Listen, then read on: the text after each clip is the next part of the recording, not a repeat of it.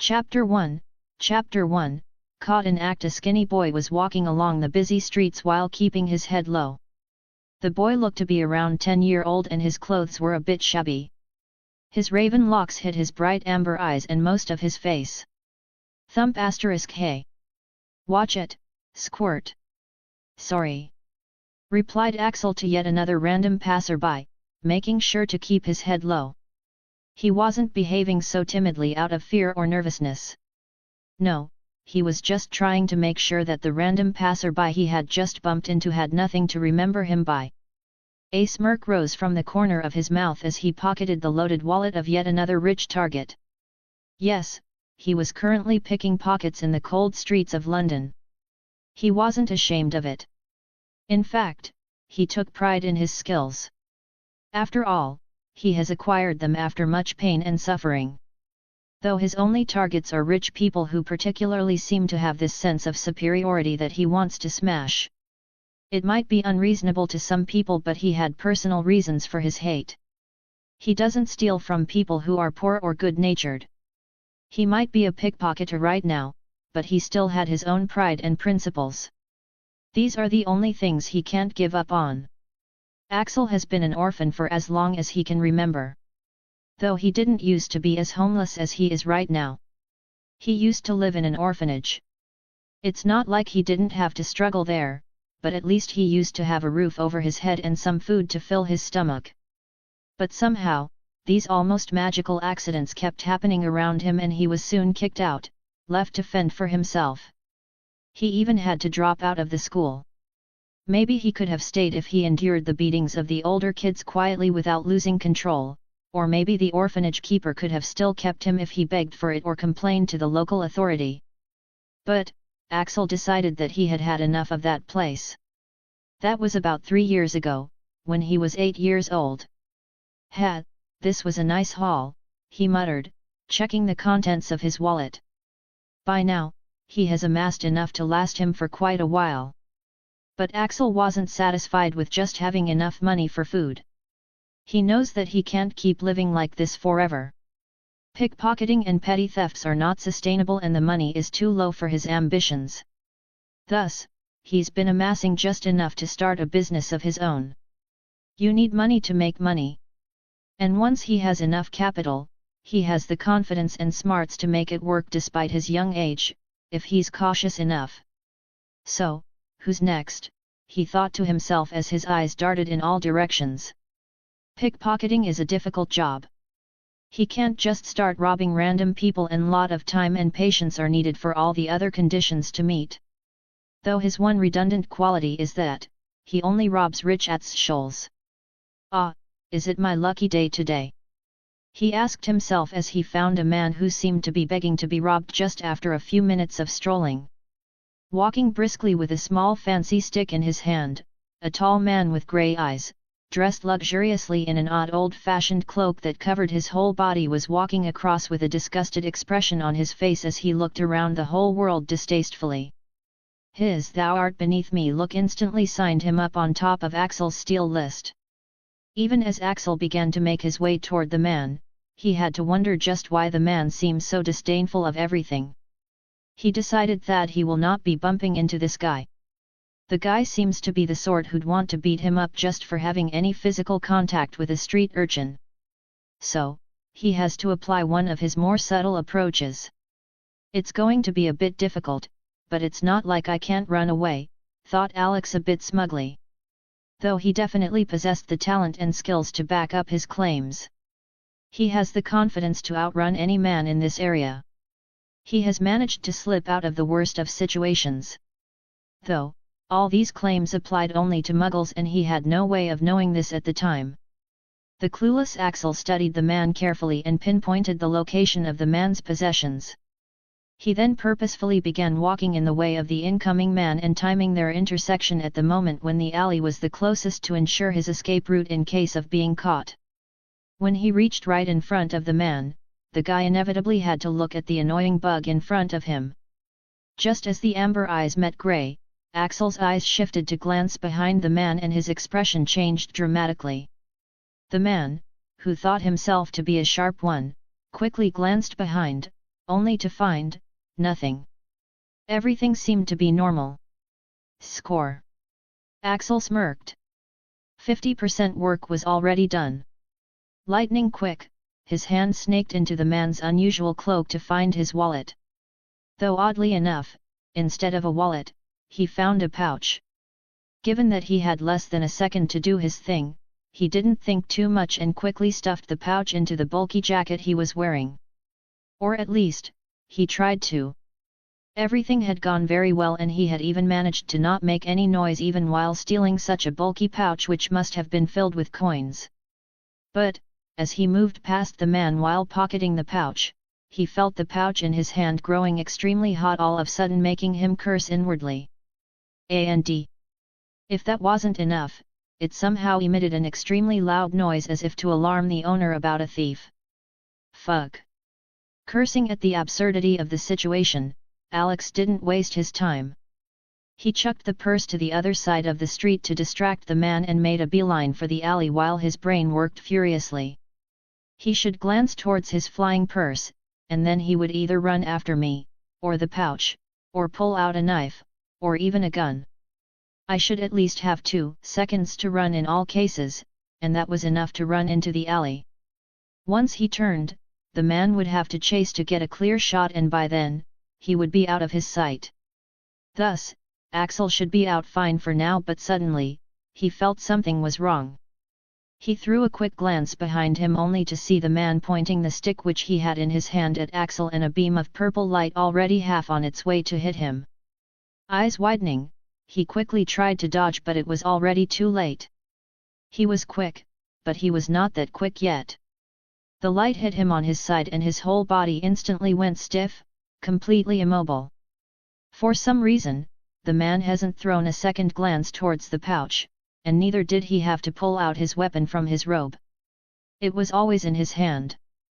That fancy stick. Thus, the man was able to catch Axel off guard, since Axel never knew there was a world of magic he had no knowledge about. Axel's petrified body hit the ground hard, but the man was far from being satisfied. He was looking at Axel like he was an ant that had just bitten the man. "You filthy mudblood animal, you dared to try and steal from a pure-blood wizard in the middle of the day," he drawled, his voice containing cold fury as the pouch that he'd thrown across the street somehow flew back into the man's waiting hand with a flick of his fancy stick. Axel was completely out of the loop with what was happening right now. First the alarm, and the hot bag, then that beam of light which came out of that stick which made him completely immobile, and now that mudblood and pure-blood wizard thingy. He didn't know what was happening, but from one look at the man's ruthless face, he knew that if he didn't escape right now, he was in some serious danger. He knows that look well. If he's caught, he'd be lucky to escape with a few broken bones. "Come on. Move. Move." He tried, he really did. But try as he might, he couldn't make his body move at all. The next thing he knew, he was somehow lifted off the ground and carried into the alleyway at the man's wand point. The man waved his wand a few more times and muttered something, and the world around him turned silent. He couldn't hear the noise coming from the busy street of London nor anything else, just the man's footsteps as he came to stand in front of his petrified body. He heard the man chuckle darkly at his vain struggles. "You filthy little thing!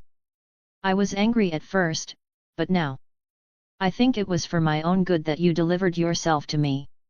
After all, it's been a while since I tortured someone to my heart's content," he said, and Axel felt the man's voice tone changing.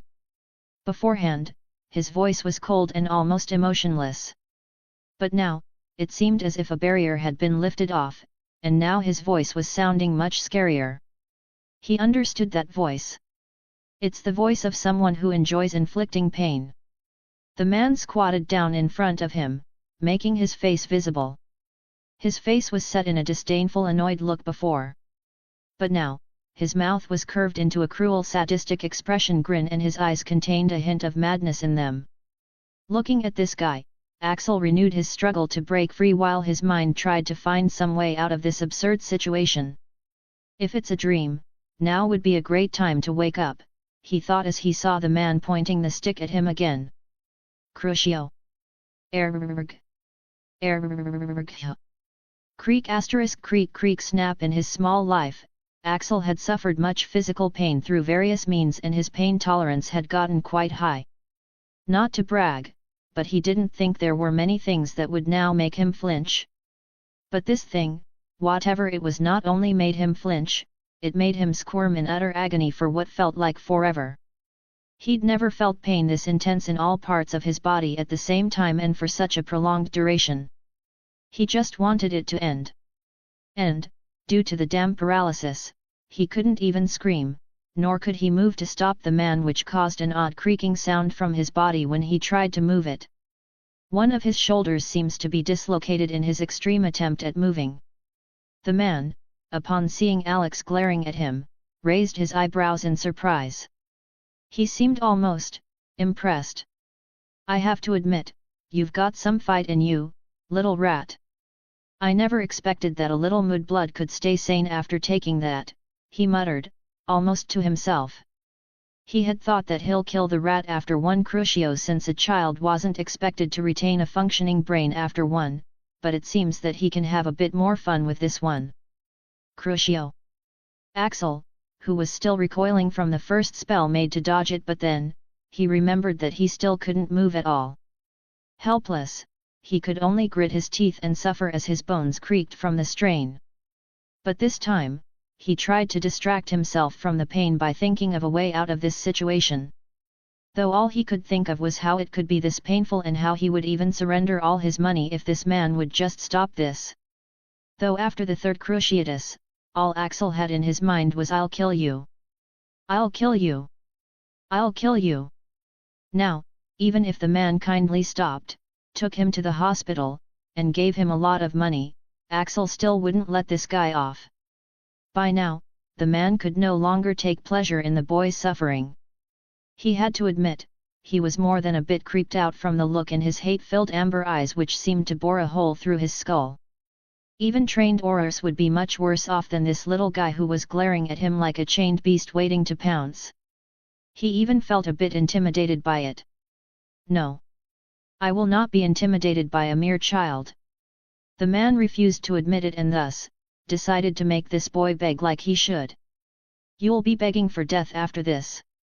Crucio, he didn't hold back this time. He wasn't the most powerful in the world, but this much is easily enough to incapacitate an adult wizard, most probably for life. It's called an unforgivable for a reason. MMPHHFFF crack ah. This time, Axel got hit so bad that he had to dislocate his jaw just so that he could scream out his pain. Blood came from his eyes and nose, and if he hadn't relieved himself just half an hour ago, then even his bladder would have come loose. But, somehow, the fight in his amber-colored eyes had still not waned. It had intensified. Axel was a petty freak with a vicious streak more than a mile wide. Back in the orphanage, he would never give in to bullying and would go to unimaginable lengths just to get his petty revenge. The reason he didn't give up, despite wanting to die right now, was he didn't want to give this man the satisfaction of getting what he wanted. Yes sir, this man has to die. He was feeling a variety of emotions right now which contained a healthy amount of fear, panic, and confusion at how this man was able to do this unknown damnable torture. But the most prevalent emotion in his head right now was rage. Yes, he was royally pissed right now, and for a good reason. Painful memories of the past flashed past his eyes. Back then, he was weak and helpless against the strong opponents who beat him mercilessly. But he was still not willing to take it lying down. Even he didn't know why, but he absolutely couldn't just bow his head and accept it like any other weak orphan in his place should. So, he worked hard. He tried to become strong enough so that he does not lose control. Strong enough that he would be the one giving out the beatings. Right now, even if he wasn't strong enough to be invincible, but he was confident enough to at least escape if the enemy is stronger. But here he is, getting his ass handed to him once again. Only, this time, it was much worse. So, wasn't he back to square one? This man was able to deal with Axel with just one beam of light, and now he was playing with him.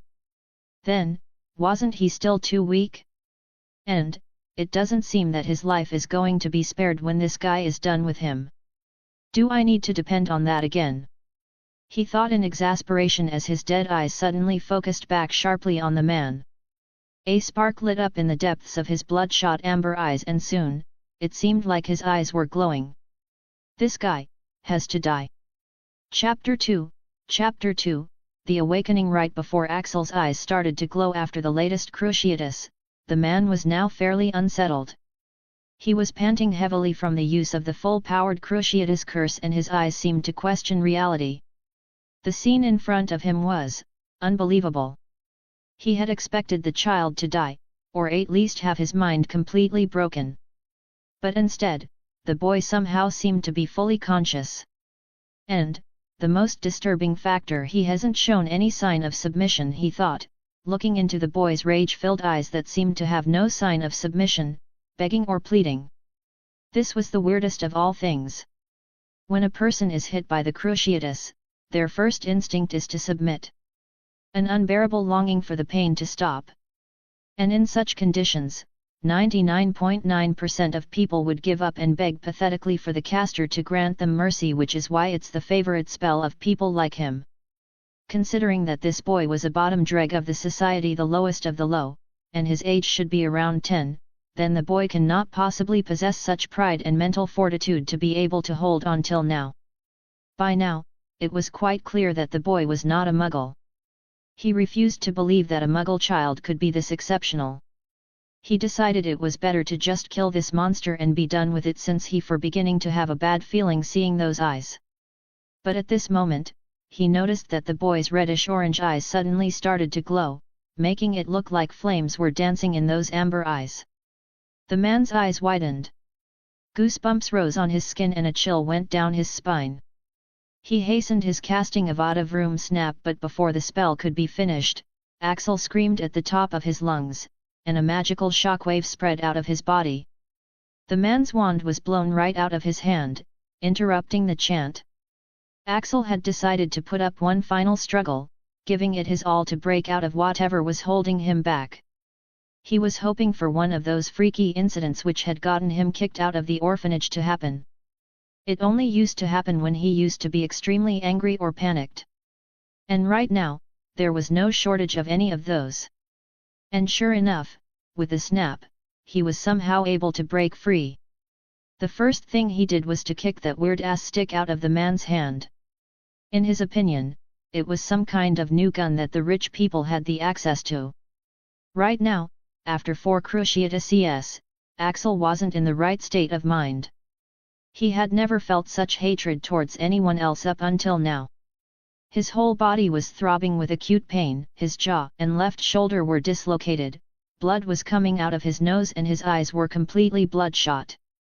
Axel had never committed murder in his whole life. But right now, in his half-broken mind, he had only one thought. Kill. How? The man was completely stunned right now. And before he could even bring himself out of the state of shock to think about bringing out the spare wand from his pouch, he found a knife was stabbed right through his crotch. The grown-ass man shrieked like a woman and fell to his knees in pain. What had happened was, as soon as Alex had broken free, the first thing he did was to take out his knife with the hand he was able to move and stab it right into the man's crotch and bring it out, causing blood to start spraying out on the street. While the man screamed, Alex also grunted from the pain he felt upon moving his body. He was having difficulty breathing and his heart was throbbing in pain with every beat. He really would have died if he had to suffer from another cruciatus. Thus, without further ado, he slit the man's throat and started stabbing the knife repeatedly into the man's chest. From his previous experiences, he knows not to let his opponent fight back, at all. Because his opponents are always physically superior, he can't have the luxury to play around. Axel watched almost regretfully as the life slowly drained out of the man's eyes. He would have liked to return at least a bit of the torture that he'd received. But he had to admit, he wasn't in the condition to even struggle if the man somehow fights back. Thus, he could only stab the man's eye to somewhat satiate his mad fury. It didn't help much. Heck, he couldn't even deliver any last taunting words since his jaw was dislocated and his throat sore from screaming his lungs out earlier. After he was done, he felt his head spinning and his vision darkening as he fell back down. It seems he was not going to be able to move for quite some time. Just as Axel was pondering what to do next, he saw a bright light descending on him, and the next thing he knew, he was hearing a voice inside his head. "Congratulations! You have proven yourself worthy. You have been chosen by the entity AR Ding system activated." Axel blinked his eyes several times upon listening to the robot female voice and seeing the text floating in front of him. "What, the F***ck is that?" he thought in bewilderment. "Have I really lost it after that torture?" He shook his head, trying to clear his thoughts. He was in a bad enough situation as it is. He'd rather quickly find a solution to his current predicament than focus on these hallucinations. Right now, if anyone saw him with a dead body, his life in London along with his dreams was over. So, he has to leave this place quick. But, the problem is... I can't move. Damn. Even lifting my hand hurts like hell. What did that guy do to my body? Ding host, your body is in poor condition and your adrenaline rush is over. Thus you are unable to move. Your jaw and right shoulder have been dislocated. You have been under a prolonged duration of cruciatus curse which has caused severe damage to your nervous system and your nerves have been corroded by the dark magic of the cruciatus curse. Immediate treatment is recommended. The more time passes, the more difficult it will be to move. Delay in the treatment can result in long-lasting or permanent damage to your nervous system and affect your magic casting ability. This ain't no hallucination. Axel concluded after a moment of silence. There's no way it is. Since he couldn't understand even half of it, so his imagination couldn't have made this up. He used to like studying, but his circumstances haven't allowed him to have enough education to know all this medical shit. But, he knew enough to understand that he needed medical attention real quick. But, no matter if there was some robotic voice in his head that could tell his body's state. It seems quite useless if it can't take him out of here. What else can you do except telling me things? Can you cure me? Can you give me some energy to move? Asked Axel to this system in his mind. He couldn't speak because his jaw hurt bad every time he tried, so he could only try to project his thoughts with his mind. Thankfully, the system responded. No. Not at the moment. The world laws prevent that level of direct intervention with mortal life form. You need to increase your status first. As the percentage increases, so will the perks you enjoy.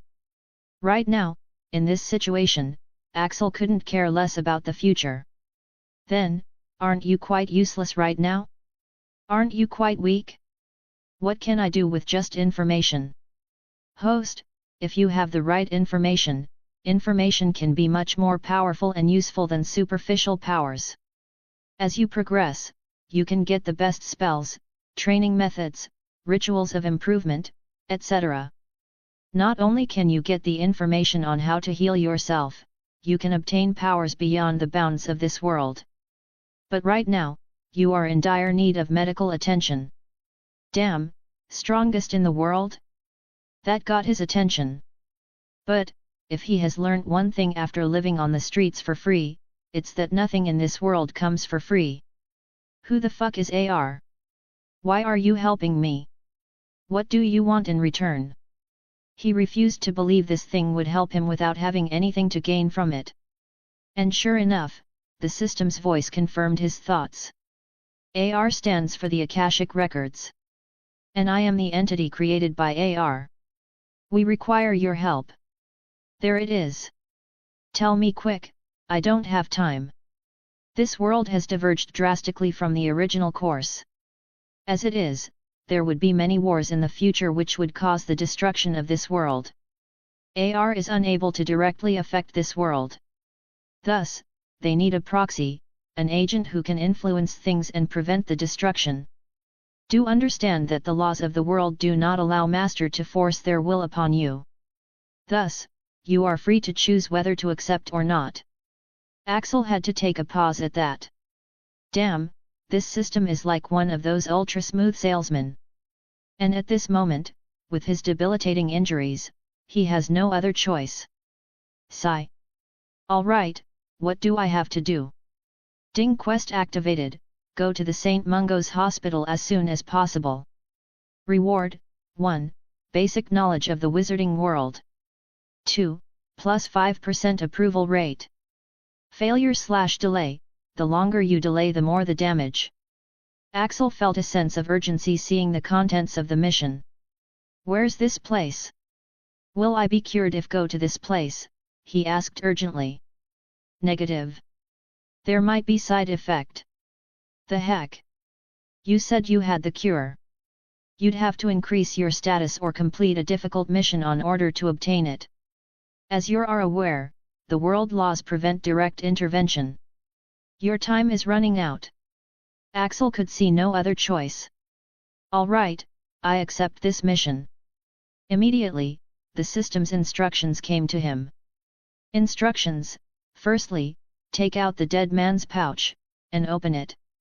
Axel immediately disagreed, I'm not touching that thing. My hand's still burning from the last time I touched it. Your hand is covered in the man's blood. The enchantments would not reject you this time. The host is recommended to take action quickly. The privacy spells placed by the man are going to run out soon. Axel was having difficulty understanding what this system was spouting, and he currently had hundreds of questions to ask this system. But, he knew that he neither had the time nor choice to dally. With much difficulty, he took out the pouch from the man's coat, and surprisingly, it didn't react this time. Opening it, he found himself looking into a space that was at least 50 cubic centimeters filled with coins, which means a lot considering that pouch was quite small and weightless.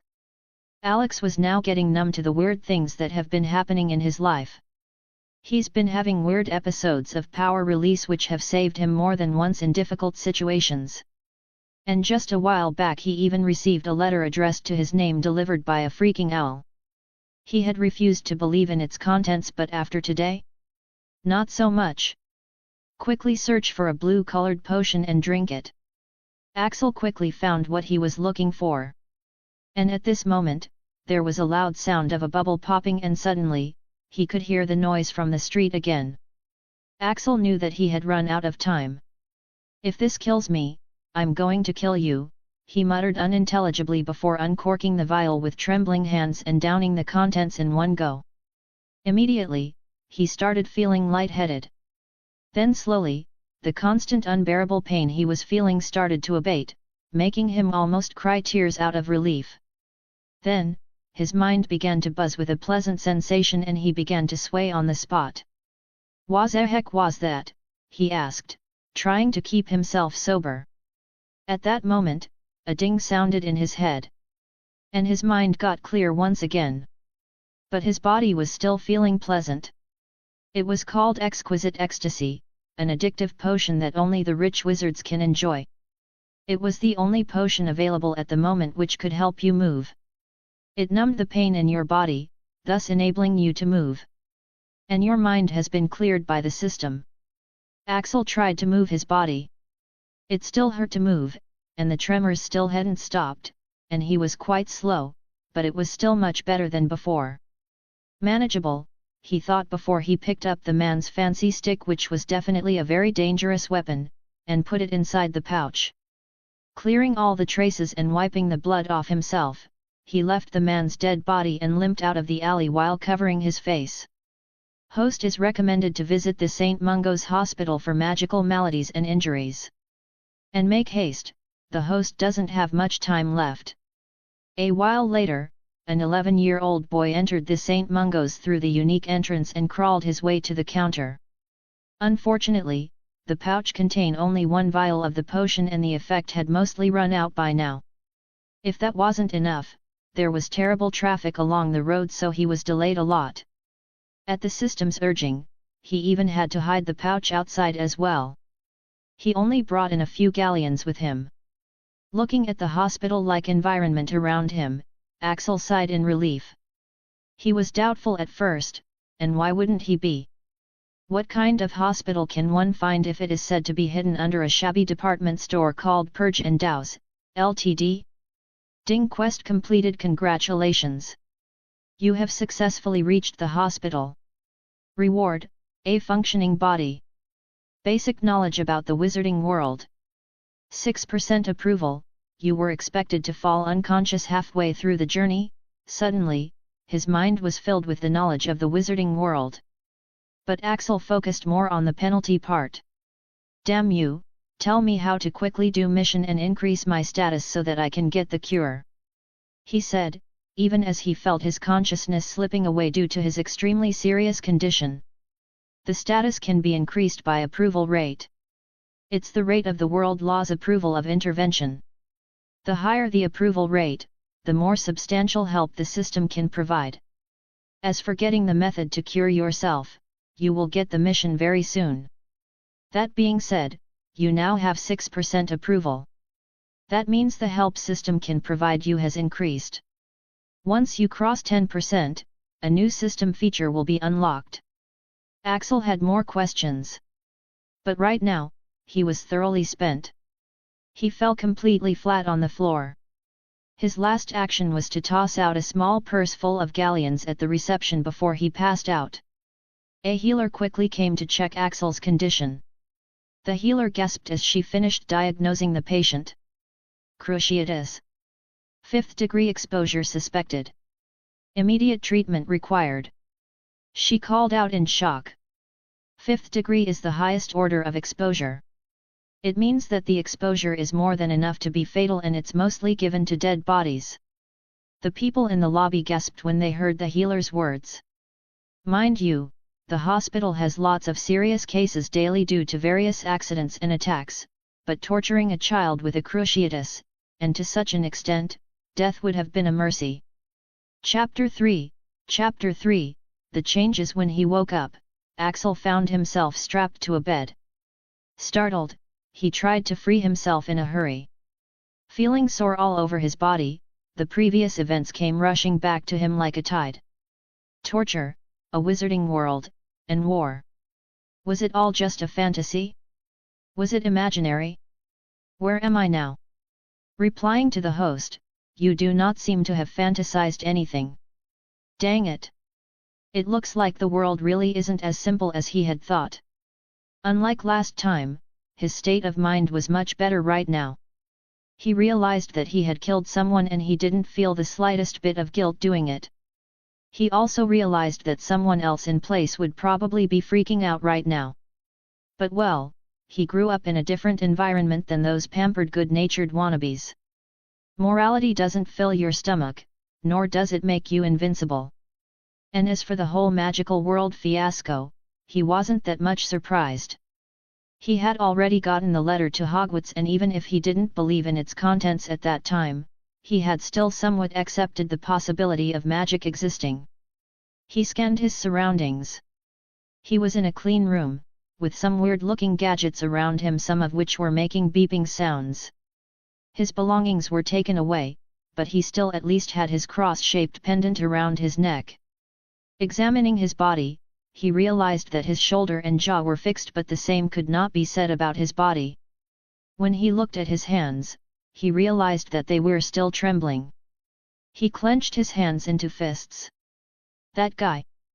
I really killed him too early, he muttered, feeling unreconciled. Hey! At this moment, he heard rapid footsteps which made him tense up. Oh! You really are awake, she said, looking surprised. She was a beautiful woman, with a somewhat aristocratic bearing, but her eyes conveyed kindness.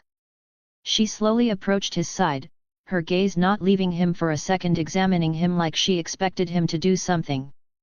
You don't need to fear anything, she said slowly, as if talking to a small kid, you are safe here. Nobody's going to hurt you. Looking at the woman with raised eyebrows, Chris replied, well, I wouldn't have been worried in the first place if I wasn't strapped to a bed like this, he said calmly, gesturing at his restraints. There was a pause where the woman's eyes widened. Then, how? She questioned, looking at him in disbelief. It was assumed that the patient must have gone insane or brain dead after that much damage. Axel was feeling a bit impatient now. Hey lady, can you please undo the restraints? And why am I strapped up in the first place? He asked, looking calm, though inwardly, his heartbeat sped up. Did they figure out I killed a man? The woman recovered quickly as she explained, you have been tortured by the unforgivable curse, it is expected that you will not be in the right state of mind after such a prolonged exposure, she explained. Axel shrugged, well, as you can see, I'm completely sane right now. There's no problem with my head whatsoever. Is that so surprising? The woman nodded, looking at him with pity. It really is surprising. Especially considering your age. It's not like there's no other case of people staying sane after that much exposure. But, there were all adults, very powerful, and skilled in mind arts. You, on the other hand, are too young. Your body and mind aren't developed enough. So the damage and pain your body and mind would suffer would be that much more crippling. If only you had been a few years older, at least you wouldn't have suffered such physical harm. The woman seemed to be ready to go into full-on geek mode, so Axel shook his restraints a little to get her attention. Oh right. I suppose we won't be needing the safety restraints anymore. Saying so, she waved her wand and Axel was suddenly free. Thank you, he said politely, though he was still on guard. The woman didn't fail to notice how he had flinched when she had pointed her wand at him. Compassion and sorrow filled her eyes and she put her wand far away as she could before she sat at a chair by his bedside and gave him a gentle smile. You really don't need to worry. I'm Andromeda Tonks, a master healer. What's your name? Axel. She waited for him to elaborate, but Axel couldn't say master thief as his profession, so he stayed silent. Axel, would you like to contact your family or guardian, so that they can visit you? You've been here for 2 days, so they must be worried. Axel's eyes grew unfocused for a moment. I don't need to contact anyone, he said, his tone a bit rigid. No one would give a shit whether I'm alive or not, was what he meant. Andromeda paused at that, feeling even more sorry for the poor boy. But her healer duties came first. Can you tell me how this happened? Who did this to you? Axel shook his head. I can't tell you anything, he said instantly. It wouldn't have been a problem if the person in question wasn't dead right now. Andromeda put a hand on his shoulder. Axel, you can tell me. They won't be able to hurt you again. I'm willing to help you. My sister is Bellatrix Black. You might have heard of her. I don't know. She's the Minister of Magic. Axel's eyes widened at that news. Minister of Magic. He knew that term well from the knowledge he'd gotten from the system. Your sister is the Minister of Magic. He repeated in surprise. Andromeda beamed proudly. Yeah, and the best one yet too. Magical Britain has made rapid progress in the last 10 years under her leadership. It has jumped from 30th place to 5th place in the world's most magically advanced countries in just a decade, she said. She really looked like an elder sister bragging about the achievements of her little sister. Is your sister a good person? How strong is she? He asked, thinking about what the system had said. Andromeda shook her head. Bella, she appears strict and merciless. But she has a kind heart. And she's powerful. Power, skills, brains, she has them all, said Andromeda fondly. Axel grew confused. Oi system, is this woman lying? If not, then why the hell is a war going to happen in the future? She's not lying. Bellatrix Black is a good leader. But, she's too prideful. Voldemort can take advantage of her pride and arrogance to bring her down. Once she's down, and this developed magical Britain falls into the hands of Voldemort, war is inevitable. Andromeda suddenly realized that Axel had very expertly diverted the topic and she still hadn't gotten her answers. Feeling embarrassed, she came back to the main concern. So, as I was saying, you can tell me everything. I can help. We can sign the healer-patient contract. I'll keep it all a secret. Just leave me alone, ma'am. Axel was now feeling uncomfortable from this lady's kind intentions. What the heck does she want from me, he wondered. Nevertheless, Axel shook his head. It's not a big deal. Someone was just feeling bored and wanted some amusement. I just happened to be at the wrong place at the wrong time. They didn't let me see their face. Andromeda frowned. She wondered why this boy sounds so dismissive when such a big episode happened to him. Does he not realize? It is a big deal, she said, getting frustrated. You had to bear an unimaginable amount of pain. You could have gone insane. Your entire nervous system is in shambles. Even with the improvement in healing practices, the side effects might not be completely cured for life. Do you not understand?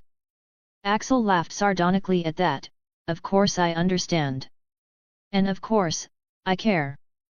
But, I know, that it is useless to complain. 'Cause no one else would care enough. Even if they care, it's because they want something from me. This is not the first time I've ended up with the short hand of the stick. I was not strong enough, and that's it. I'll be ready for it the next time, he ranted. By the end of it, he was feeling quite calm. Yes, there's nothing to complain about. He's already killed the bastard.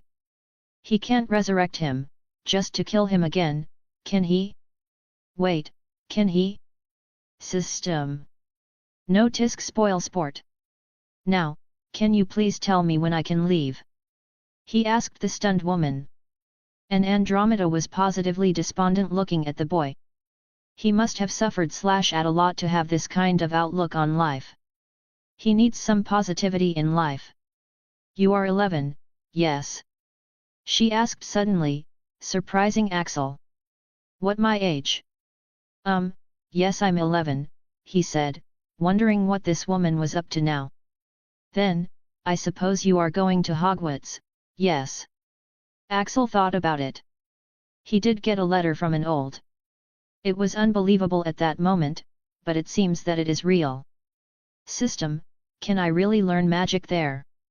Affirmative. In recent years, after some changes, Hogwarts is shaping up to be one of the best institutes for magic. Even students from different countries are coming to attend it. Can I delay it? No, you won't be eligible next year. Axel thought about it and made a decision. I will attend it, he answered Andromeda. The woman beamed. That's great. Have you done your shopping yet? The term starts in 2 days, right? Axel shook his head. He suddenly remembered that he was supposed to meet up with a member of staff tomorrow at his address, an alley, to go shopping. It was written in the letter that the school would pay for all the necessities. They had also tried to meet with him earlier, but he only goes there at night and also thought that it was all a hoax. So, I have to meet a staff tomorrow to do the shopping, he told her. Andromeda denied it instantly. Don't go with them. They'll only buy you cheap stuff. I'll write to Professor McGonagall to let me take you shopping. She decided. The main aim was to keep an eye on the boy. She has to observe if he's physically and mentally stable for allowing him to leave. Does she have the money and authority to do so? Bitch, she's a member of the Black family, reinstated by Bella, and a master healer. In here, whatever she says, goes. Axel on the other hand, still had question marks on his head. What the hell does she want? Chapter 4, the new Diagon Alley. Under Andromeda's urging, Axel really had no choice but to agree to let her accompany him to go shopping. After getting him to drink a bunch of horrifying potions, casting some spells, and fiddling with the gadgets connected to him, the busy master healer left to see her next patient. He now realized that he was weak to kindness, having never encountered it before. Tell me, System, are there many kind people in the world? How come I never got to meet one before? He asked. Kind people are as rare as unicorns. There are many good people out there, but none would take their time to help out an orphan kid if they aren't getting anything out of it. That being the case, the host is recommended to stay alert. Currently, you are very easily winnable with just a few kind actions. You need to understand that for the other person, it is a very normal thing to do. Most children get unconditional love and kindness from their parents. You being deprived of love and care are very susceptible to change your goals due to one person. Currently, the fate of the world rests on your shoulder. You need to stay focused on recovering and becoming strong. Alex chuckled, Hey, are you done brainwashing me? If yes, then quickly teach me how to do magic. I need to be strong. He was beginning to find this robotic female voice cute. Though even if he didn't show it, he took the system's advice seriously. Host is advised to recover more before practicing magic. Also, beginners need a wand for practicing, and the wand you possess is currently lying in the pouch which you hid outside, so you can't cast any spells. Well, that was disappointing. Then, how the heck am I supposed to train? He muttered, but then heard a familiar ding sound. Ding, you have received the best occlumency knowledge from the system. Ding, quest activated. Learn Mind Arts. Mind Arts is a term given to mental or spiritual magic. It is as important as any other powerful magic, if not more. You can start with occlumency. Occlumency, a branch of mind arts that deals with defending and organizing the mind, as well as controlling the emotions. Rewards: 1. Beginner stage occlumency, potion recipe to cure the side effects of cruciatus plus 5% approval. 2. Intermediate stage occlumency, new mind art unlocked legilimency plus 3. Advanced stage occlumency, another mind art unlocked plus 4. Master stage occlumency, spiritual arts unlocked plus S. System, am I not seeing things? Asked Axel shakily. Occlumency sounds amazing, and he can't wait to know about the other mind arts as well. As someone who's always relied primarily on his mind, dexterity, and agility, Axel couldn't be more excited right now. To top it all off, he can actually cure himself if he masters the first stage of occlumency using the potion recipe. Host has a talent for mind magic. That's why the system is investing in it. You have to return the investment one day. Axel sighed. Alright SYS, I'll do the tasks. But, if they are too unreasonable or suicide missions, I swear I'm going to help in the world's destruction instead, he promised. The system didn't reply back. There was no need to. Filled with anticipation, Alex accessed the knowledge of occlumency which was stored in his head. The first stage, or the beginner stage, meant building up shields around the mind. Even though it's just the beginner stage, many wizards can't even reach it due to their lack of talent, dedication, and most importantly, the lack of the right approach. Occlumency is an obscure art, to begin with. Even those who do have the knowledge haven't reached past the intermediate stages due to improper and incomplete approaches. The knowledge given by the system is top-notch and complete. Host is advised to primarily focus on organizing your mind and mastering your emotions. The existence of shields in your mind will cause suspicion should anyone intrude into your mind. An 11-year-old orphan isn't supposed to possess the knowledge and skills to practice occlumency. The host is advised to find someone to teach it to you to explain the existence of shields should anyone check your mind. Axel could understand that the system's words did have some truth to them. He'd experienced that kind of situation before when he was wearing a gold ring and some nosy idiots started demanding how a homeless kid could have them. But, then, wouldn't my mind be defenseless without shields? Host's mind is protected by the system. The system will conceal all the sensitive memories that have the potential to cause trouble, including all the memories about the system. Isn't that cheating? Well, that works, Axel commented as he began practicing occlumency according to system's instructions. That day, after her shift ended, Andromeda asked for the results of Axel's in-depth health checkup. With the report in hand, she went to Grimmauld Place. After her husband got captured by the Death Eaters in the last war, she moved here with Bella. Sirius and Marlene had moved to a villa that their family owned along with their goddaughter Rose. Right now, the house was empty except for Creature, the house elf. Nymphadora was off to her aura training and Bella comes late. She sat at the dining table as Creature prepared dinner and looked through Axel's report. The preliminary checkup was only focused on damage dealt due to the cruciatus. But the in-depth checkup report in her hands could reveal a lot more. Especially if you're a master healer. She held the report in her hand. She knew that it was a bit wrong to check up on it since this was private information, but there's a chance that I can find a way. That's why she has to look through this. To find out any clues. She'll make sure to compensate Axel in the future. Looking through the report, she grimaced. Her suspicions were indeed confirmed, though it was much worse than she'd expected. Even though his body looks fine on the surface, the report reveals traces of multiple injuries, in almost all parts of the body.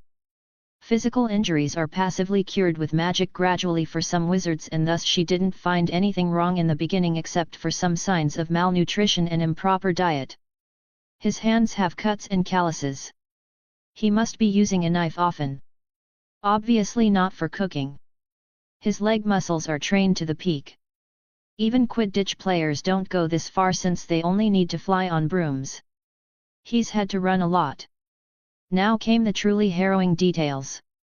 The duration of cruciatus was estimated to be 10 minutes. 10 minutes. The assailant must be one powerful lunatic. Who does that to a child? And how did Axel take it? Poor child. Reading further, she found that his vocal cords were badly damaged, his jaw and shoulder dislocated. Understanding the implications, Andromeda's eyes reddened. He was most likely paralyzed. He wasn't even allowed to move, to defend, or kill himself to stop the torture. His body contains traces of the drug exquisite ecstasy. Damn it, what sick games was this torturer playing? While she was looking through the report, the fireplace blazed green and her sister Bella walked out, looking all prim and proper as always. Minister Bellatrix Black was, without a doubt, one of the most beautiful women in Britain. She resembled Andromeda somewhat. But unlike Andromeda, Bellatrix has curly hair black instead of light brown, and she puts a lot of effort into grooming herself and maintaining her youthfulness. She was wearing a pencil skirt, a white shirt, and a blazer. Yeah, the fashion in the wizarding world has changed in the last decade. You came back early, Andromeda commented. I ran away after it got too hectic. Creature, bring my din. What's up with you, Andy? And what are those papers in your hands? She asked suddenly, noticing that Andromeda seemed to be out of it. It's just a health report of one of my patients, Bellatrix quirked her eyebrows. You don't do work-related things after your shift. You can't suddenly become an angel and start trying to help random people. So, spill. What is this about? Andromeda thought of arguing with her sister for a moment but then sighed, you can't hide things from Bella. He was put through 5th-degree cruciatus torture. Bellatrix stopped eating her salad. Her attention was piqued. Well, can he be sane again or is he a lost cause? Andromeda shook her head, neither. Upon Bella's questioning look, Andromeda explained, he didn't go insane. His mental state seems perfectly fine. There was a pause. Then Bellatrix scoffed, no way, I know right? But it's true. Bellatrix realized that Andromeda was not kidding. Who is it? Is it someone I know? How did he do it? Show me the report, she said, peeking at the report. Andromeda shook head, you know I can't share the details. It's confidential. Bellatrix rolled her eyes, oh come on. Who follows the rules nowadays? And I'm your sister. I can help you. Andromeda still didn't budge. I'm sure my patient would not appreciate it, she regretted telling her about this. Spoil sport, Bella pouted but then straightened up. You leave me no choice then. As the Minister of Magic, I hereby pass a new decree that one Andromeda Tonks N.E. Black has to share everything with me, she announced imperiously. Andromeda looked at her sister incredulously for a few seconds. No one would believe the childish woman in front of her is the legendary minister who's changed the magical Britain in the last decade. Andromeda sighed, you always have your way. The next day, Axel was feeling much better compared to yesterday, though the situation still wasn't too positive. Even walking normally was a struggle. According to the system, walking won't cause any further damage but every movement would cause explosive pain and that's why he's unable to walk properly. Axel looked at his trembling hands which once used to be incredibly stable and sighed. It's clear that he can't steal anything with this troll-like dexterity. Oh, he knows what trolls are. The basic knowledge contained knowledge on some magical creatures as well. Though he still has trouble believing it all. He wore his old clothes that had been cleaned and put near his bed. While he was walking around, trying to get used to the pain, he heard a surprised exclamation from the door. Axel! Why did you get out of bed? Andromeda came hurrying in and sat him back on the bed. Moving would be extremely painful right now without the pain-killing potion. Didn't I tell you not to move? She exclaimed, handing him the said potion along with a bunch of other potions. Axel blinked. It's not that bad, he said in confusion, thinking why she is overreacting. He has been through much worse. Andromeda then realized that she wasn't talking to a child but someone who was able to retain perfect sanity after multiple cruciatuses. So, she stopped fussing. Axel downed the contents of the disgusting vials before they both left for the Diagon Alley. They were going to use the Flow network but Axel insisted on using apparition since he was curious. Snap! It was an instant regret as he had to struggle to contain the potions inside his stomach. Andromeda put a finger on her chin, so, first we have to get you some clothes and a haircut. Axel instantly shot it down. No need. They're not on the list. No way. You aren't going to Hogwarts looking like that. You have to make a good impression and make new friends, she declared as she dragged him to the entrance of the Diagon Alley. Friends? Axel murmured. Having friends seems like a chore. He's always been a downright loner. He's a firm believer of lonerism. They walked a few paces and came to the forefront of a tall building with the name the Diagon Alley. The store had lots of customers in different clothing coming and going. Apparently, the building was a cosplay store but also the entrance to Diagon Alley. Muggle-repellent charms and safety measures were there to ensure the secrecy, including a few obliviators. That's the entrance, said Andromeda, pointing at a conspicuous brick wall at the end of the store. Sure enough, Axel saw many people going through it. Andromeda explained that a decade ago, this used to be nothing more than a dingy alley with the brick wall as the entrance. Come on, you're going to love it. Somehow Andromeda seemed more excited than Axel. She was like a geek who's having her friend forcefully read the Harry Potter series. Looking at the brick wall, Axel was really doubting reality. System, is it really safe? I won't get stuck, would I? If the system could sigh, it probably would have. No host, don't be a pussy. I'm not. Without any hesitation whatsoever, Axel stepped through the wall in anger and an exclamation of wonder escaped from his mouth as soon as he saw everything. Whoa! Diagon Alley turned out to be a wonderful place. There were colorful buildings with all kinds of physically impossible structures all around with different magical gimmicks to attract the attention of the customers. Andromeda, who had put on a veil that covered half of her face, looked at Axel who was looking all around with eyes and mouth wide and smiled proudly. This place used to be as shabby as a flea market a decade ago, she commented. Those in power didn't want it to change. Axel was confused. Why? Because they had the monopoly over specific things. They didn't want to lose it. Moreover, the ones who were coming up with much better versions of every product compared to the wizards were mostly from the Muggle-borns or half-bloods. How could they accept it? The bastards even passed a law banning the use of things related to Muggle, thus dooming us to further mediocrity, while the other magical communities made progress using Muggle knowledge. This time, Axel knew who Muggleborns and half-bloods were, and thanks to the basic knowledge from the system, he was able to understand everything. So, how did you do it? Make it like this? He asked, gesturing to the tall and colorful buildings around them. Andromeda was glad to see that Axel was curious. She explained, after the war, with the Wizarding Britain in shambles and foreign communities eyeing us to pick up the loot, our main goal was to take away the power from unreasonable idiots and distribute it properly.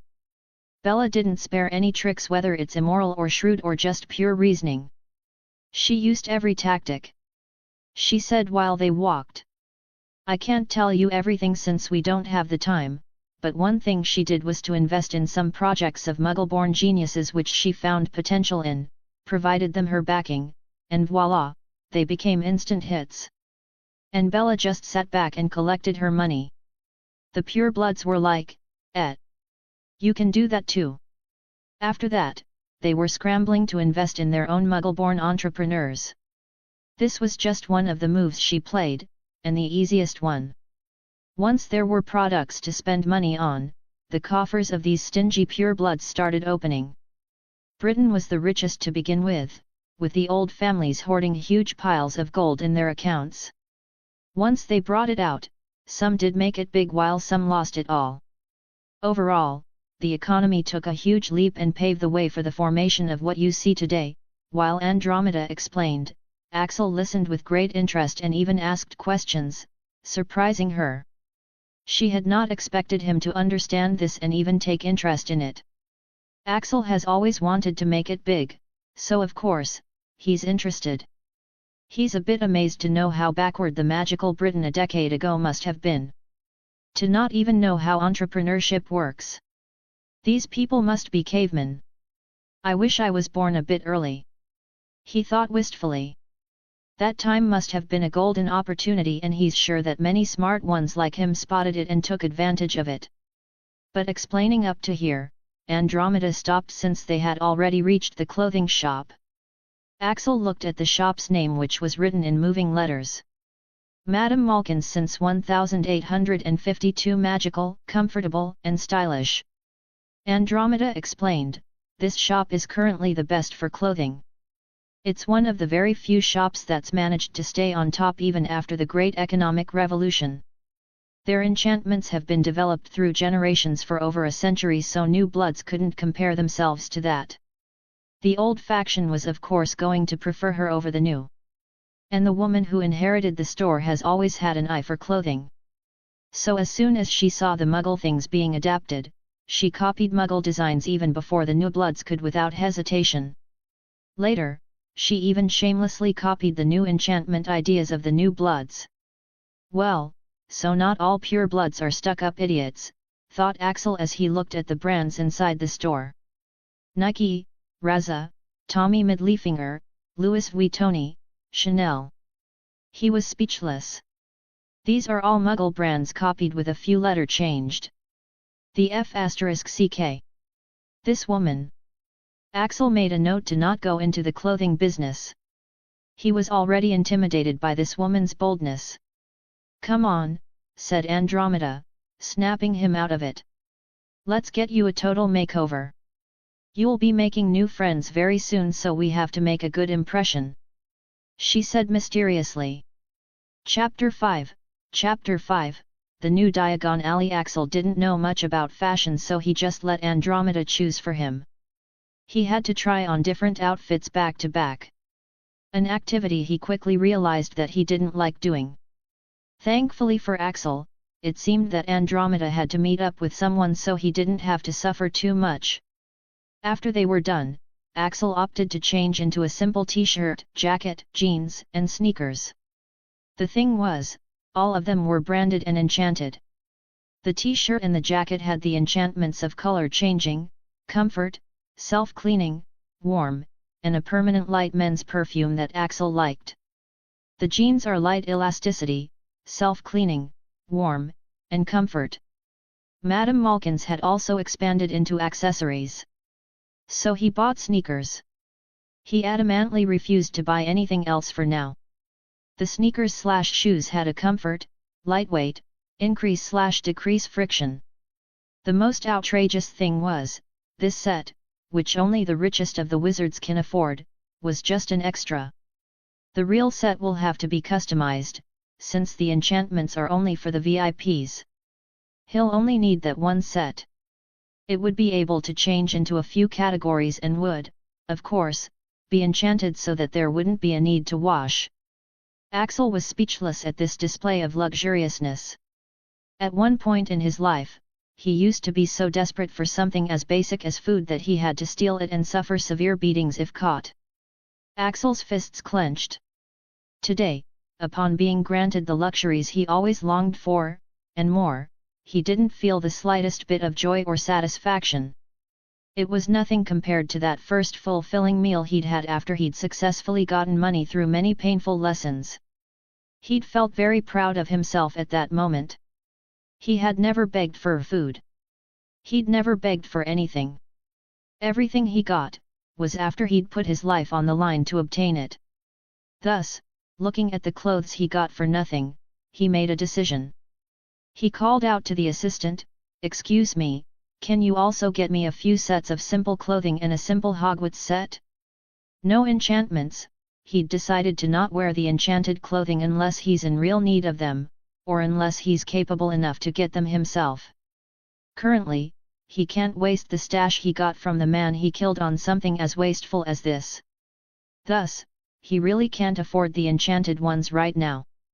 The confused saleswoman complied and he didn't explain anything to Andromeda. He didn't want to be an ungrateful bastard. As far as she'd be aware, she's bought him the best clothing available on market and Axel is extremely grateful and happy to wear them. One thing to be noted was that the Blacks were the richest family in Britain right now. So buying him all this didn't cause a dent in Andromeda's wallet. Of course, Axel was currently unaware of this. As they walked out of the clothing store, a newspaper peddler happened to pass him by and Axel saw the front page had the picture of the man he killed. Axel's heartbeat accelerated. He wanted to buy the newspaper and read it, but he was walking with the minister's sister, a master healer with a lot of experience. She might be able to see through him. Thus, he just kept walking. Andromeda looked at Axel's long hair that looked like a bird's nest and covered most of his face. It was obvious that he'd never cared one bit about how he looked. "Your hair is in dire need of some care, young man." She took Axel to a luxury hair salon. There, the shopkeeper applied various types of solutions to his hair and face, making him exasperated. But the more annoyed one of the two was the shopkeeper. "Have you never taken care of your hair before? So much dandruff. I'm just happy you washed up thoroughly before coming. I can just imagine what state you were in previously. And, what's with this terrifying haircut? It looks like someone just randomly cut it with a goddamn knife." The man droned on, not giving the veiled Andromeda a second glance. It seems that Andromeda didn't know the shopkeeper. Though it makes sense. It was a men's salon after all. She couldn't take him to the beauty parlor that she frequents, could she? Listening to the man rant, Axel was a bit speechless. "Because, well, you aren't wrong," muttered Axel.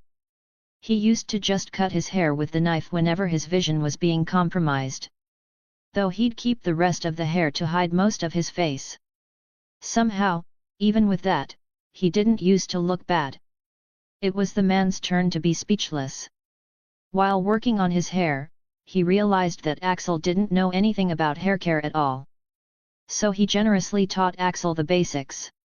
The man somehow convinced the always apathetic Axel to even agree to have a few more treatments. That's how barbers are, no matter which world. They have a way of talking.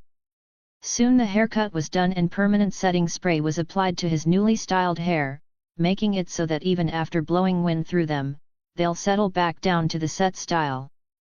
Meanwhile, when it seemed like there would be no problems with the hairstyling, Andromeda had left to do some shopping since it was a men's salon and she was beginning to attract looks. But when she returned, she couldn't find Axel anywhere in the large salon. While she was looking around, a striking boy came to stand in front of her. His black hair, which was now styled in a way that made it look like they were messy but still looked stunning also, they also had amber-colored streaks running through them, matching his eyes. Now that his face was visible, his scars were also visible. He had one vertically passing over his left eye while the other over his right cheek. But the scars only seemed to enhance his looks. His bright amber eyes were still droopy but there was a hint of amusement in them. "Mrs. Tonks, you already forgot me?" he asked, making her come out of her surprise. "No way," Andromeda murmured. "You actually look like this?" she wondered out aloud. "This little guy is just full of surprises." Axel shrugged, "Well, I wouldn't know. Even I only properly looked at myself today," he informed her. He'd never bothered before, except for making sure his face was covered. Many times, his head would be covered with a beanie, thus completing his disguise. It was all so that even if someone catches him stealing and he escapes with his high agility, no one would have anything to remember him by once he changes his hairstyle. Overall, he'd say that his disguise was 100% practical and functional, considering that even he found himself looking at a stranger when looking himself in the mirror right now. As they made their way out, Andromeda took out her mirror-like object and began talking. "Sirius, where are you?" Axel then heard a man's voice from the mirror. "We've already been here for a while ago, Andy. We're at the new cauldron right now for lunch. Are you coming?" "Yeah, we're on our way," said Andromeda, pocketing the crystal. Axel was surprised. "Are you leaving?" Andromeda shook her head. "No, we are leaving. With that injury, you're going to have problems at Hogwarts. So I thought I'd introduce you to someone in your year. My cousin was also coming for Rose's shopping." "What? No. There's no need. No. I can manage on my own." Axel instantly denied it. He would never agree to it. A few moments later. "How did I even agree to this?" muttered Axel as he walked towards the new cauldron with a smiling Andromeda. "As previously mentioned, you are weak to kindness and puppy dog eyes. You didn't want to disappoint her and make her efforts go in vain." Helpfully informed system. While walking, Andromeda turned to him. "Axel, don't forget. You're my friend's son. She died in war and I only found you when you came as a patient." "Yeah, but why is this necessary?" "It's so that she knows I'll be angry if she bullies you." "What they?" Axel barely stopped himself from saying his favorite word. Who the hell was this woman talking about? Andromeda elaborated. "Well, Rose is a little bit mischievous. But don't worry. She's a good girl. She'll definitely help you out." "I don't need any help." Axel looked at his hands which wouldn't stop trembling. He wasn't even sure he would be able to write with this. He quietly put them in his jacket pockets to hide the abnormality. He'd be unable to do magic properly for a while as well. Thus, in such conditions, he's sure to face lots of problems there. But, so what? He's not some ordinary little wimp who'd be scared of hardship. He thrives in hardships. If he can manage to learn magic under such conditions and manage to fight under such circumstances, he'd come out stronger than ever when his body eventually heals. They reached the new cauldron which was located the way they had come from. "This is not the best place for food around here right now, but a decade ago, this used to be the only pub around here. So we prefer this one due to the memories." Andromeda took him to the private room that Sirius had booked. "You don't need to be scared. Everyone in there is very good." At this moment, someone opened the door for them. "Oh Andy, I'm so glad you could make it," only, the person who opened the door wasn't Sirius like Andromeda expected. It was Bellatrix. "Bella! What are you doing here?" asked Andromeda in surprise. Her eyes contained a hint of a warning. Andromeda regretted telling Bella about Axel. She should have expected this to happen. After all, Bella only cares about family. After the shopping today, Andromeda was going to finally ask for Axel's permission to read his mind or at least tell her something about how he was able to resist. It would have helped a lot in her research of curing her husband. Yes, in the war, Ted was captured by the Death Eaters and tortured. She had arrived to save him, but they were too late. Excluding the breaks, the total duration he was under cruciatus was 9 minutes. Andromeda has never been the same ever since. She pursued a career as a healer specialized in both mind and body, and she became a master healer. But she never found any solution. She'd honestly given up and moved on by now, but seeing Axel, she had finally given her hope. She wanted to know how Axel's mind was able to resist the cruciatus and how she can help Ted regain his sanity with it. But still, she'd decided that she'll not force the boy and compensate him properly whether he accepts or not. But, last night, Bella had disagreed with her plans. She'd guaranteed that Axel would refuse. And disdained her at how she wasn't simply using legilimency and being done with it. Right now, Andromeda can't help but be worried about Bella's motives. Currently, looking at the stunned Andromeda and Axel, Bellatrix smiled. It is rare that the family reunites. How could I not come? A pity Dora couldn't make it. Now, don't just stand there. Hurry in. Before someone recognizes me. She exclaimed, ushering them in. Axel right now was quite surprised. The Minister of Magic. He recognized the woman instantly. After all, the whole Diagon Alley had her posters praising her. Heck, there was even a statue.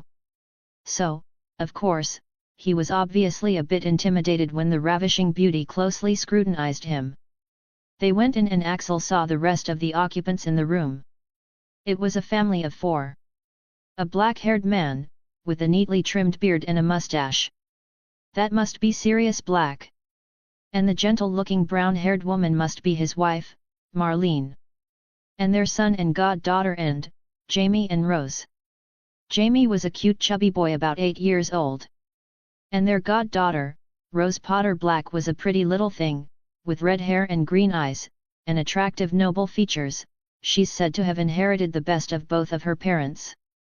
Though the only flaw in her flawless appearance was a lightning bolt-shaped scar on her forehead, hidden behind her bangs. All of them were currently looking at Axel with great interest. After all, he was quite the oddball here. Axel has never had so many people staring at him at the same time when he wasn't running away. Andromeda swiftly did the introductions. Everyone, this is Axel. He's the son of my friend who died in the war. I found him when he came to the hospital, critically injured. He's starting Hogwarts this year. Axel, this is my sister Bella. Be wary of her, she bites. Though Andromeda said that playfully, Axel was actually scared of her intense gaze. Bella grinned at Axel, showing her somewhat sharp canines. And this is my dog of a cousin Sirius. He used to be quite wild back in the days, she said, pointing at Sirius. Sirius laughed as he ignored his sister's remarks and instead focused on Axel. I like your hairstyle, kid. It has a touch of Paul. And those scars are absolutely badass. Paul was the name of hairstylist who did Axel's hair. Andromeda cut him off, and the one who's tamed the wild dog, Marlene.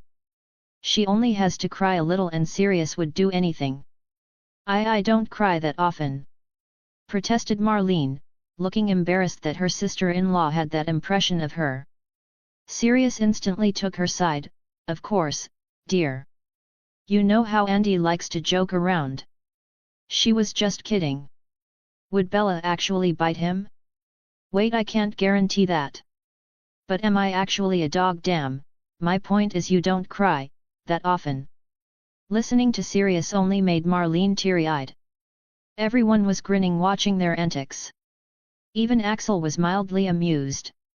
This was the infamous Black family in private. They seemed to enjoy themselves and didn't seem to find Axel's presence awkward or bothering. This made Axel relax a bit. This bundle of cuteness is Jamie. He gets pampered by everyone in here. Jamie hid behind his elder sister and peeked at Axel. And finally, this young lady, is your soon-to-be classmate Rose. She's our resident hooligan. Her partner in crime is usually Sirius Black. Rose, Axel still hasn't healed from his injuries, so help him out for me, okay? Rose nodded her head, looking unwilling. Okay, can we quickly eat now? I want to get my wand. I've used my mom's for long enough. They all sat down and Axel was not happy to find Bellatrix sitting right in front of him. She'd stare at him from time to time. You look familiar for some reason. Have I seen you somewhere before? She asked curiously. Axel shook his head, not possible. I've never been to the wizarding world before and I've had a drastic change in appearance in the last few hours. He said as he trailed off. Bellatrix shrugged, well, never mind. The food finally arrived and everyone dug in. Though Axel was still staring at the food. Kid, are your hands stuck in your pockets? Why aren't you eating? Asked Sirius jokingly. Everyone only then did everyone notice that Axel's hand never left his jacket pockets. Somehow, even Andromeda hadn't noticed. She recalled that somehow, Axel's hands were always in his pockets. And whenever he used them, she was always somehow wasn't paying attention or distracted. Axel turned to Sirius. I actually am eating, he said, and sure enough, his plate was messy and half filled with food and there was some food in his mouth as well. Everyone blinked their eyes in confusion. None of them had seen him eat at all, they only saw him looking around. Bellatrix's eyes widened as she realized. No way! She muttered and Sirius and Andromeda also caught up, each looking baffled. The boy was only moving when no one was looking. Andromeda was the most dumbfounded of them all. She had gone shopping with him, had him try clothes and walked with him, but never noticed. He'd somehow managed to blindside everyone present while being the center of attention. Though apparently, not everyone. I saw it, said Rose, looking at Axel with narrowed eyes. Your hands, they're weird. Something's wrong with them, right? Damn, have I got rusty after torture? Axel looked at her for a moment, then sighed. He'd been trying to hide it because it looked weak and pathetic as fuck and utterly disgraceful. A master thief with trembling, clumsy hands, what a joke. But, now that the cat was out of the bag, there was no way to hide it while they'll specifically focus on his hands. He brought his hands out of his pockets. Chapter 6, You Are Nothing. Axel decided to take his hands out, since 1 there was no point in hiding if everyone already knew, 2 he really liked the food. It's easily the best food he's ever been able to taste. He gripped the knife and fork and copied others' movements to eat. He'd copied the technique perfectly, but it was a pity that his hands were trembling and his fingers were moving in random directions, as if not listening to his commands. Thus, his movements were quite slow and clumsy. Even though his nerves could be healed, they were a jumbled mess right now. The magic starts developing only after 11, so his was not strong enough to protect this body. Everyone was shocked to see the bizarre spectacle. Even Sirius's expression became solemn as he saw this. He was pretty sure that this was not normal and something was wrong with his hands. What happened to your hands? Have they always been like that? Axel hesitated. He couldn't just tell anyone that he'd been put under 5th degree cruciatus, could he? Most people tend to lose their sanity after that, and he didn't want anyone to judge whether he was sane or not. It's like how if a man and a woman stayed in the same room for a night, most people would think they've had sex even if the concerned parties adamantly deny it with sound reasoning. Axel looked at his hands. They were fine until just about 3 days. But they're kinda crippled now. He answered vaguely. Sirius's eyes widened and Marlene gasped. Though Axel noticed that Bellatrix didn't seem the least bit surprised. Tell me, Axel. How did this happen? She asked calmly, looking him dead in the eye. Axel hesitated. What should he do?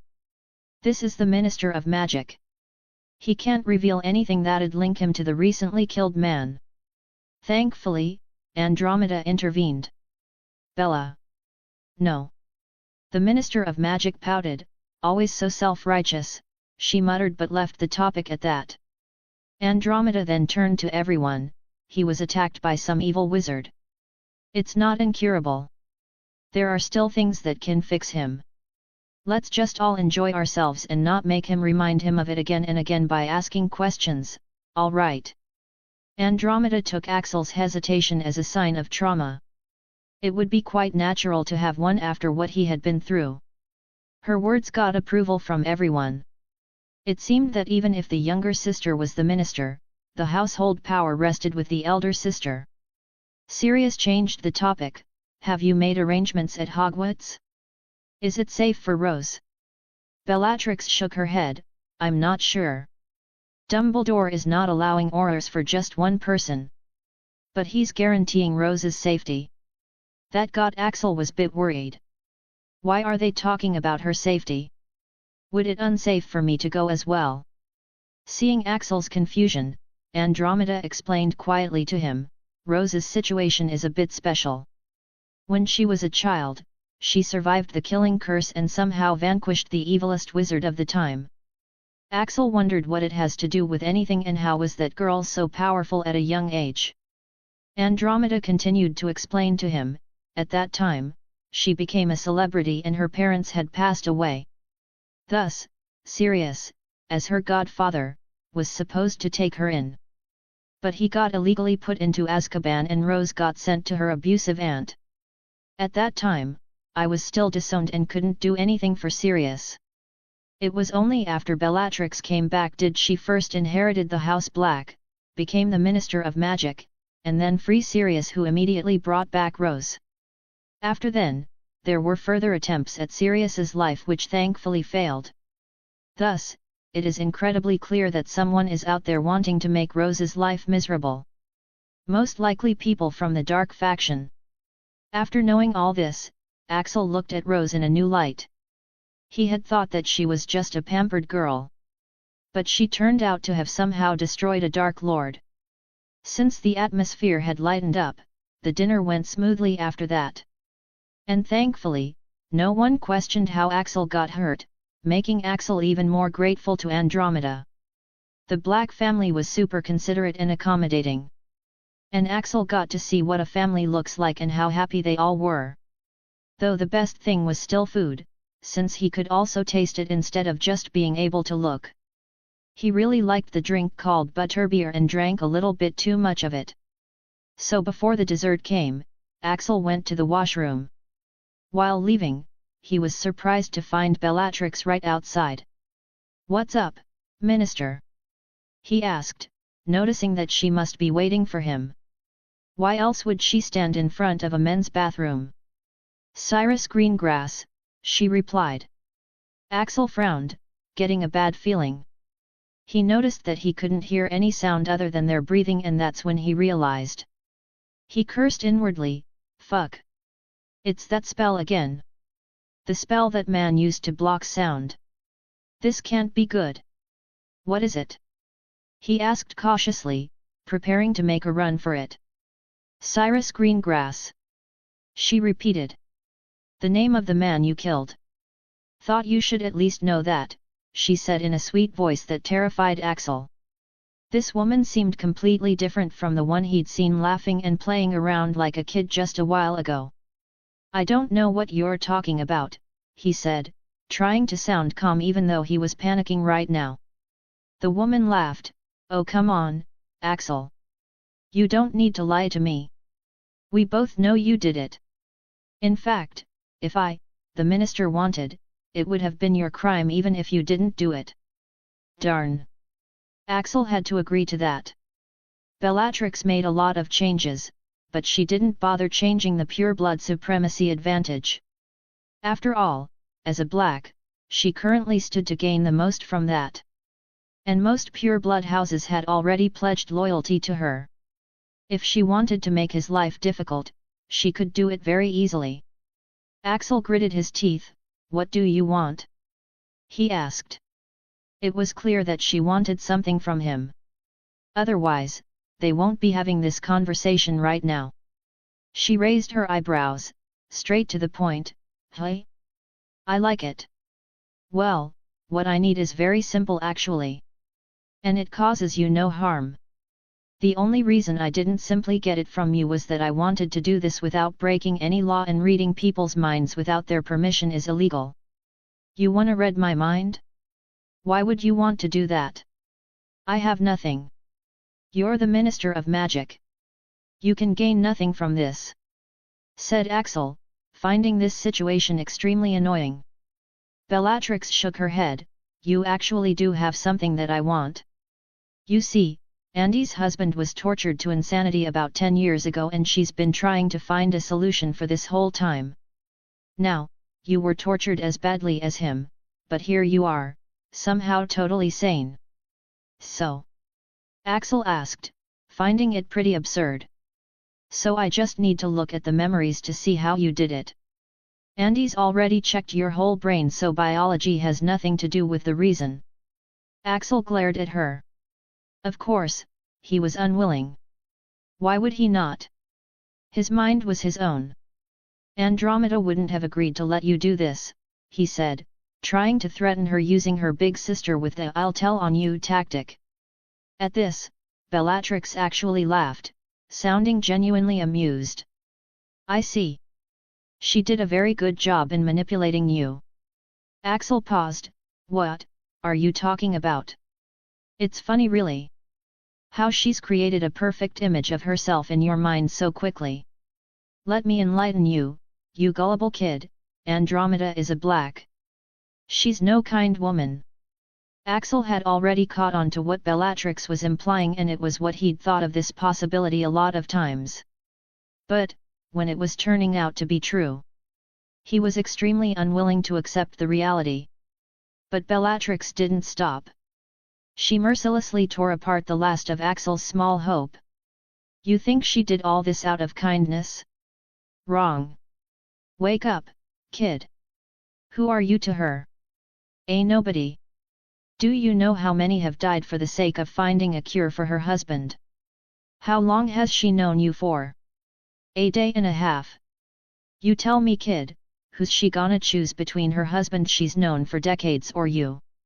She's kind? My perfect pure-blood arse. She did all this because she thought it was the easier method. Just throw some money and some kindness to a homeless kid and he'll give you anything you want and still thank you afterward. But looking at you, I can tell. You wouldn't have agreed, would you? So, for the sake of my sister, I'll do this and then we go our separate ways. Now, do you agree or do I need to force you? In the beginning, Axel's face was showing a lot of emotions. Regret, sadness, unwillingness, anger, etc. But right now, his face showed no emotions. He seemed completely calm. After a pause, I agree, he said with no emotion. Congratulations, you have learned to control your emotions using occlumency. The speed of progress is unprecedented in the history of the magical world. But let me tell you in advance, you won't find anything new that'll help your sister. He warned her in advance. Bellatrix was surprised to see his calm reaction. What's the matter? You aren't angry at me? Axel laughed. Oh, I am angry at you. Angry? That was an understatement. He wanted to torture this woman with the cruciatus. He wanted this proud and powerful woman to kneel before him and kiss his feet, begging for mercy for this verbal slaughter. But, it's not possible for now. But, whatever she said, everything is true as well. That's why. I'm angry at you, but I'm also grateful, he smiled self-mockingly. I was getting too hopeful and positive about this world. You reminded me once again that I should never trust anyone and learn to be satisfied with loneliness. Host will always have the system. Thanks, SYS. Though now I wouldn't be sad even if you betray me. I'm done expecting anything but worst from the people. Anyways, can you block all the important memories from her? Of course, Axel. And I really wouldn't betray you, replied System, using his name for the first time. Looking at the boy who seemed to have given up on the world despite having done nothing wrong, Bellatrix was now regretting doing what she did. Did I go too far? Looks like her sadistic tendencies still haven't completely gone. But thinking that the boy was someone totally unrelated to her, she squashed down her guilt. She was doing this for her sister. Thus, without much thought, she plunged into his mind. She found the boy's memory of the incident right in front of her. She saw how Axel very easily stole the pouch of the dignified Lord Greengrass's pouch from right under his nose. But of course, it was the pouch of a pure-blood lord. The boy was lucky to keep his hand intact. Then, she watched how Sirius, whom she thought was not a Death Eater, but a very powerful wizard, proceed to torture the boy in the most Death Eater-ish way. Damn, she never knew that calm and collected man could be like this. It seems like she has to stop his daughter's association with Rose.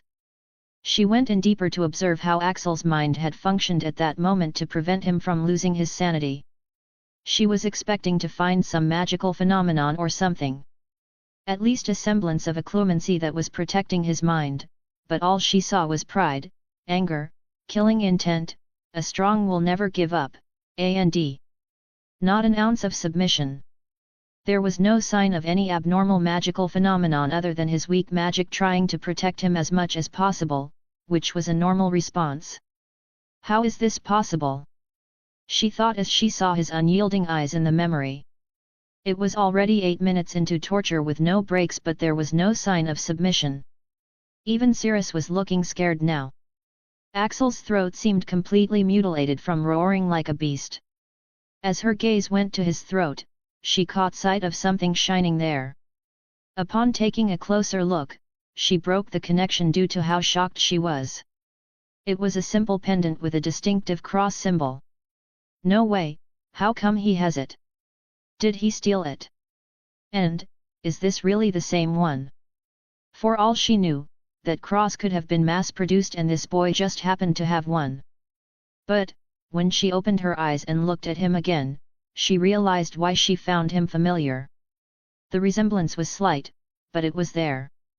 Now that she thought about this, everything seemed to fit. This boy was definitely related to that man. While Bellatrix was shaken up, Axel was very clear-minded. Are you done? I bet you didn't find anything that'll help your sister, did you? He asked, his face showing no emotions. But his eyes were icy cold and his voice also contained a cold fury. Bellatrix suddenly realized that she'd completely forgotten her real goal. Now if you'll excuse me, he said as he began to leave. Wait. She tried to stop him. She wanted to confirm his connection with that man. Upon being asked to stop, even Axel's newly gained acclumency was having a difficult time maintaining his reasoning. He can't stand this woman any longer. He turned back sharply and the glare he sent her way made the Minister of Magic flinch. It contained a hint of madness in it. Bellatrix recoiled upon facing this familiar hostile attitude that seemed to match that man's. But, it was always reserved for the enemies. I won't wait any longer, Minister. There's a limit to my patience. If you push too far, I'm ready to die trying to kill you. The deal was to let you see the memory, and we go our separate ways. From now on you and I are strangers. Bellatrix paled as she heard him repeat her own words. She recalled the hurtful words she'd just said to him and suddenly felt nauseous. Tristan Hunt, the man who had saved her from the fate of being a Death Eater's trophy wife. The man who'd changed her way of thinking. After a decade of feeling indebted to him, the first chance she got at repaying him, and she blew it like this. He must be rolling in his grave right now for what she just did. Oh, Merlin, what have I done? Axel didn't stop. Also, make sure to show the memory to your sister. Tell her that her husband was just a pussy who suffered no hardships if he couldn't even take that much torture. She should stop hurting innocent people for such a weakling and find herself a real man. With those words, he left, while she stood there as if someone had petrified her. 1.5 days later, with the school bag on his shoulder, Axel walked through the wall barrier to enter the platform 9 3/4. Damn system, this is just like the one in Diagon Alley, muttered Axel as he found himself on a crowded platform hidden from the world. There was a train with a scarlet engine that was releasing steam. The scenery was quite beautiful, though the loud noise produced by its engine was quite grating on his nerves. Everything felt quite surreal. He was actually going to school again. A magic school at that. I wonder what I'd be able to do with magic. If I can already be called a magician with just my non-magical tricks. Chapter 7, The Golden Quintet? Quintet, a group of 5 people. At the station, along with a massive crowd, Axel also noticed that there were many reporters and cameramen as well. It seems that they were here for the girl who lived, who's mostly been kept isolated from the press under the protection of the Black family. Axel ignored everything in favor of finding himself an empty compartment before they all get filled up. He chose to settle in an empty compartment at the back of the train, thinking that there were fewer chances of him being bothered there. After all, he had things to do. With the money he got from Cyrus's pouch, he'd gotten himself books and a wand and had got started at practicing basic first-year spells. He also had to brush up on many things which he didn't understand due to his lack of proper basic education. With all of this, he also had to keep practicing occlumency so that he can get rid of this fucking disability. The parts of beginner occlumency which are left that can't be mastered through talent, like he mastered controlling his emotions. They can only be mastered through dedicated practice. He took out the wand he'd bought from Ollivander, supposedly the best wand maker. From what he heard from Andromeda, no newcomers could compete with him. His wands are simply much superior. But, the wand he bought was an embarrassment, to say the least. It was beechwood, 12 inches, and cherub hair as its core. Host, this wand is best suited to you in your current state. The system fails to understand why you are not happy with the wand, said the system's robotic female voice. Axel looked at the wand that was humming excitedly in his hands and sighed.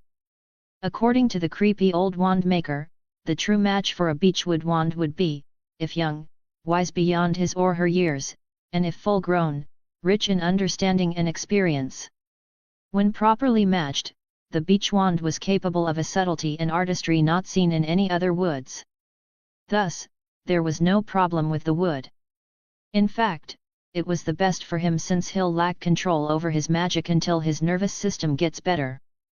The length 12 inches might be considered too long for a wank, but it was ideal as a wand. So no problem here as well. The true problem lies in the core, cherub's hair. It's said to only bond with a male wizard with a high face value. That is, a handsome wizard. It's said to have a feminine nature and will fall in love with its owner. The strength of the bond will represent the degree of power it can exhibit. Thus, he has to treat it well or it'll not perform well.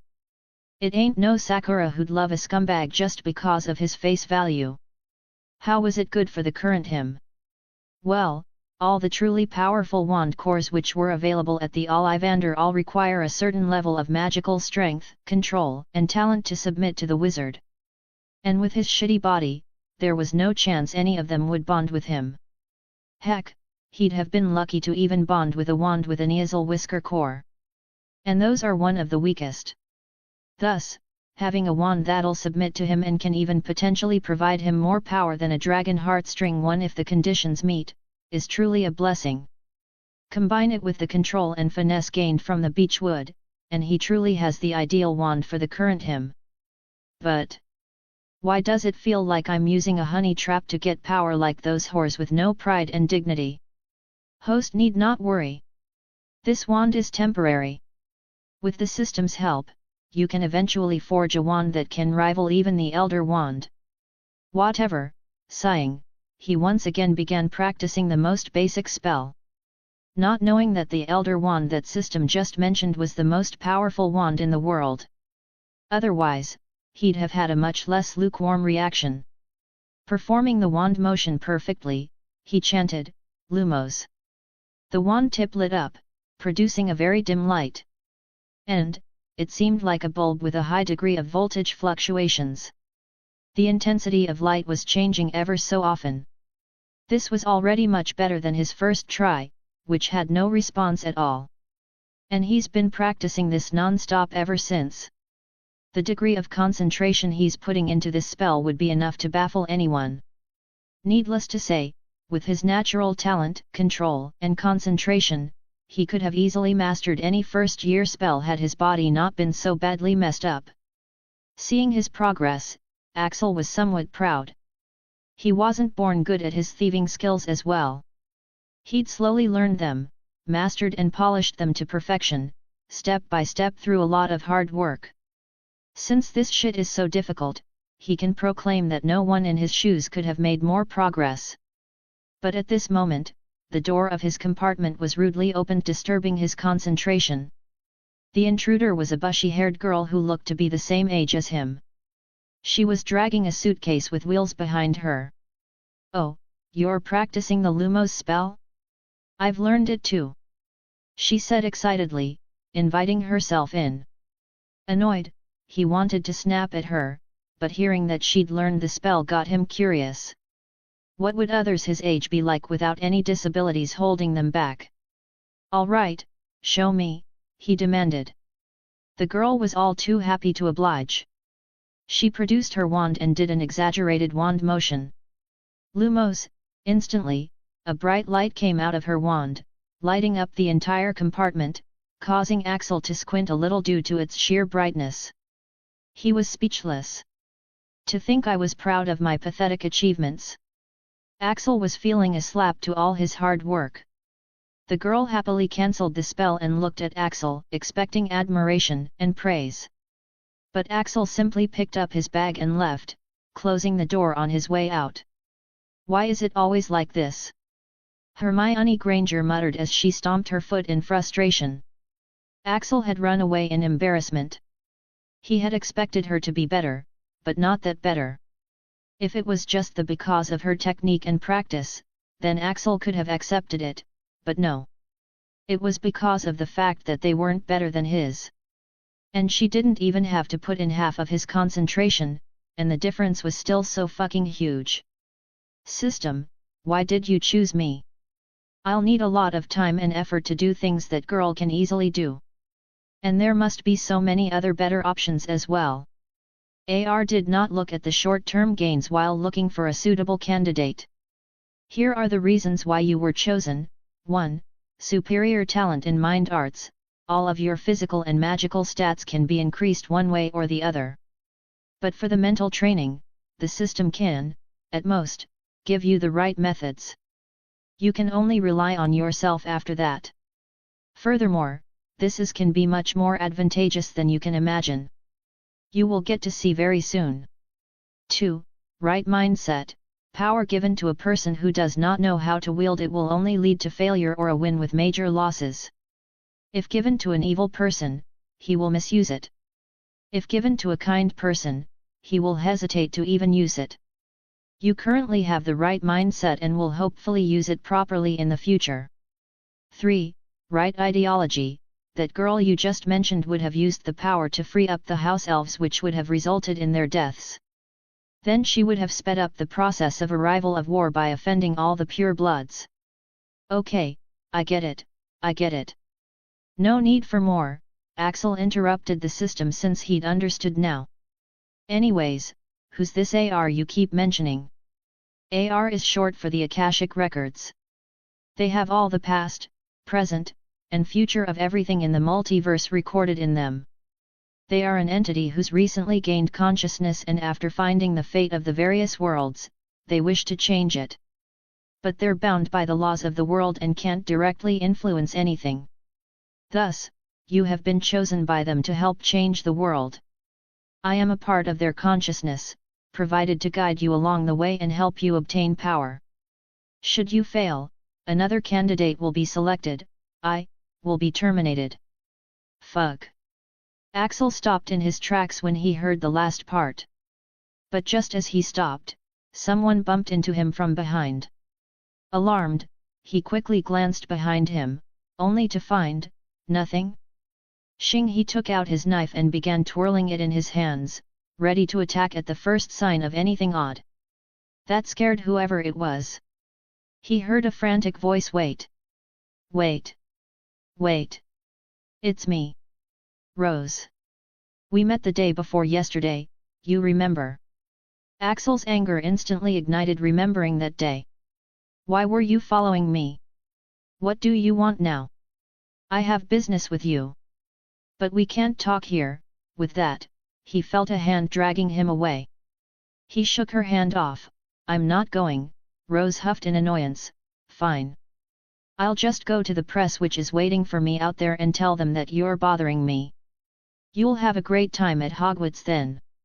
Axel knew how to choose his fights. This girl really had too much power at her disposal, and it would be too much trouble if she really decides to use it against him. But, she's going to regret threatening him. As the most vindictive person in the world, he'll make sure she regrets threatening him. He grabbed her invisible hand from over the cloak. "So, where are we going?" he asked casually as he began to scheme how to make her pay in the future. Rose was speechless at this quick change of attitude. She looked down at the hand that was grabbing hers over the cloak and noticed the familiar shaking and twitching. She'd almost forgotten that he was disabled for life. She calmed down her annoyance at him due to that and took him to her compartment, locked it, and drew the blinds. Removing the cloak, she rounded up on him, only to see him looking at the rest of the occupants of her compartment, his hands back in his pockets.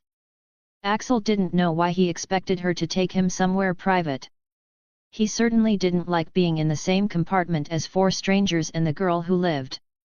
But, he still entered since he can easily take out these 4 kids in such close range before they can even touch their wands. One was a boy and the other 3 were girls. Seeing Axel so vigilant, Rose did a proper intro. "You don't need to worry. They're all my friends. This is Susan Bones," she said, gesturing towards a ginger-haired girl with light skin. "Neville Longbottom," pointing towards a round-faced chubby kid with blonde hair. "Hannah Abbott," a nervous-looking blonde girl with pigtails.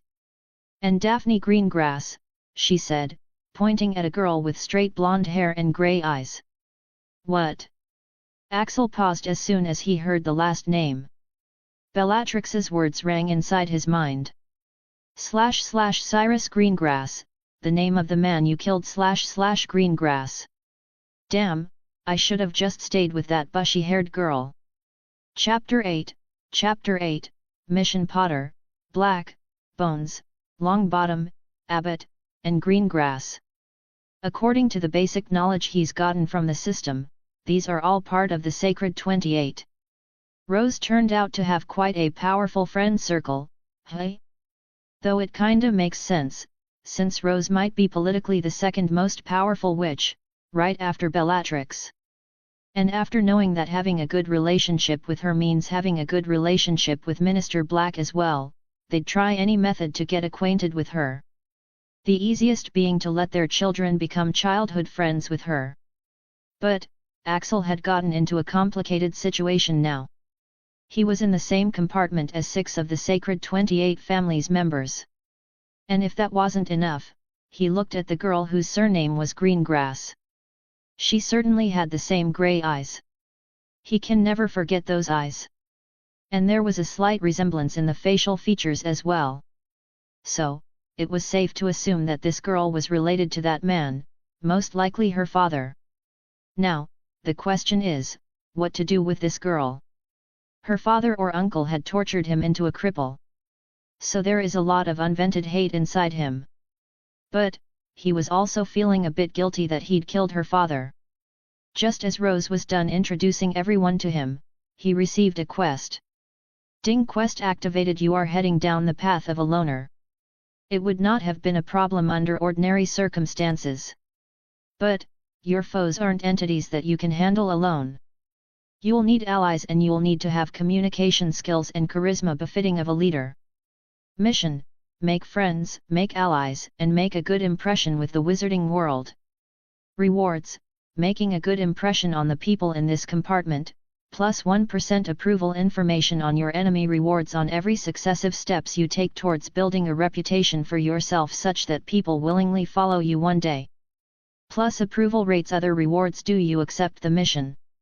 Y/N. After telling him the name of everyone present, Rose pushed Axel into a seat and folded her hands.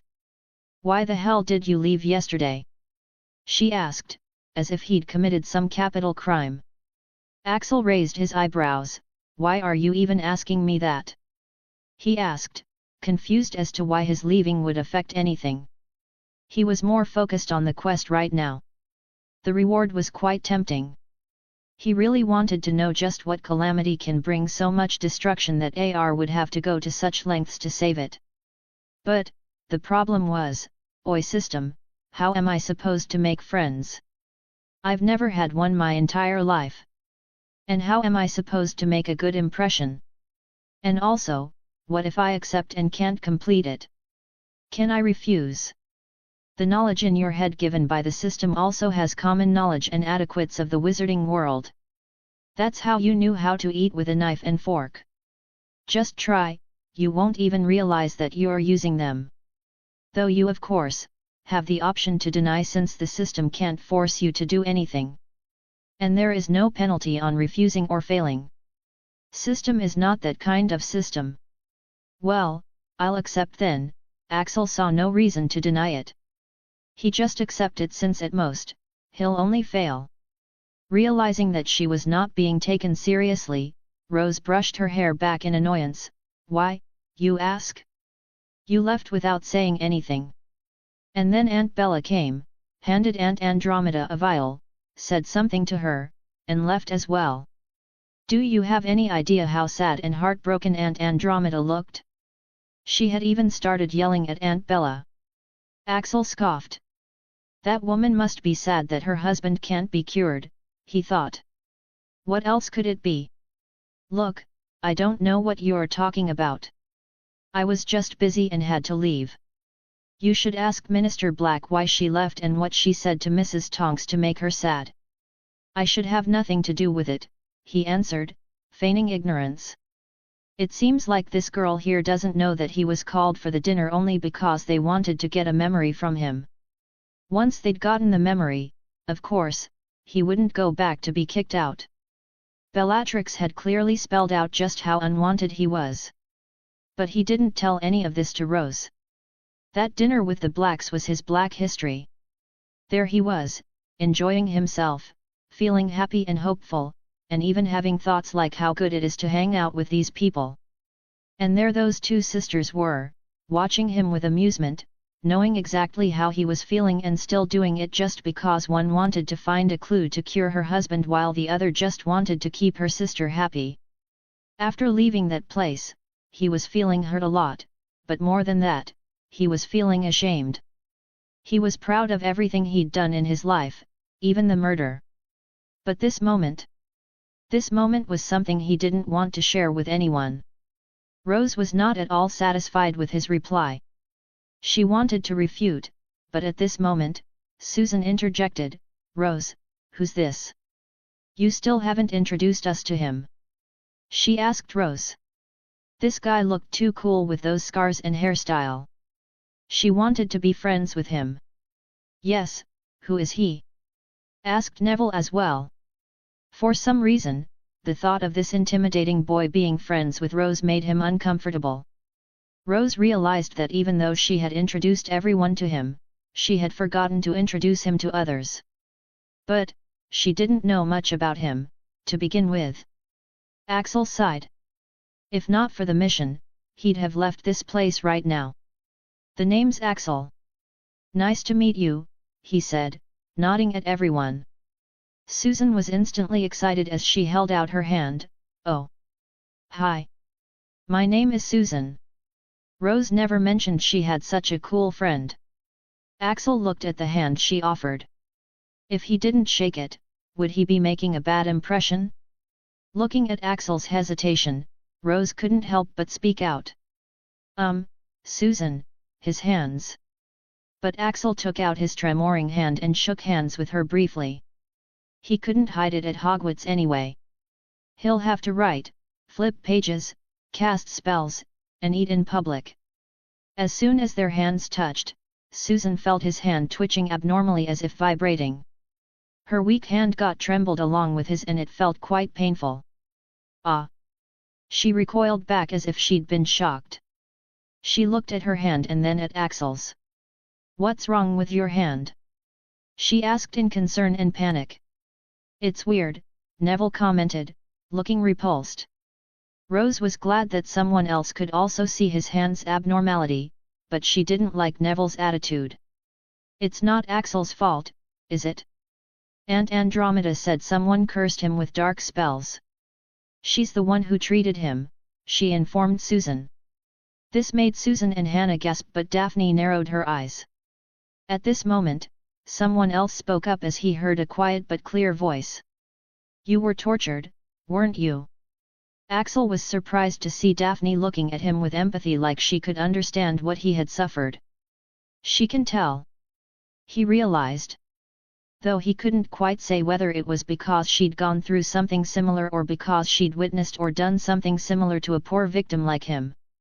Axel just shrugged, neither affirming nor denying. "It's just temporary. I'll find a way to heal myself," he said with certainty. Rose really felt bad for when she saw him saying those words with such conviction. That day, after Axel had left, Andromeda had pulled her aside and clearly explained Axel's circumstances. He won't be able to cast magic and even moving his hand would be painful every time. That's why she'd all but ordered her to thoroughly take care of Axel at Hogwarts and not let him get bullied.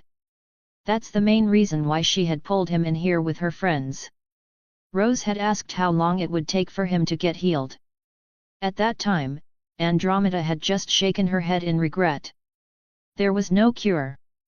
His nerves were incurably damaged. But right now, she didn't refute his claim. She didn't want to squash his hopes. Susan was angry for Axel. "Did your parents not complain to the DMLE? My aunt would definitely send the culprit to Azkaban." Axel laughed. This girl was quite innocent. He liked it. Susan. His parents, Rose interjected. Susan was an orphan too. So she could understand how insensitive she was when she had just assumed his parents are alive and mentioned them. "Oh. I'm so sorry, Axel. I can understand.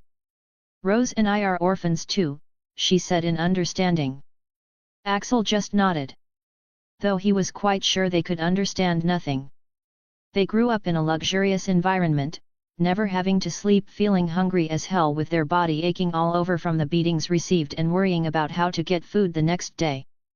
Since they were talking about parents, everyone went back to their previous conversation about Daphne's dad before Rose had left to bring Axel.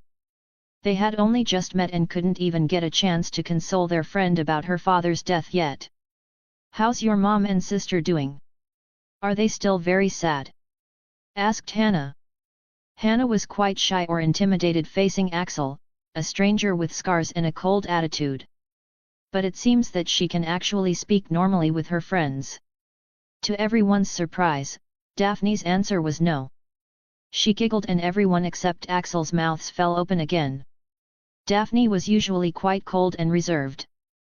But unexpectedly, at this time, she smiled.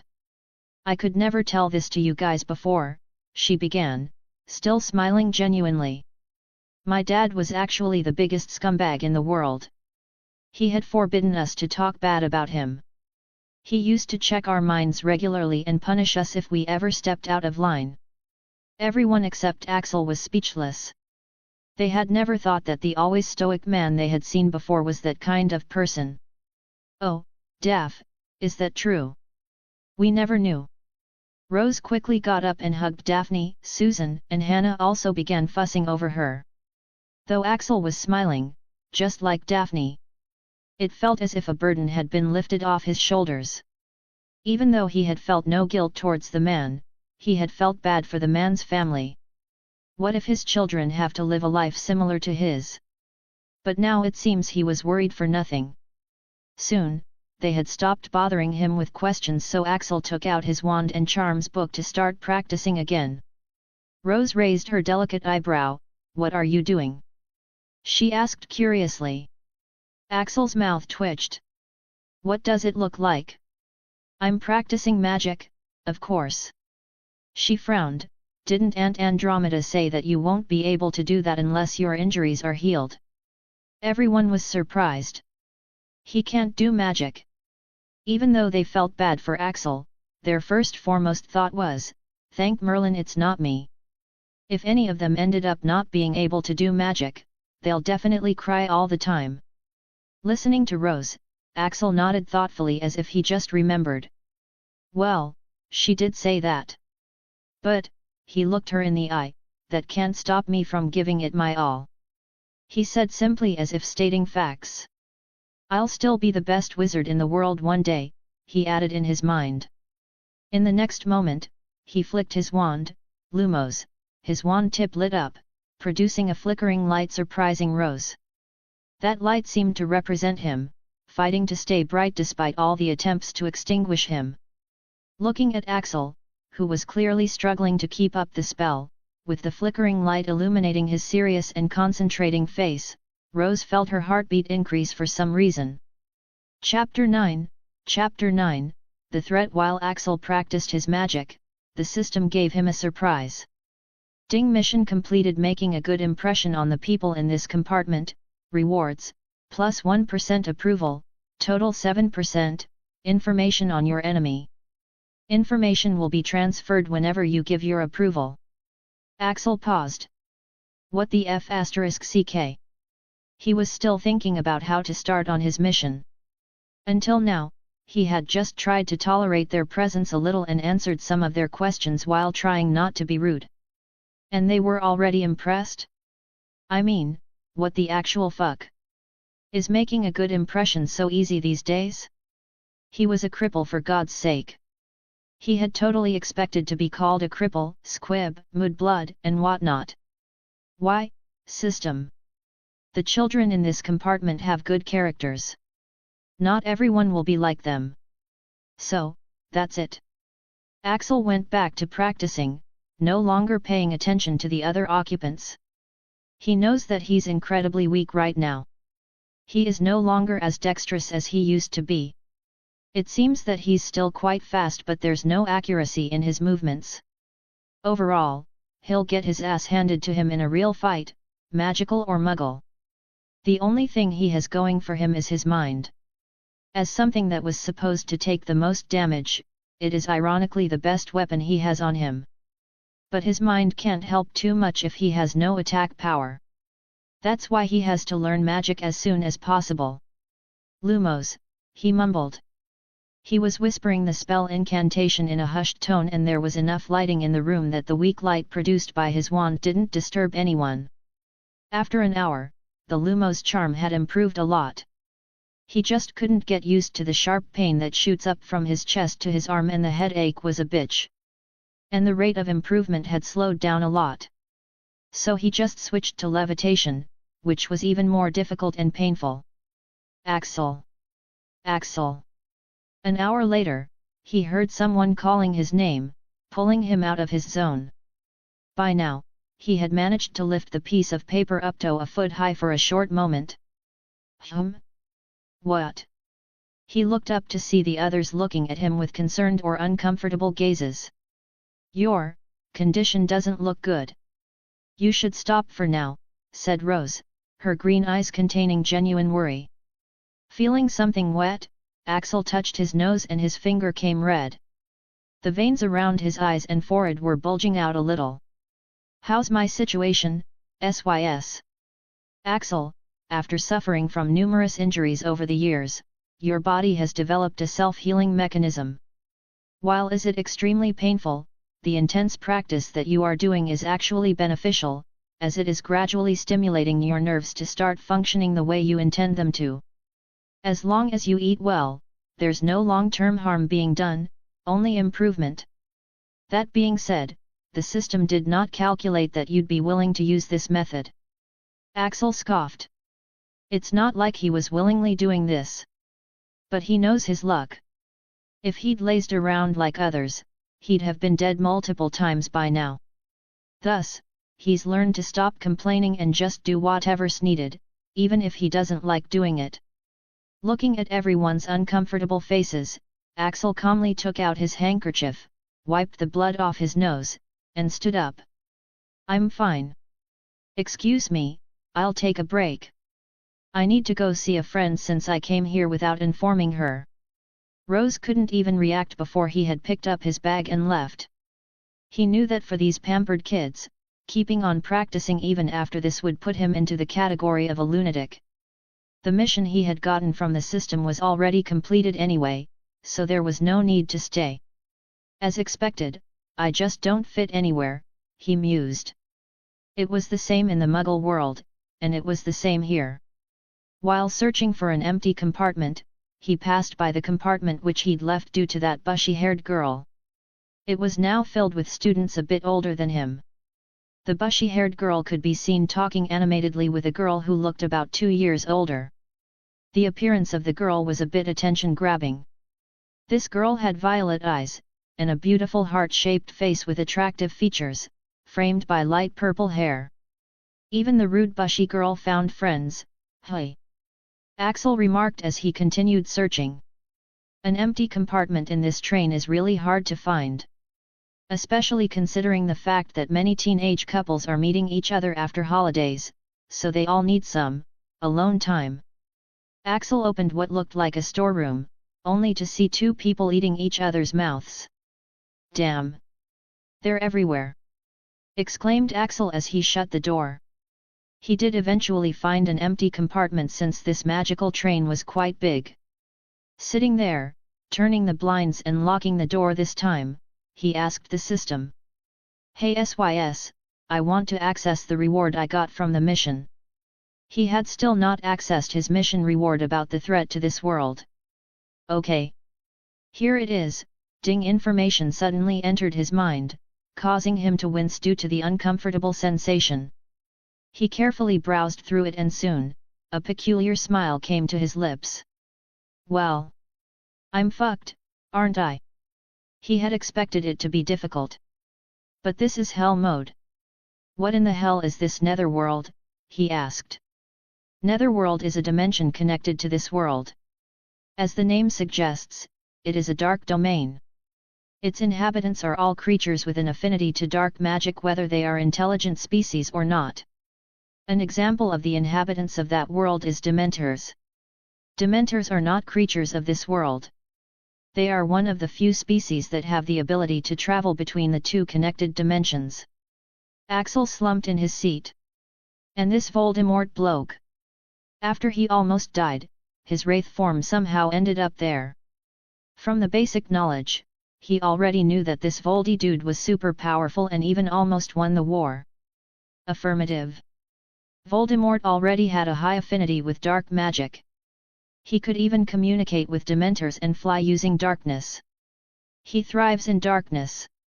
Once he was there, he found ways to restore his power back to his former level and even surpass it.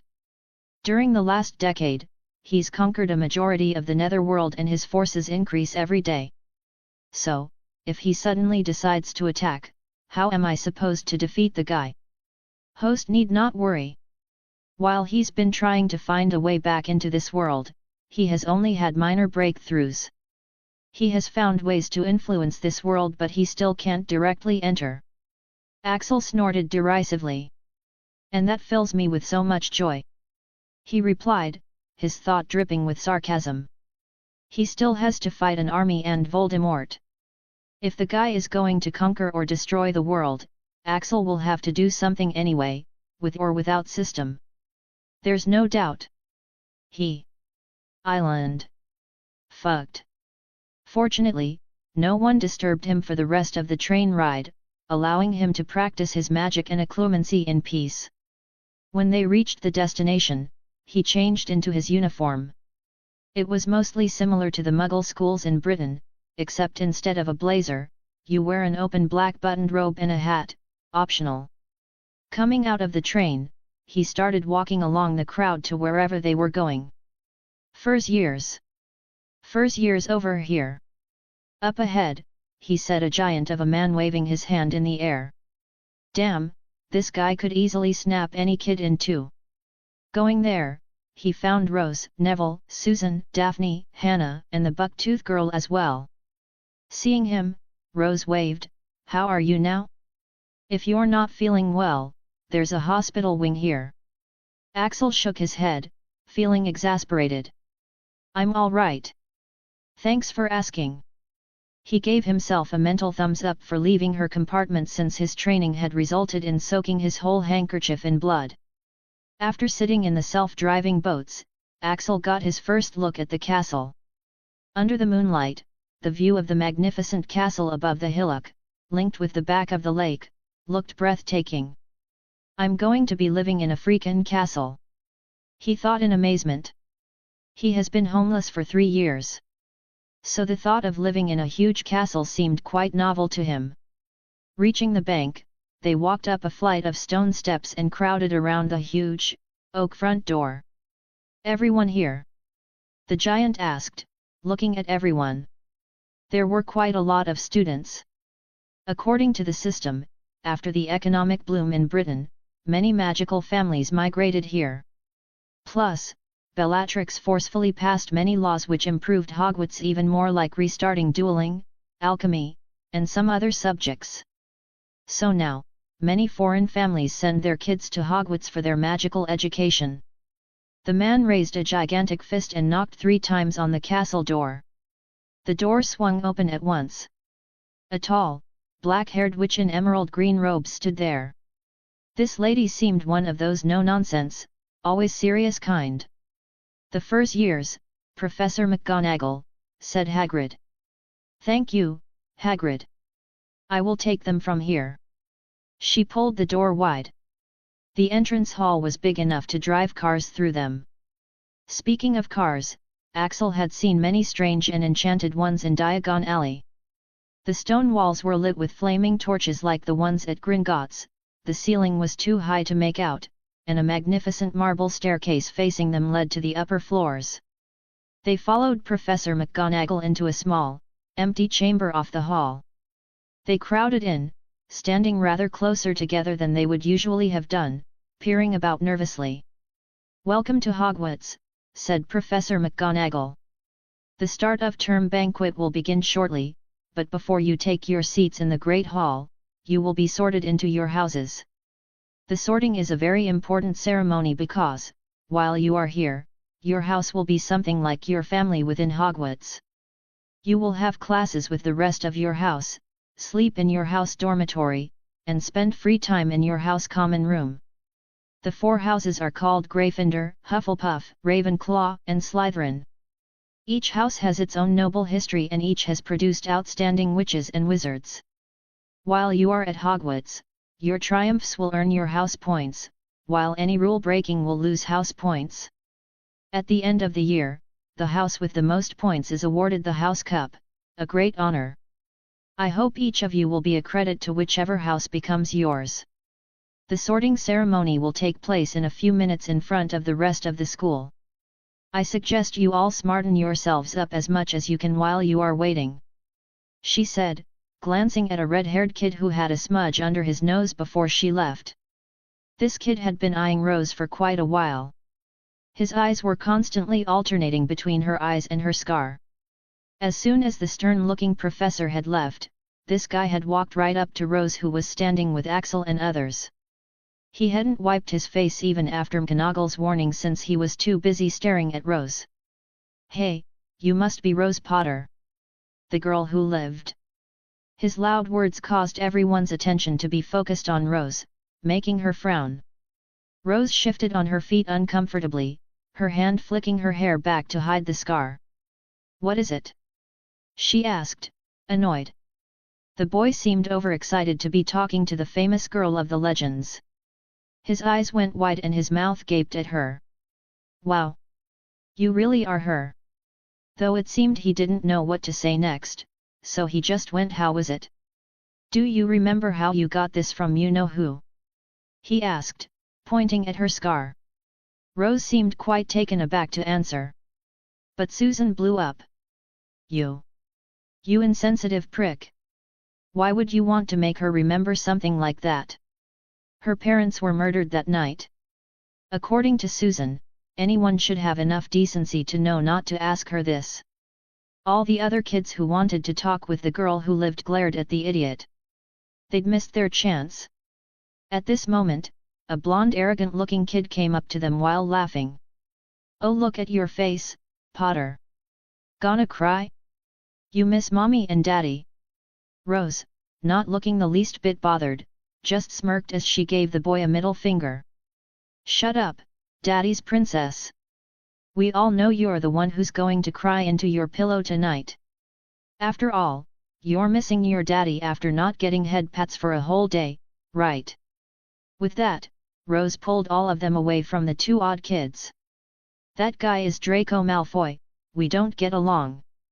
And his mom doesn't get along with my aunts, she explained to Axel, looking a bit embarrassed as she had forgotten to keep her pure image for a moment. Axel looked at her differently. Sure. He once again made a mental note not to get in conflict with her. From what he's seen up until now, she's a vicious one. She even knows how to use her immense fame and reputation to ruin someone since she'd threatened him with that on the train. Though Axel didn't know that it wasn't too surprising. She was a marauder's child and raised by a marauder too. You can't expect her to have no fangs. Or prongs. They began talking about which house they were going to be sorted into. Rose and Neville wanted Gryffindor like their parents. Susan wanted Hufflepuff like her aunt and parents. Hannah also wanted Hufflepuff since she wanted to be with Susan. Daphne wanted Ravenclaw since her mom was a Ravenclaw and her a-hole dad had wanted her to be Slytherin. Only Axel was left, so they all turned to him. Ravenclaw, he said decisively. He had it all figured out. From the basic knowledge he'd got from the system, only two houses get a whole room to themselves, Ravenclaw and Slytherin. Of course, he can't go to Slytherin because of its bad reputation and his status of being an orphan with no distinguished background.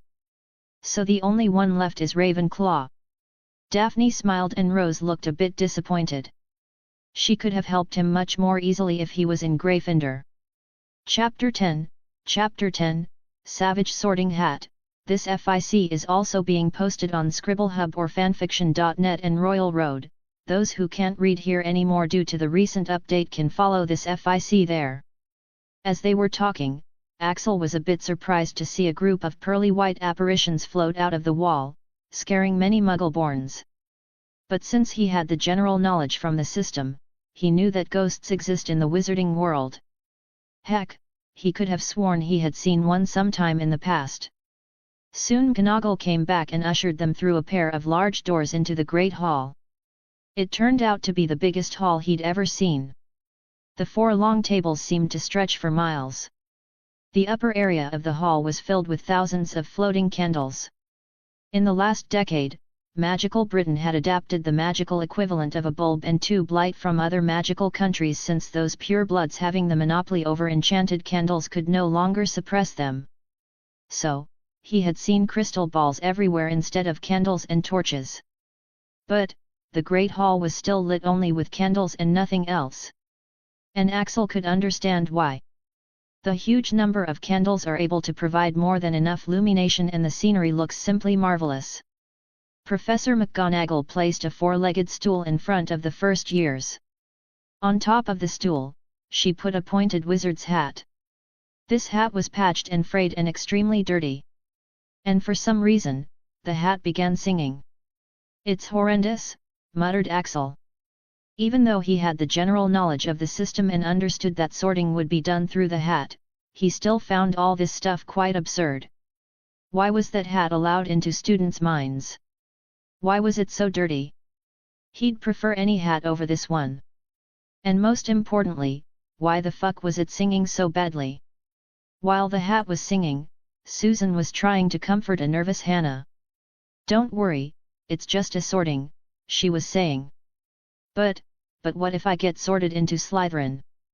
She asked back in worry. Rose shook her head. Sirius said you can choose whichever house you want. The Sorting Hat listens, she said confidently. Axel had also gotten the same information from the system's basic knowledge. That's why he was quite relaxed as he looked around the hall in curiosity while trying to ignore the song. After the hat was done, McGonagall announced the start of sorting. When I call your name, you will put on the hat and sit on the stool to be sorted, she said. Finnegan Seamus. A sandy-haired guy walked out, looking excited, and put on the hat. Gryffindor. Came the hat's voice moments later, causing the Gryffindor table to burst into cheers. Axel, when is your birthday? Rose asked Axel out of the blue as McGonagall continued to call out names. Why do you ask? He asked back in bewilderment. The sorting is done either alphabetically or chronologically. This time, it looks like it'll be done chronologically. So if your birthday comes early, you'll be sorted first. Oh, Axel nodded in understanding. But, he really had no idea when his birthday was and neither did he ever felt the need to know. Thankfully, Neville's name was called at that moment, causing the subject to be dropped. Axel watched as the students got sorted one after another. Rose, Neville, Susan, Hannah, and Daphne all got sorted into the houses they wanted. And soon, it was his turn. Hunt, Axel. Axel paused. He came to know two things today. His birthday comes quite late in the year, and his surname is Hunt. Axel Hunt. Well, it's at least better than Longbottom, he thought dryly as he made his way to the stool. As he sat, McGonagall put the hideous hat on top of his head. The system had assured him that the hat can't reveal his memories to anyone. As for hiding his memories, it could at least hide the murder, torture, and system's existence. Anything more would be suspicious. But Axel was not worried. The rest was stealing from assholes and defending himself in fights. There shouldn't be any trouble. He heard the hat's voice in his head. So what do we have here? Put me in Ravenclaw, he thought. The hat ignored his words as it looked through his recent memories. The sorting hat works on a clear-cut algorithm. It usually doesn't spend much time looking through a student's head. Especially if the student has no potential and no background. Here's what it saw as it took a cursory look in Axel's mind. You're already stealing and injuring people at such a young age. No family background. Oh? And you can't even move properly and do magic? What? My singing and my song were horrendous. I spent a whole year preparing for that. I know where you belong. Wait, but the hat had already made its decision. Slytherin. Came his loud voice. Axel was stunned. Did he just get sorted into Slytherin? My background, he tried protesting. Yes, I usually do not put orphans with no family background in Slytherin. But perhaps, staying there would help you learn to appreciate my songs better. I hope you have a pleasant stay at Slytherin. Now move along, little fella. My time is only for polite or talented wizards. Next. And Professor McGonagall lifted the hat from his head at that moment, revealing his baffled face. Axel numbly got down from the stool and started to walk towards the Slytherin table. As he walked, a green snake insignia appeared on his cloak and his tie changed to green color, marking him forever a Slytherin. He turned back to look towards the Ravenclaw table, where he was supposed to get sorted, and saw Daphne. She was sitting with the bushy-haired girl and the purple-haired statuesque girl he had seen on the train. Then he looked at the Hufflepuff table, where Susan and Hannah were sitting together. Finally, he looked towards Rose, who was sitting with Neville. She was looking at him with a questioning look while Neville was looking at him like he had caught the plague. The sorting hat had fucked him over.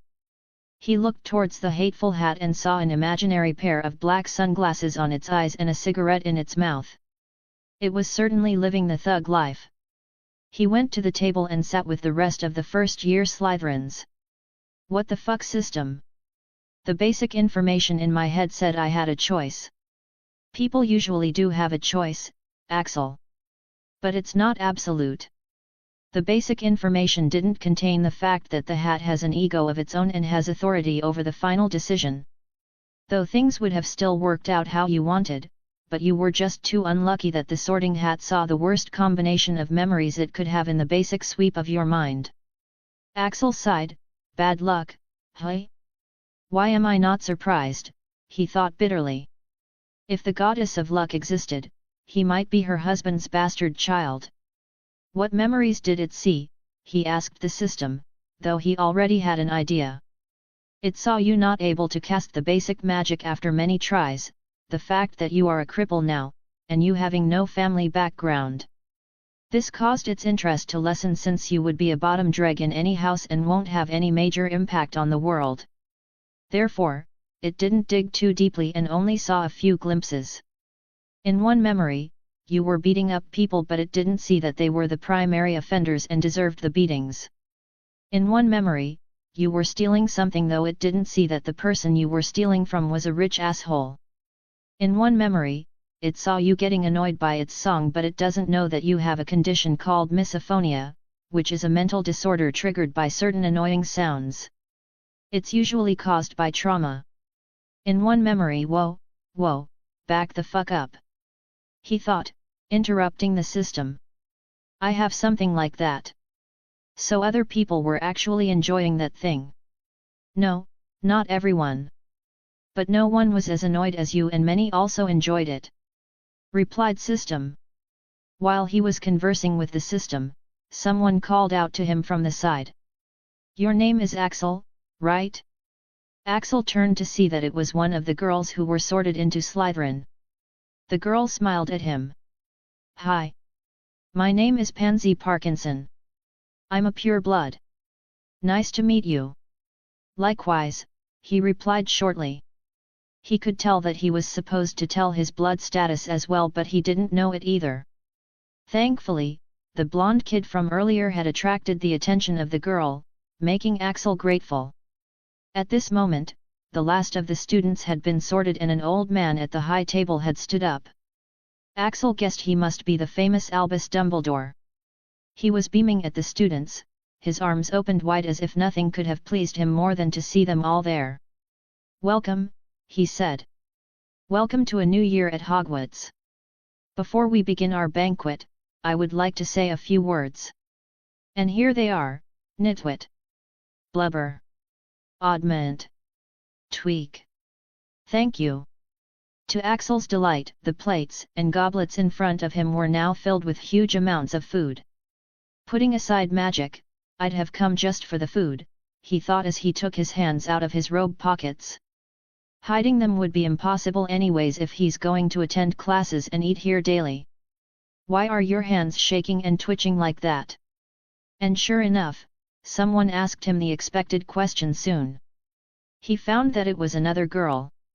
She was sorted right after him so he remembered her name. Tracy Davis. Axel shrugged. It's an injury. It'll be healed soon, he said evasively. But Tracy's words had attracted others' attention. What kind of injury was it? Asked another boy in curiosity. Axel didn't know his name but he was tall for his age with a thin frame. Draco Malfoy, who was sitting on the other side of the pansy girl and had been hogging most of the limelight, was annoyed by this. Though he did find the idea of gaining attention by pretending to be injured somewhat appealing. He'll try it in the future. He sneered, why are you getting fooled, not? He's obviously lying. What kind of injury makes your hands like that? Axel mentally sighed. How can he explain to these kids that when Cruciatus is cast on the body, as the region with most nerves on his body and the area which his magic didn't seem necessary enough to protect, the nerves of his hands and fingertips were the most badly damaged. His shin, knee, and elbow being the other unimportant regions with a high number of nerves, were also constantly hurting. It was a miracle he was behaving normally right now and not crying and moaning like other people in his position would. And then someone has the audacity to say that he's faking his injuries to get attention? Axel gave this blondie a deep look. This guy is going to pay someday. Axel has always had a nasty vindictive streak. But for now, he just focused on eating. Anyone with half a brain can tell he's not pretending. Only an idiot would think he's pretending. And he does not view these idiots as significant enough to explain himself. Pansy Parkinson turned to the blondie. Draco, why did you have to say that? He can't be pretending, can he? Look how difficult it is to eat food. This made blondie idiot even more annoyed, but Axel had already reached his quota of social interactions for today. He ignored everyone for the rest of the meal. The purebloods were still talking. So, are the rumors true? The famous mafia princess is studying here. Yeah, I heard she's a genius. Is that her? Yeah, I think that's her. No one has the same appearance. The mafia prodigy. I heard she could already cast wandlessly when she was 5. Rumor has it that the products the Valentino family is selling were invented by her. But why would she come to Hogwarts? I don't think she needs classes. Hearing their conversation got even Axel curious. He followed their gazes to see who they were talking about. It was the same purple-haired girl he'd seen talking with Hermione and Daphne. From what he gathered from their conversation, her name is Martina Valentino and she's from the most powerful magical family of Italy and also a genius. Oi system, why didn't you choose her? Asked Axel curiously. Axel, there's no information on her in the records of this world. Further information on her is locked. The heck? Chapter 11, Chapter 11, A Toad-like Woman. Chapter 11, A Toad-like Woman. Axel couldn't understand the meaning of the system's words. There were no records of the girl in this world? And further information was locked? What the hell does that mean? He asked. It means that the system can't give you any information on her at the moment. The system, like Akashic records, is bound by the laws of the world. The entity AR has managed to secure a business relationship between us. Thus, many things cannot be given to you unless you have the required approval rate or unless one of us pays a penalty or completes a task of equivalent difficulty. Axel nodded slowly. Is that why you can't provide the information on ways to cure me? Affirmative. Axel gave the purple-haired girl another look. Who the hell was she that this world doesn't even have records on her and the information on her is locked? Well, whatever. Not his business. Delicious free food is the priority right now. Can he take some back to his room? After the feast, Dumbledore stood up once again. Now that you have been fed and watered, I have a few start-of-term announcements to make. The staff remains the same except for the defense against dark arts. It will be taken by Professor Dolores Umbridge, who's shown remarkable mastery of the subject in her interview. Let us all welcome her. Axel saw that it was a woman in pink whose looks matched fairly well with the Toad's. The students seemed to have never heard of her, so they just gave her a polite applause, to which the woman gave a sickly sweet smile that made Axel cringe. And Dumbledore was going to make further announcements, but he stopped since Dolores Umbridge had stood up for some reason after clearing her throat. Pardon me, Headmaster. But I'd like to say a few words to the children on this occasion, she said in a high-pitched voice that grated on Axel's nerves. Of course, of course. You're most welcome, Professor Umbridge, said Dumbledore magnanimously. Hello, my children. As the headmaster said, I'm going to be your defense against the dark arts teacher from this year. But, that is not my main aim of coming here, she said and paused for the dramatic effect. I'm here, to teach you things that'll change your life and can change the world. I want to find capable children who are willing to be enlightened. So, let us all get along, he, she said and let out a high-pitched fake laugh in the end before sitting down. There was a lukewarm applause for her, since most students didn't seem to share her passion. Though among the students, someone was much more reactive than everyone. It was Martina Valentino. She was looking at Umbridge with a frown, as if she was surprised and disgusted by her presence. After the applause, Dumbledore went on, "Thank you, Professor Umbridge, for your kind words. Now, I have an important announcement to make. I must tell you that this year, the third-floor corridor is a prohibited area. Students are not allowed to enter, unless they want to die a painful death." That got Axel's attention. He was now feeling somewhat curious about what was inside. The old man shouldn't have left it like a cliffhanger. Dumbledore made a few more announcements before it was time for the feast to end. "And now, before we go to bed, let us sing the school song," he said enthusiastically, and Axel, who was rather tired and sleepy, suddenly jerked his head up. What did he say? He thought, hoping it was not another song from the hat. But alas, it turned out to be something worse. "Everyone pick their favorite tune," said Dumbledore, "and off we go." And the school bellowed, "Hogwarts, Hogwarts, Hoggy-Warty Hogwarts, teach us something please." This thing made Sorting Hat's loud and annoying sound tame in comparison.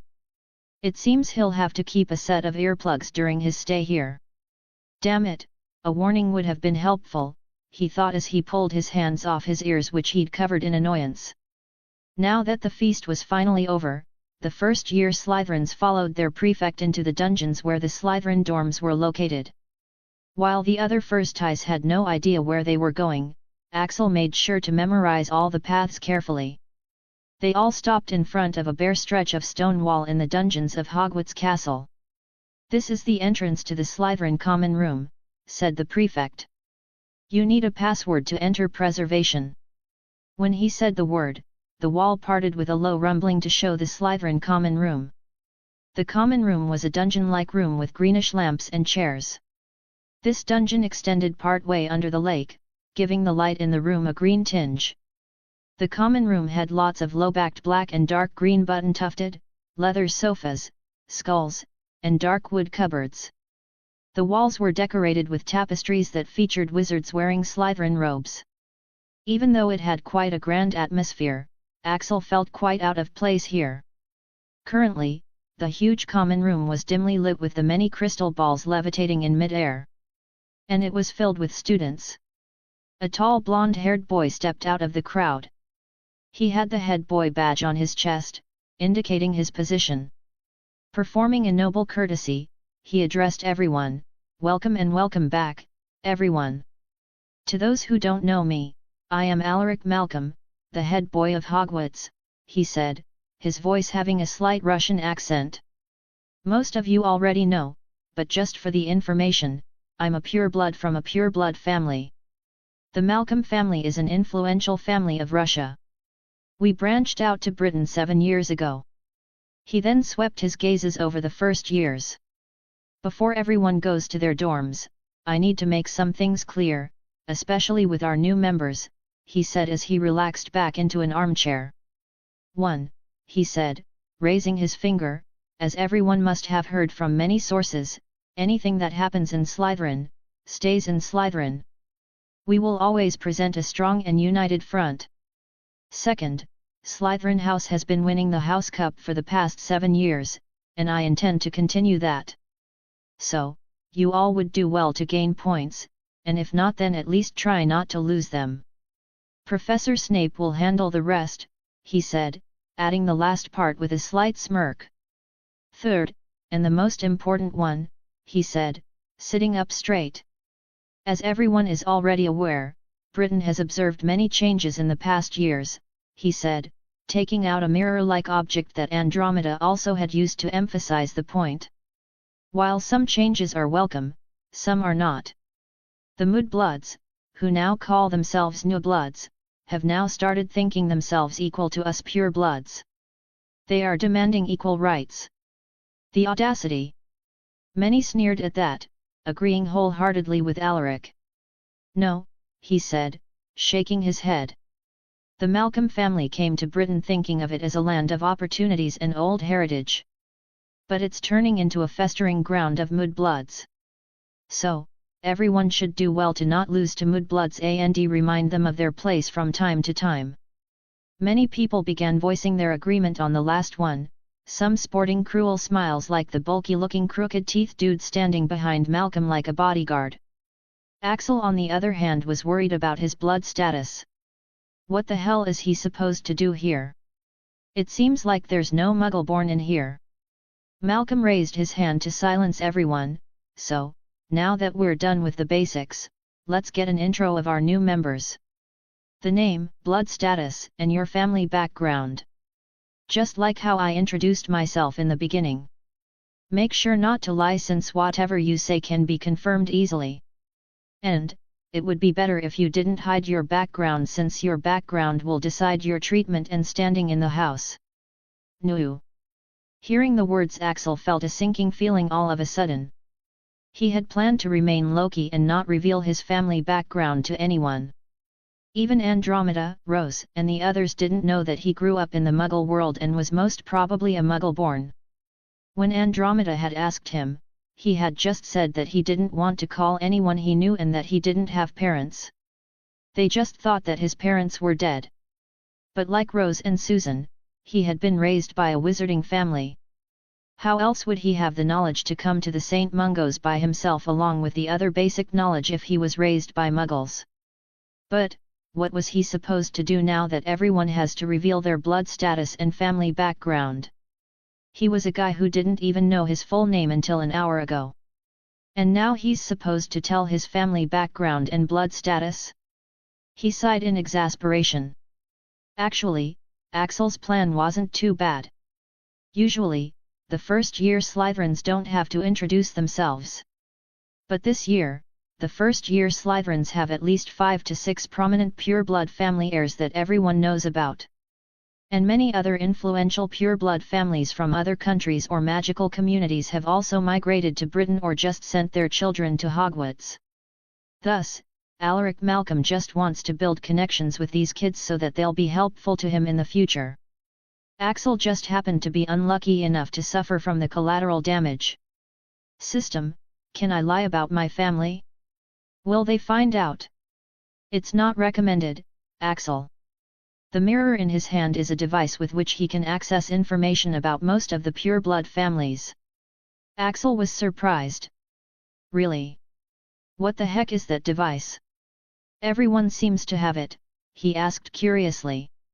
Even Rose and the others each had one and they had spent most of the time of their train ride together playing something with it and he'd seen it being sold in many shops. It's called a Magi mirror. It is a device that has been complexly enchanted to perform a multitude of tasks. The wizards have made their own version of the internet which they call the Magi Hive. Anyone can search the information you provide through the Magi Hive using that device. Axel shook his head. He shouldn't get sidetracked. Currently, the main question is what the fuck is he supposed to do right now?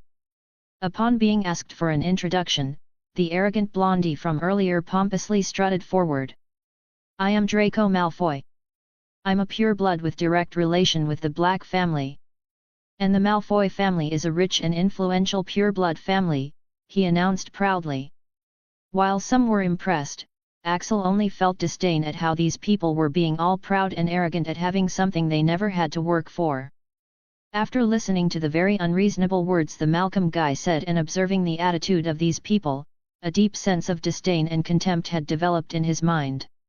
He doesn't want to be a part of this house. While the others were introducing themselves, he quietly slipped out of the first years and mixed in among the other Slytherins. With the skills he'd picked up, this much was easy to him, even when he was a cripple. There were about 50 students that were sorted into Slytherin this year. No one paid attention when he didn't introduce himself. After the introductions were over, and when the first years were being taken to their dorms, Axel joined the others, though he still made sure to keep his presence low. Unfortunately, someone did actually see him. Hey, Axel! Where did you vanish during the introductions? Came a girl's annoying voice. Pausing in his steps, he ground his teeth to suppress the urge to punch whoever had asked that. It turned out to be the pansy girl. And when she had asked that, several people also heard it. Unfortunately, that Malfoy boy had also heard it. Yet, you didn't introduce yourself, he exclaimed. Why did you not do it? Are you a half-blood?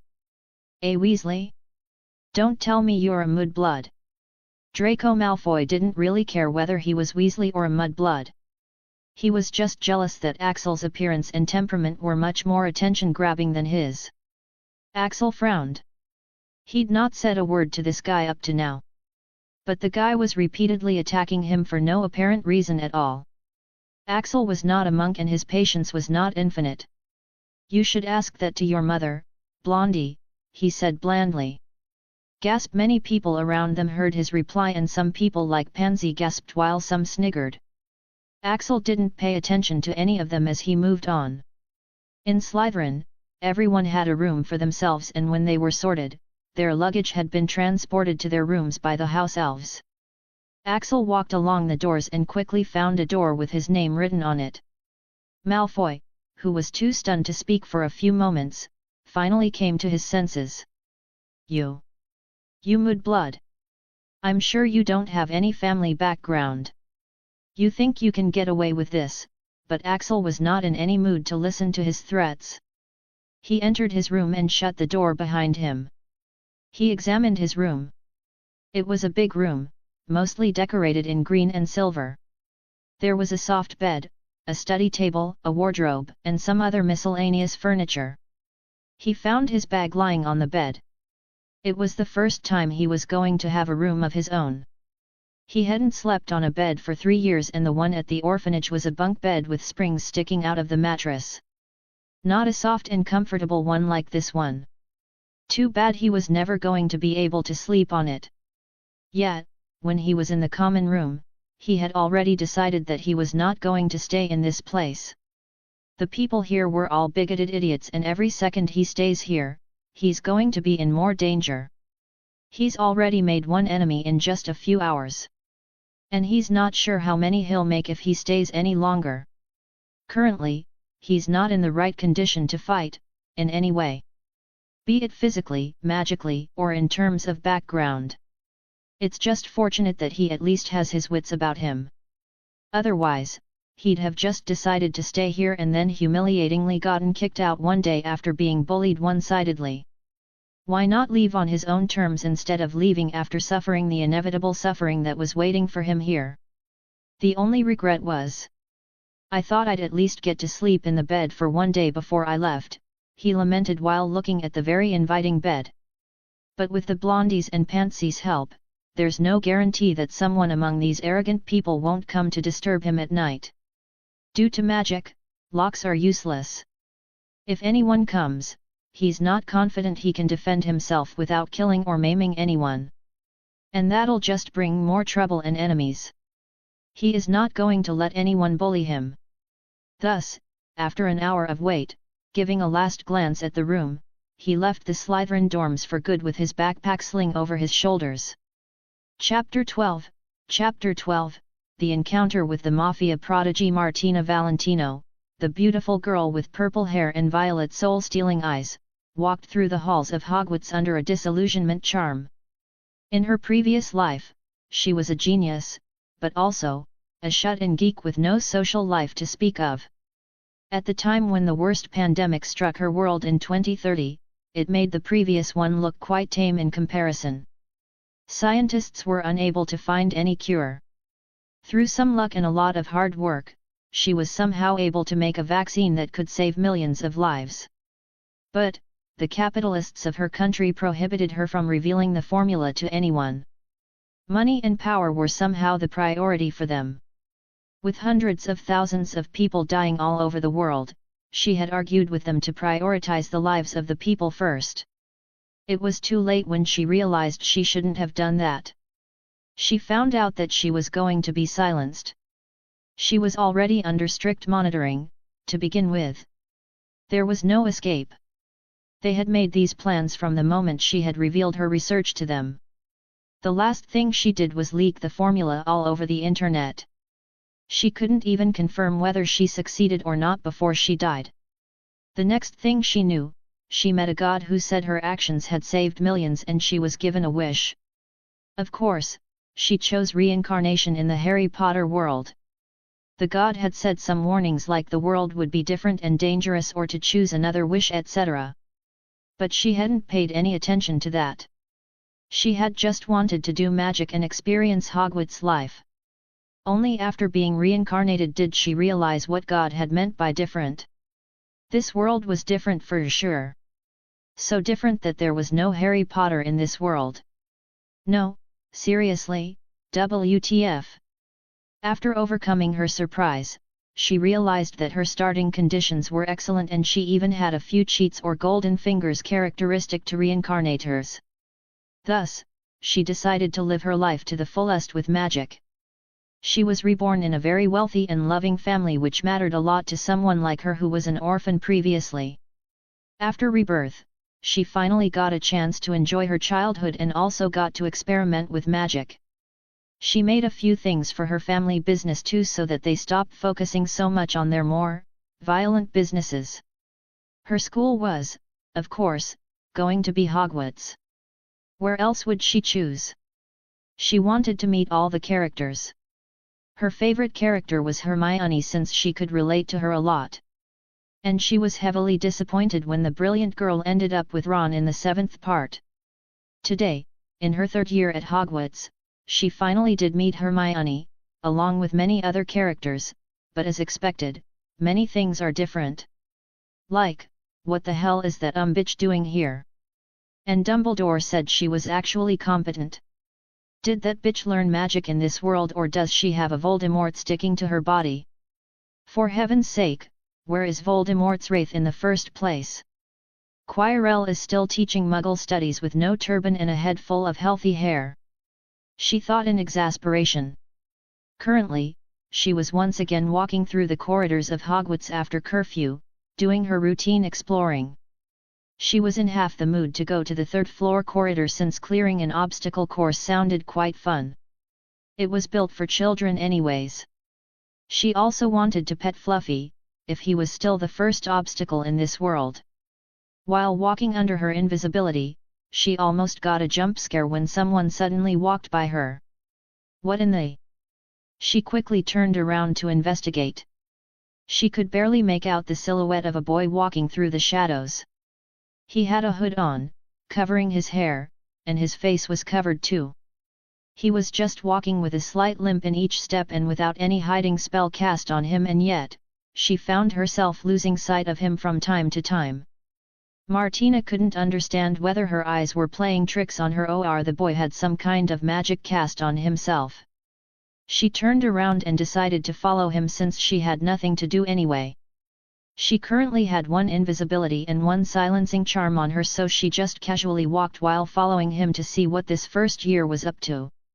Just as they reached the corner, she saw him suddenly disappear. In the next moment, she heard sounds of footsteps as a Hufflepuff prefect soon emerged from the corner. When the prefect had walked far away, she saw something beside the suit of armor move and his silhouette once again became visible. Martina also saw his amber-colored eyes which seemed to glow in the dark. He was using his cloak as a camouflage. She realized. And it was so well executed that he disappeared right before her eyes. Hey! Wasn't that a ninja technique? She murmured to herself. Are all 11-year-olds like this these days? As she followed him, she saw him suddenly pause for a moment, making her wonder if someone was coming again. But then, he broke into a run. What the hell? She thought as she quickly gave chase. It looked like he was struggling quite a lot as there was a limp in each of his steps, but he didn't stop and took a turn to another corridor, disappearing from her sight. Half running, she followed him in a hurry and took the turn and tripped when something suddenly got caught in her legs. By the time she got up, he was gone. Axel breathed a sigh of relief as he finally got rid of his follower. He wasn't actually sure if anyone was following him, but since the system said, he had believed it and got rid of them as soon as he got the chance.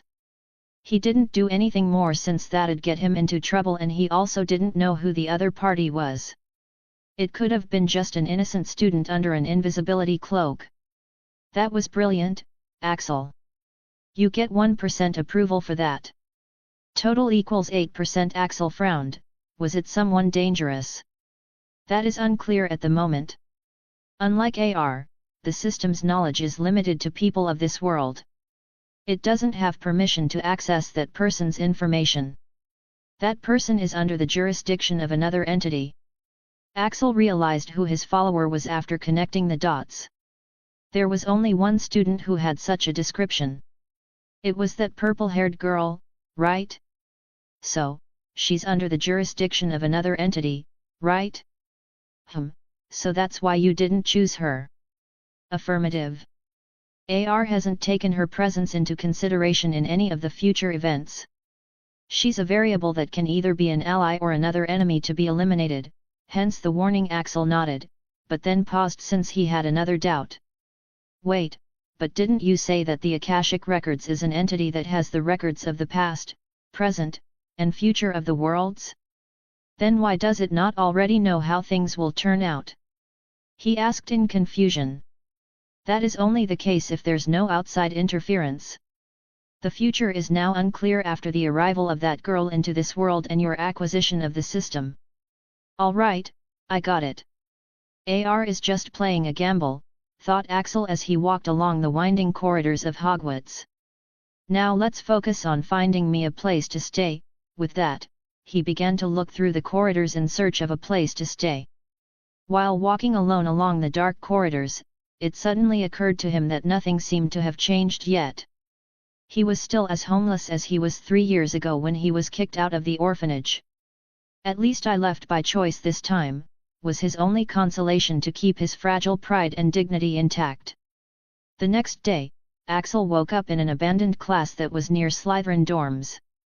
He was tired last night, so he decided to postpone trying to find an ideal location. Thus, he just cleared a place in this abandoned classroom, locked the door, set some bells on it, and crashed here after taking out his sleeping bag from his backpack. The backpack he had was, of course, enchanted with a space extension charm and a permanent featherlight charm. The enthusiastic Muggle-born shopkeeper had explained to him that a decade ago, most people used to use heavy metal trunks with an almost negligent featherlight charm on them. The enchanted ones were just too expensive and still quite heavy. But after the economic evolution, half-bloods and Muggleborns were able to buy or rent land in the Diagon Alley. And trunks with new designs, better enchantments, and cheap costs were allowed to be sold without having their shops stormed or banned under some silly law. And Axel was quite grateful for that. Otherwise, he'd have been lugging a heavy trunk instead of this light and handy backpack with his aching body. He can even take this to his classes. It was a bit expensive, but as far as he could see, it was money well spent. Walking out of the classroom, he went to a boys' bathroom, took a shower, and then went to the Great Hall for breakfast.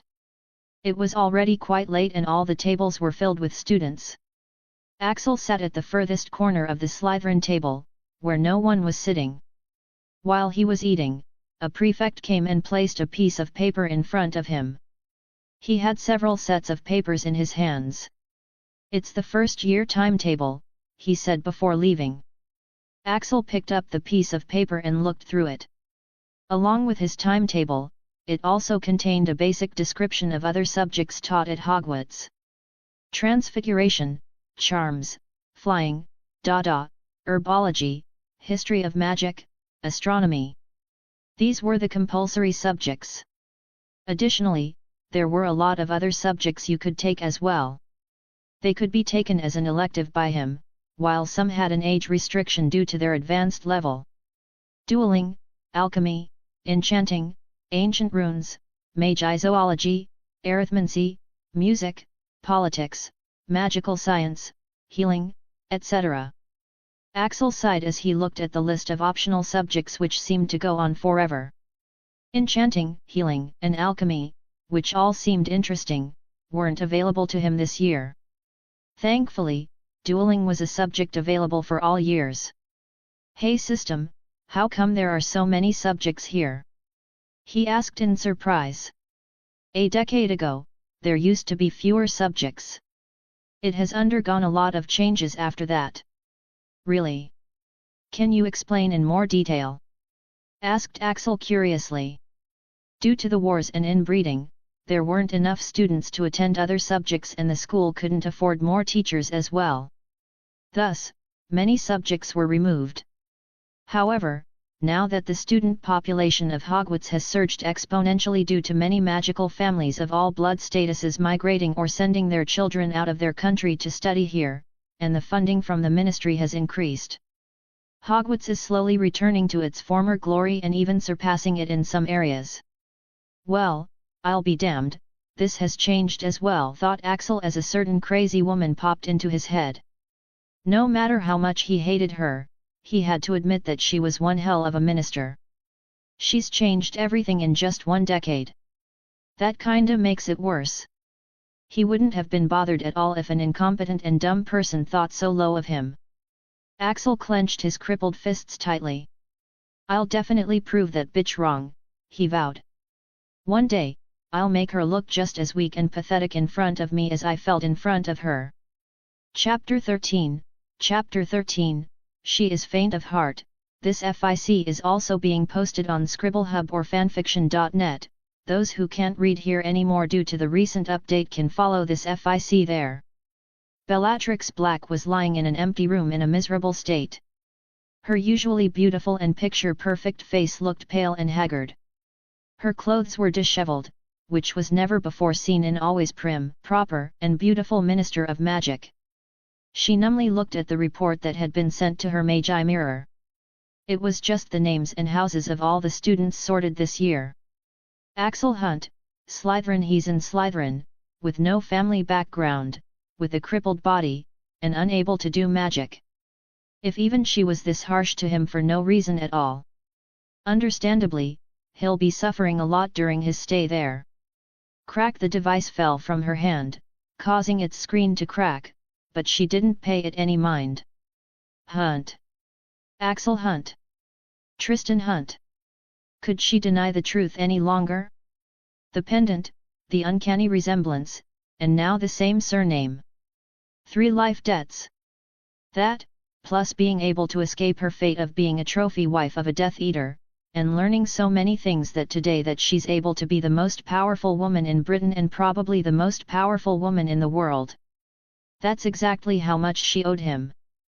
That was all 15 years ago. After helping her through her situation, he had to leave since there were people chasing after him. Left alone and not wanting to go to Britain where her parents had sold her to Death Eaters, Bellatrix toured the whole world for years after that. With her changed perspective thanks to that man, everything felt different to her. She was able to see the world without prejudice. When she finally returned to Britain after years, she found out that everything had changed. Andy, who was banished from the family after running away from home and marrying a Muggle-born, was having a tough time raising her daughter and paying for her deranged husband's treatment. Meanwhile, Ciri was in jail, accused of being a mass murderer and a supporter of Voldemort. And every other Black was dead. Except for Sissy, who'd not bothered to care for anyone. She disappointed her the most. Bellatrix, who had changed by then due to the man who used to say family comes first, decided to fight for her remaining family. She became Lady Black, reinstated Andromeda as a Black family member, and invited her to live with her once again. After that, she became the Minister of Magic and got Sirius a trial. With her life settled, she got to the reason behind her running for the Minister of Magic. To find Tristan Hunt and also help him out. The people who were after him were quite the mysterious bunch. Tristan used to be a part of them at one point until one day, he realized their true goals and ran away with something. After searching for him with all the resources, imagine her surprise when she found out that Tristan was already dead. That had felt like the end of the world for her. At that time, she spent a lot of time in bereavement. And at this time, her family supported her a lot. She grieved until one day, she realized that even if he was dead, there were things she could do for him. His idealistic views, his wishes, and his brilliance could still be retained in this world through her. And most importantly, she could still take revenge on the people who were after him. After that day, almost a decade has passed and she settled her actions during this time according to a priority list. Tristan family making the country powerful enough to find out about Tristan's mysterious enemies and destroy them, making the world a better place since Tristan wanted it so. If anyone messes with this priority, she'll not hesitate to destroy that person. Now, Axel had something that her family wanted. That's second on her list. Thus, she dealt with the situation without caring about hurting the feelings of an insignificant nobody. That was until she saw the pendant. It looked exactly the same as Tristan. From that point on, until now, she had been in denial. She kept thinking that he must be someone else. 'Cause if he wasn't, the meaning of her actions was too horrible to think about. The words she had said to him kept ringing in her mind. Such horrible words! They shouldn't be said to another human being, let alone to the son of the person to whom she owed her everything, and more. But she can't deny it anymore. She has to accept that he is indeed the son of Tristan Hunt. That Tristan, who used to say family comes first and tell her that she should love hers. His son has had to live on the streets, unloved and struggling for food. That Tristan, who was an honest and honorable man. Someone who even managed to change the evil her into someone a little better. His son has had to learn stealing from people. That Tristan, who couldn't even watch a stranger suffering. His son has had multiple injuries growing up, got tortured by the unforgivable Cruciatus curse, and is now crippled for life. That Tristan, who helped her so much for her without asking for anything in return. Who always made sure not to be too harsh even while scolding her. She said such harsh words to his child that they shouldn't even be said to enemies. While the poor boy had always struggled hard for wealth, she had called him poor. While he had tried to be someone powerful, she had called him an insignificant nobody. While the boy trusted someone for the first time, she had broken that trust in pieces. While the boy had happiness and hope in his life for the first time, she had thoroughly crushed them without mercy. She picked up her wand. With all the things accepted, there was only one thing in her mind right now. And that is, a bitch like her deserves to be punished. Axel at the breakfast table, Axel folded his timetable and pocketed it. He had transfiguration the first thing today. While he was eating, the owl posts had arrived, dropping a few newspapers and a few letters. Most only had parcels. After Magi mirror technology was introduced into Britain, most people who can afford it would read the news and communicate with people through it. Though, there was no parcel system developed in Britain yet. So people were still dependent on owls for that one. Or rather, the ministry didn't allow that technology into Britain yet, or the hundreds of thousands of owls hatched and trained through a lot of resources would suddenly be useless. Some developed magical countries had better alternatives. At this moment, a huge pitch-black owl carrying a parcel swooped into the Great Hall, attracting a lot of attention. Most of the people recognized the owl in an instant. This breed of owls was only used by the Black family. And since it was from the Black family, they assumed it was for Rose, who has been adopted by the Blacks. But to everyone's surprise, the owl landed in front of Axel. Axel looked at the owl in front of him with a frown.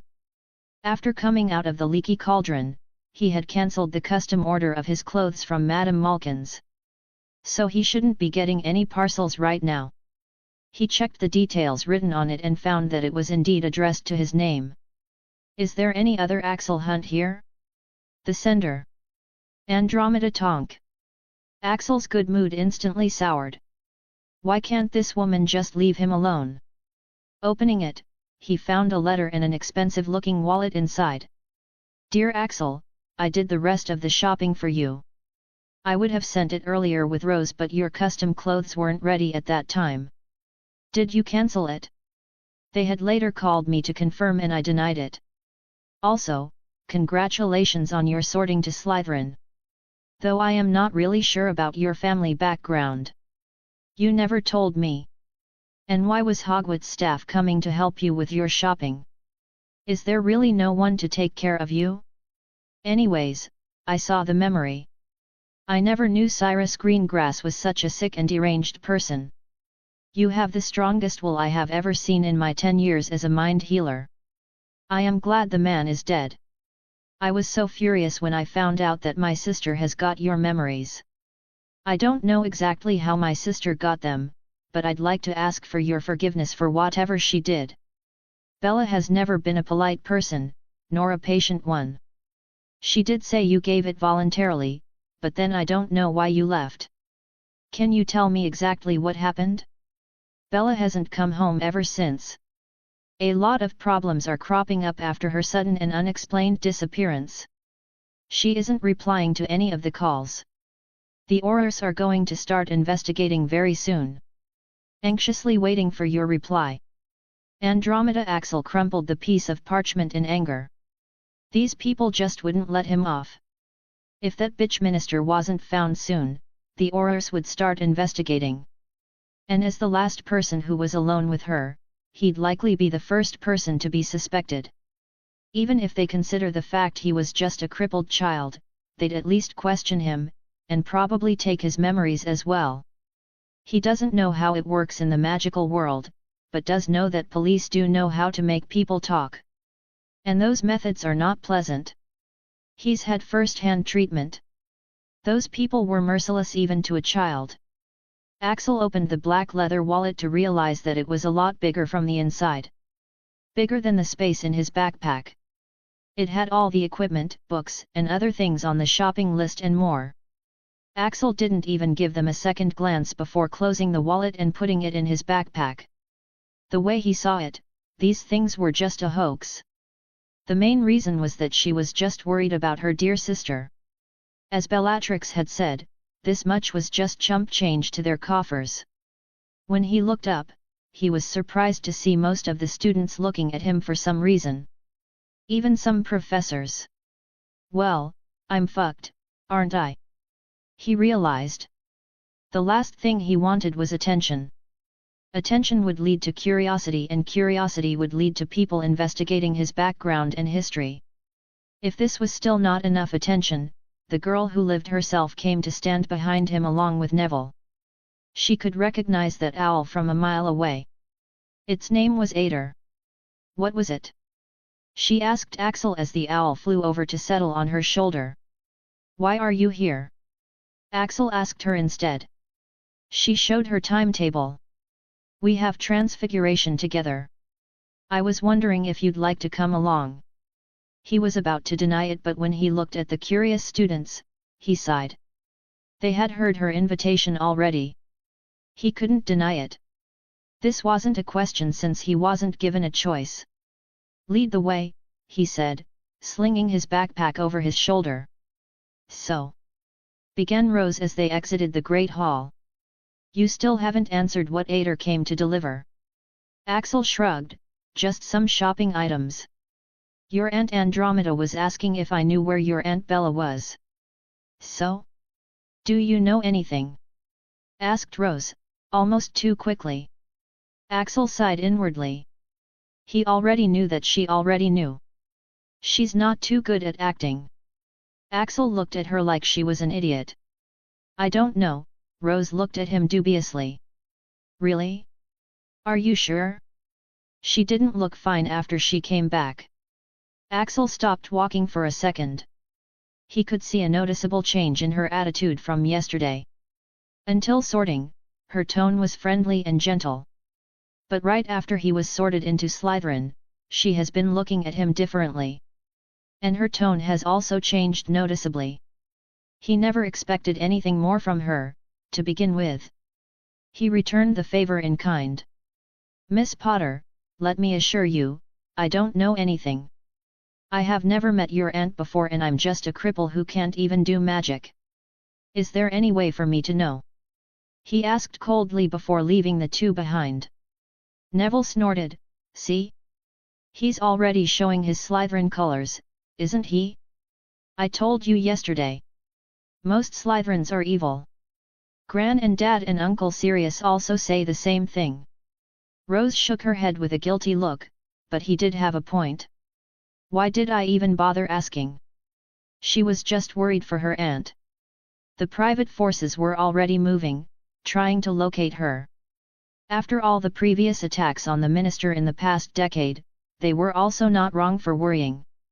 Axel didn't go to the classroom first. Instead, he asked a student for directions to the Oloi. There was a problem he needed to fix before doing anything else. Otherwise, he'll have Aurors coming to Hogwarts for questioning very soon. He had thought he'd settle it after classes, but after Rose had confronted him, he realized that it is better to do it as soon as possible. He went into an empty broom closet and took out his wand. When he touched the wand, it gave a hum of vibration along with a spark. "Well, someone looks eager," he muttered. He was also eager to learn magic, but he had to do this first. Closing his eyes, and touching the tip to his head, he brought a silvery thread out of his head and stored it in a plastic water bottle. The method to do this was included in the beginner occlumency package, and he was able to do it since it did not need magical skills but mind skills. "Damn, that actually worked," he muttered in slight disbelief. He was used to failing at magic by now. "Host, you are quite talented, actually. Have some patience. You'll excel eventually." "Like I don't know that," he thought while getting out. He was just worried that with his luck, he'll be dead long before that happens. The shining silvery thread was the memory of his entire meeting with Bellatrix. Though it excluded the part of what exactly she saw in his memories. He excluded it since this could now be shown to the authorities in case Bellatrix really went missing and they wouldn't know that he had an encounter with Cyrus Greengrass, a man who had been recently murdered. And, this memory would most likely also stop Andromeda from continuing her fake act of caring after knowing that her sister had already exposed her. He would have liked to add a note as well, but as expected, he can't write anything comprehensible with his fingers so unsteady. He could only tear a slip containing Andromeda's signature and stick it to the bottle. When he finally stepped into the Oloi while panting due to exertion, he stopped dead in his tracks. There was a girl standing in front of the open space of the Oloi, looking at the scenery while gently stroking the plumage of an owl that was resting on her shoulder. He wouldn't have bothered if it was any other girl, but it was the same girl who was following him last night. Martina didn't feel like attending the class right now, so she just skipped it. She had long realized that she can do a lot of things that others won't be allowed to do. That included skipping classes as well. Though some teachers do tend to have her learn something challenging while they teach the other students. Sadly, potions wasn't one of them. So she came to meet Rowlet, her dear owl. She had named her after the cute Pokémon Rowlet since the two looked quite similar. At this moment, Rowlet suddenly turned her head 180 degrees to look behind them. Turning around as well, she saw that it was a boy who was looking at her with surprise. Just as she was about to ignore him, she saw that his eyes looked familiar. As the boy turned around to find an owl, his figure overlapped with the person who had tripped her last night. Any other person wouldn't have made the connection, but she was a genius with monstrous intellect. So, it was this little guy here who did that, hey? She thought with a frown as she recalled how disgraceful it was when she fell flat on the floor while running. Even her skirt had ridden up, showing the forbidden scenery. It was fortunate she was invisible at that moment, or she'd have straight up used her powers then and there. "Hey, you!" she called out to him, making him stop. Axel cursed under his breath when she called out to him. "System, should I make a run for it?" "Calm down, Axel. There's a 0.02% chance of you being able to run. System would recommend talking things out peacefully. The magical fluctuations coming from her are insanely high." "Damn. Talk about being unlucky," thought Axel as he slowly turned around to face her. He didn't know what he was expecting, but he certainly didn't expect her to just keep staring at him. "Host, she's currently reading your mind." Axel jumped in surprise. "What? But I didn't even keep the eye contact for more than a second. And how come I didn't feel a thing?" "She's at a surprisingly high level of legilimency. She doesn't need eye contact and you can't detect it at your level." Axel panicked, so what do I do now? Don't worry. It seems like she wouldn't last long. And sure enough, Axel saw her suddenly jerk back with a gasp. System, what happened? Did you block her? No, blocking her would have led to more trouble as you are not supposed to be able to block her. System simply concealed all the information about itself along with other sensitive information and threw out some of your bad memories to test her out. She didn't last long. It seems that she is faint of heart. Martina gasped as she retracted her legilimancy probe. She just couldn't watch it anymore. Like most reincarnators, she had no qualms about casually entering people's minds. She had just wanted to check what kind of person he was and how he knew someone was following him yesterday, and if he had gotten lucky and caught a glimpse by chance, but who would have thought that things will backfire on her again and she'll be traumatized just by watching an 11-year-old's memories. How can someone live properly after experiencing all that? Scratch that, how can someone be alive after suffering through all those beatings? At this moment, she heard him call her, bringing her out of her state of shock. Excuse me, did you have any business with me? No. He didn't wait for her reply and just went along on to find an owl to put the small transparent bottle in his hand into the owl's pouch. As soon as he was done, Axel made a beeline for the exit before the stunned girl could do anything. Chapter 14, An Angel? Chapter 14, posting on Scribble Hub soon, also on fanfiction.net and Royal Road. Axel walked into a large classroom that had at least 100 students at the moment. He had barely made it in time. There was a black tabby cat on the table, staring at all the students with its yellow eyes. Axel went straight to the last table to sit and took out his Transfiguration textbook along with his wand. Whoa! Blimey! Professor! The tabby cat turned out to be Professor McGonagall, which kinda impressed Axel. He wondered what animal he'll turn into. His excitement, however, quickly died down. He'd been called a street rat too many times. He's terrified that it'll turn into reality. McGonagall ignored the surprised reaction of the students as she began the classes. Welcome to your very first class of Transfiguration. Transfiguration is a very systematic, exact magical discipline, working best for the scientifically inclined mind, and as such, it is deemed very hard work. Especially compared to charms, which affords a much larger margin for personal creativity. Also, when transfiguring, it is important to make firm and decisive wand movements. Do not wiggle or twirl your wand unnecessarily, or the transfiguration will certainly be unsuccessful. Axel instantly started to dislike the subject just by the description. But then, McGonagall, as if knowing what the students were thinking, pointed her wand at the desk, which instantly turned into a pig. Though, with experience and practice, you can do things with transfiguration that can help in infinite ways, she said, turning the desk into a few more things before turning it back into a chair. The students grew excited upon seeing the magic, so she gave out a warning. Transfiguration is some of the most complex and dangerous magic you will learn at Hogwarts, she said. Anyone messing around in my class will leave and not come back. You have been warned. McGonagall had the students write a lot of complicated notes, none of which Axel could write with his crippled hand. There were a number of factors a wizard had to take into account when carrying out transfiguration spells. The intended transformation, T, was directly influenced by body weight, A, viciousness, V, wand power, W, concentration, C, and a fifth unknown variable, Z.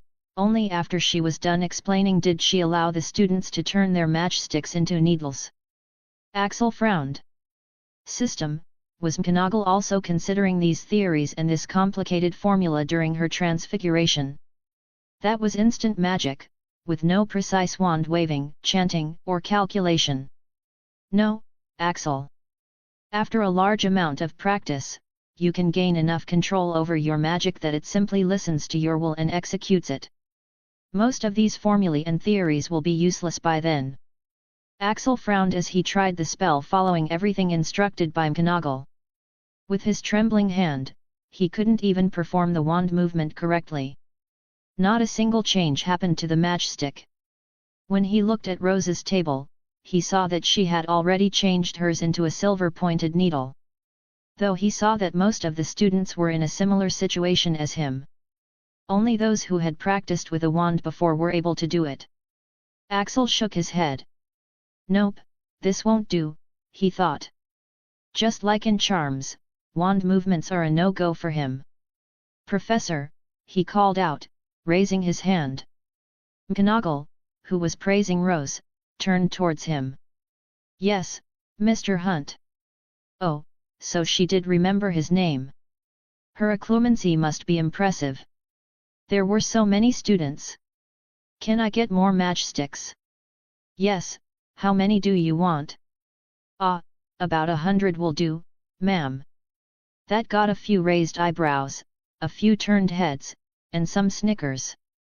McGonagall frowned, but she did humor the boy. You are only allowed to use one at a time, she said, before sending out a box of matches to his desk. She remembers his name because the master healer Andromeda Black had personally sent a letter to her, requesting her to take care of Axel since he had recently suffered debilitating injuries which have rendered him unable to use magic and write his homework. McGonagall has also passed on the message to other teachers.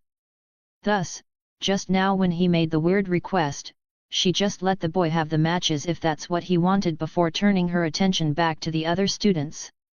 Axel, not knowing all this, thanked her before getting to work. This time, he skipped all the complicated stuff and straight up ordered the matchstick to turn into a needle while chanting the spell. He also made sure to shield his face with his other hand. Puff, and he was right in doing so. The matchstick broke into pieces due to excessive magic. But he noticed that there were traces of silver in the splinters. Wand movements are there for directing and controlling the flow of your magic. Without them and with no practice, the magic is splashing colors on a canvas instead of painting with a brush. Alright, less output, thought Axel as he ignored the intense pain that was caused by using magic. This time, the match didn't break into pieces right away, but the shape got disfigured and it still broke in the end. With every attempt, he'll take observations and make changes to his magic. He was not blindly wasting matchsticks. He was getting better results with each broken stick. After about 20 tries, Axel was in a much worse condition. And his head was throbbing. But he also had a somewhat passable silver needle in his hands. Meanwhile, the others who had never tried it were still struggling to make any changes using McGonagall's complicated method. Very good, Axel. Transfiguration is supposed to be very difficult compared to charms. You managed to bring results using a practical approach that complements your extreme mental talent. Plus 1% approval. Total, 9%. A new system feature will be unlocked when you reach 10%. Axel didn't pay much attention to the system. He'd be happy to accept whatever help comes from the system, but he doesn't want to be too dependent on it. The new feature might be good, but isn't it useless right now? He decided to perfect this spell. He could feel his control over the magic getting stronger. He should practice on these matchsticks as much as possible since he'd not have many test subjects while practicing with a live animal or a larger item. When it was approaching time to end the classes, McGonagall glanced at the boy on the last bench once again. She was surprised to see a bunch of silver needles lying on his desk, along with a number of splinters. He was clutching a handkerchief to his nose with one hand while practicing the spell with the other. She frowned. Something was not right. When she walked closer and observed closely, her shock intensified by several folds. The first thing she noticed was that his condition wasn't good at all. Bloodshot eyes, with traces of blood on the handkerchief, and veins on his trembling hands and forehead were popping out. The second thing that surprised her was that the boy wasn't making any wand movements while performing the spell. He was only chanting the incantation. And the matchstick was slowly turning into a silver needle. Mr. Hunt, stop at this instant, she ordered. Axel stopped for a moment to look up. Yes, Professor. he asked in confusion. McGonagall's lips formed a hard line as she sternly looked at him. I was under the impression that you are suffering from debilitating injuries and are unable to perform magic until treated. Axel frowned. What the heck? How did she know? He shook his head. I don't remember mentioning this to anyone, Professor. I am injured, yes. But I can still learn magic. It's just a bit harder for me, he answered, trying to downplay it. A bit harder, repeated McGonagall, giving him a once-over. She pulled off his handkerchief which was covered in blood from the other side. Clearly, it's more than a bit harder for you, Mr. Hunt. No more magic for the rest of the class. Axel considered explaining to this woman that he was in fact fine, but decided against it. He knew her kind. She'll ignore him like a girl ignoring her ex. Putting on a reluctant expression, he said, Yes, Professor, I won't let you catch me, he added in his mind in a deadpan. Like hell anyone can stop him from learning magic. With his skills, it's just a minor inconvenience. But he'll have to get formal proof from the healer here stating that there was no harm. Seeing the obedient boy, McGonagall's eyes softened. That being said, you put in a tremendous amount of effort and managed to learn the spell while a certified master healer said it will be impossible for you to cast magic. 10 point to Slytherin, she said, and Axel could have sworn he saw reluctance in her expression. Anyone a few years older would have been shocked silly witnessing this event. McGonagall, awarding 10 points straight to a Slytherin? Now that's something you don't get to see often. Axel nodded and thanked her. But in actuality, he couldn't care less about some silly house points. Especially for Slytherin. He'd rather Slytherin come last in the House Cup. On the other hand, Draco Malfoy, who was still unsuccessful in turning his matchstick into a needle, gritted his teeth while glaring at Axel. Axel spent the rest of the class practicing as well. Of course, McGonagall didn't catch any abnormalities this time. Flitwick's class turned out to be much better since he could practice freely there after taking a back seat while hiding from the diminutive professor. Susan had invited him to sit with her but he had refused since she was sitting in the front. Plus, Hannah didn't seem too eager to sit him. Defense against the dark arts though. Axel had arrived early and claimed his back seat. What he didn't expect was someone to actually come and sit beside him. Axel looked at Daphne in surprise. He had noticed that most of the students from other houses would avoid a Slytherin. Even Rose and Susan's treatment of him had subtly changed. So, he wasn't expecting her of all people to come and sit beside him. Don't look so surprised. I was planning on getting some sleep so I came here. My friends refused to sit in the back seat so they are in the front, she said, pointing at a few Ravenclaw girls. The meaning of her words was clear. I'm not a loner like you, Brew. I need you to inform me if that woman comes here or looks our way. Axel raised his eyebrows. You're not going to try learning? Daphne shook her head. I have already covered the first-year syllabus. My father made sure of that, she said, injecting the word father with a lot of venom. The corner of Axel's mouth tugged upward. Your father must have been a great asshole, he said with a smirk. After all, he had first-hand experience. It felt good to curse someone's father right to their face without worrying about the consequences.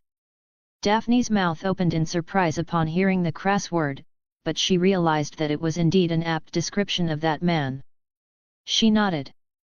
Yes, he indeed, an asshole, she said, saying the word for the first time. It felt liberating. That man had forbidden her from doing anything unladylike. Axel smiled for real this time. She sounded so innocent saying the word for the first time. It was like he was corrupting an innocent little child. This was turning out to be an interesting conversation. Daphne continued, the subject of her father's death being a really refreshing subject. When I realized that he was dead, I smiled a real smile for the first time in a long time. Same with Mum. Really, the person who killed him must be an angel. Ha ha ha ha ha. Axel almost laughed out loud. Yet, I am sure. He must have been chosen by the god, he said, nodding in amusement. While it was Daphne's first time using a bad word, it was Axel's first time having an enjoyable conversation with someone. But, as interesting as their conversation was, it had to be cut short since a toad-like woman in pink had made her way behind the front desk. Well, good afternoon, she said when finally the whole class had settled down. A few people mumbled good afternoon, in reply. Tut, tut, said Professor Umbridge. That won't do, now, will it? I should like you, please, to reply good afternoon, Professor Umbridge. One more time, please. Good afternoon, class. Good afternoon, Professor Umbridge, they chanted back at her. There, now, said Professor Umbridge sweetly. That wasn't too difficult, was it? Wands away and quills out, please. The first thing the woman did after entering was this. The first years weren't all too sensible and polite. One of the Slytherins asked the question in everyone's mind. We won't be using the wand? Asked Draco Malfoy in dissatisfaction. Umbridge gave him her characteristic creepy smile. What is your name, dear? Malfoy puffed out his chest. I'm Draco Malfoy. Pure-blood heir to the Malfoy family, he said arrogantly. Umbridge smiled in approval. Oh, a pure-blood, very good. You see, Draco, magic should only be taught to people who are worthy. Now, do you think everyone here is worthy? Malfoy's gaze swept over to some of the mudbloods he knew. No, he said with a sneer. Only very good. Said Umbridge, cutting him off. You see Draco, I have a lot of magic I can teach, she said, levitating the book in front of her with just a finger. But, it'll only be taught to the worthy. Meanwhile, in the class, we'll be covering all the basic syllabus that you all will need to pass the exams, she said sweetly. Axel's mood sank. He was somehow sure that he would not be among the so-called worthy people. Host, you should stay wary of this woman. She has dark magical power hidden in her. It was undetectable until she used her magic just now. She can't conceal it very well while using her magic. Damn, this woman, he knew something was wrong with her from the very beginning. Her eyes give him the same chills he got from Daphne's dear dark daddy. Nice instincts. They'll help you live longer. No shit, system. Daphne frowned, no longer looking in the mood to sleep. I don't like this woman, she stated flatly. Axel nodded, you see it too. Daphne looked at him in surprise. What? She asked. Those eyes. She's bad news. I wouldn't recommend sleeping, Axel warned. It was none of his business really, but sitting beside her, he didn't want to be implicated. Daphne's eyes widened in surprise. She wanted to say something but Umbridge tucked everyone into silence as she began teaching everyone from the textbook. Axel realized that he wasn't going to learn anything in that class. So, he started practicing levitating under his desk. After this, it was dinner time but Axel didn't directly go to the Great Hall. Instead, he first went to the library. He was already feeling lethargic from all the exertion but it's not the first time he's feeling like shit. He can count on his fingers how many times in the last 3 years he was feeling completely fine with no injuries, no hunger, not freezing with cold, not feeling feverish, etc. Thus, he's learned to stop complaining and just do it. While panting, he soldiered on to climb the stairs and walk the long corridors before finding the library. Oi, system! Recommend me some books on offensive magic and other useful magic which are good enough that I can actually learn from them, he ordered. If this thing can't even help him this much, he's straight up rejecting the whole saving the world thing. Thankfully, the system didn't turn out to be completely useless for once, and recommended to him some books which he had to dig out and pluck out from all kinds of places in the library. He realized that these smart-ass students had hidden the good ones at places where no one else would find them, and these books had been hidden for God knows how long. Anyways, why is he borrowing the books? It's because after attending these classes, he has realized that even with his crippled body, he is already getting ahead of what McGonagall and Flitwick are teaching the students. Which is nothing to be impressed about, considering the strength of his enemies. In fact, it's quite funny and worrying how he is fretting about school bullies while he has to fight an army of creatures from another dimension along with the most powerful Dark Lord. Thus, he's going to have to learn magic on his own, ahead of everyone else. He needs to gain strength quickly.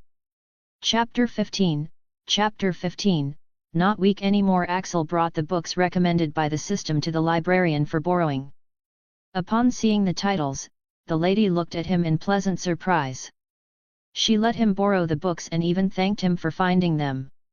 Some of them have been hidden for centuries. I wouldn't mind even if you borrow these for a year now. Of course, Axel had to answer how he found them, to which he simply said, you just have to find the best places to hide them. With the books in his bag, Axel made his way back to the Great Hall for dinner. He took a seat alone at the furthest corner of the table, near the professor's table. He decided to check out the books he'd borrowed. While he was eating peacefully while reading one of the books, someone annoyingly disturbed him. Hey, Hunt! I heard you were a cripple. Asked Malfoy, purposefully making his voice loud so that others could hear it too. Axel mentally let out a sigh. This guy is starting to get on his nerves. Just a disclaimer, but those who get on his nerves don't usually end well. Axel nodded, looking at him with a sympathetic look. Yeah, Blondie, must have sucked, right? Even a cripple is better than you at magic, he said, one hand holding a goblet while his face made a lopsided mocking expression. // Leonardo DiCaprio / There were some sniggers and catcalls from those who heard. That should have shut him up. Sadly, this guy was denser than Axel gave him credit for. Oh, you think you're better? How laughable! He said, pulling his wand out. Axel didn't look the least bit fazed. Yeah, I think I am. At least I read the rules before coming here and haven't embarrassed my house in public, he said before glancing at the teacher's table, where some of the teachers had their eyes on them. He had expected his head of house Professor Snape to take action, but the bastard just stared at them like he didn't intend to do anything. Git, thought Axel. He had seen the same guy taking action against several Gryffindors this morning for the smallest of things. No matter, someone could match him in his pettiness, apparently. Mr. Malfoy, it is against the rules to point your wand at a fellow student. 5 points from Slytherin, said McGonagall from her seat. Axel was sitting in the corner, being the closest to the teachers for a reason after all. Malfoy's face was worth watching at that moment. And upon losing points, even the other Slytherins glared at him. Pure blood or not, that was entirely his fault. He was like a Gryffindor while the other boy acted like a Slytherin should. Malfoy's face turned purple as he glared at Axel angrily. You just meet me in the dueling class, Hunt. I'll show who's better then, he said before leaving. Dueling class, hey. Axel had almost forgotten about it. It was tomorrow and it was held together for all the houses of the same year. He glanced at the professor who was going to teach them dueling. It was a tall and athletic beautiful woman with blonde hair and hazel eyes. Her name was Alice Longbottom, an ex-Auror and a famous duelist. Neville Longbottom doesn't act so confident at Hogwarts for no reason. His mum teaches dueling at Hogwarts. Axel would have looked forward to the dueling class, if he had a good background and a healthy body. But in his current state, it's going to be difficult. But, he still has to go. He knows nothing about magical combat and the fights from now on are going to heavily involve magic. That night, the first thing he did after going to the Slytherin dorms was to change his door plate with another door plate containing a different name. This one was stuck to a room that was not occupied by anyone. After that, he put his own door plate in his bag and left the dorms for good. Though he could technically stay in another dorm as well, but it's not worth it staying at this place longer. The people here are very punchable and his crippled hands have been itching for a while. Malfoy's already after him and retaliating openly will attract attention and curiosity to his background. Now that he has no room to his name in this huge dorm, no one would find out that he never stayed in his room. There are so many rooms and they'd never even find his name. This is in case someone like Malfoy tried to ambush him at night, only to find that he was not in his room. Then they can complain that he's been breaking the curfew. Now, he won't bother showing up here at all. There's so many students that even he can't tell whether any of them are coming to the dorm every night or not. With things sorted out, he had officially left the Slytherin dorms. Somehow, he felt much more comfortable now. Maybe he's used to being homeless now. Now he can stay wherever he wants in this castle. Right now, even though he was dead tired, he decided to practice some magic and occlumency first. Being tired is no excuse. If you can do it without suffering any consequences, then you're just being lazy. It also helps that he has a genuine drive to learn magic. While navigating between his classes today, he had also been scouting for locations to practice magic and sleep. He had come across a huge room with hundreds of training dummies, targets, and other dueling equipment. It was the place where the dueling classes are usually held. But of course, he's not going there right now. He is not the only one who would want to practice magic at night. Thus, he's sure there'd definitely be someone else there, or at least the prefects would go there to check if anyone was there. During the day, he had casually stolen a few dummies and targets from there after confirming with the system that there was no risk. Now they'll come to his use. He went back to the classroom that was his bedroom yesterday, locked the door, and set up the dummies and targets. By now, he'd only learned 3 spells. 1. Lumos. 2. Levitation. 3. Transfiguration of a matchstick into a needle. Quite useless, if I do say so myself, he muttered. He took out the books he'd borrowed from the library. Gulp. Flipping through the pages of some of the best books of Hogwarts library, he gulped upon seeing so many types of spells. These included the spells in Hogwarts' normal curriculum as well along with the other spells. And the difficulty varied from the first year to the 7th year and some even above that. All right, let's start slow, he muttered.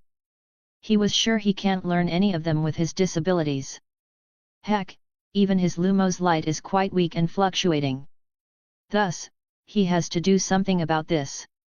There has to be a way. That's his primary goal. His other immediate goal is to learn some spells that can be used even in his crippled state. For that, he examined his current state. His hands, specifically, his fingers had suffered major damage and he had little to no control over them. But his legs, even though they hurt all the time, and he can't make rapid movements, his legs are still fine. That is, he still hasn't lost the incredible balance and grace of a master thief. It can be used, he thought as all sorts of fighting scenarios flashed through his mind. All right, system, can you tell me which spells I can cast with my current condition and are useful to me? With 9% approval, affirmative. It is possible if you ask. The system recommended to him a few spells which he could practice. Ah, system, are you sure I can do all these? Asked Chris, checking the difficulty level of some of the spells. There was one even above 7th year difficulty. Affirmative. As previously mentioned, you have an extreme mental talent, Axel. Not even those above 7th year are able to take a Cruciatus curse without suffering mental damage. A spell requires both magical and mental contribution to complete. The spells recommended by the system need about 90% mental contribution and only 10% magical. Great, he looked at the spells. Some of them are going to take a long time to practice.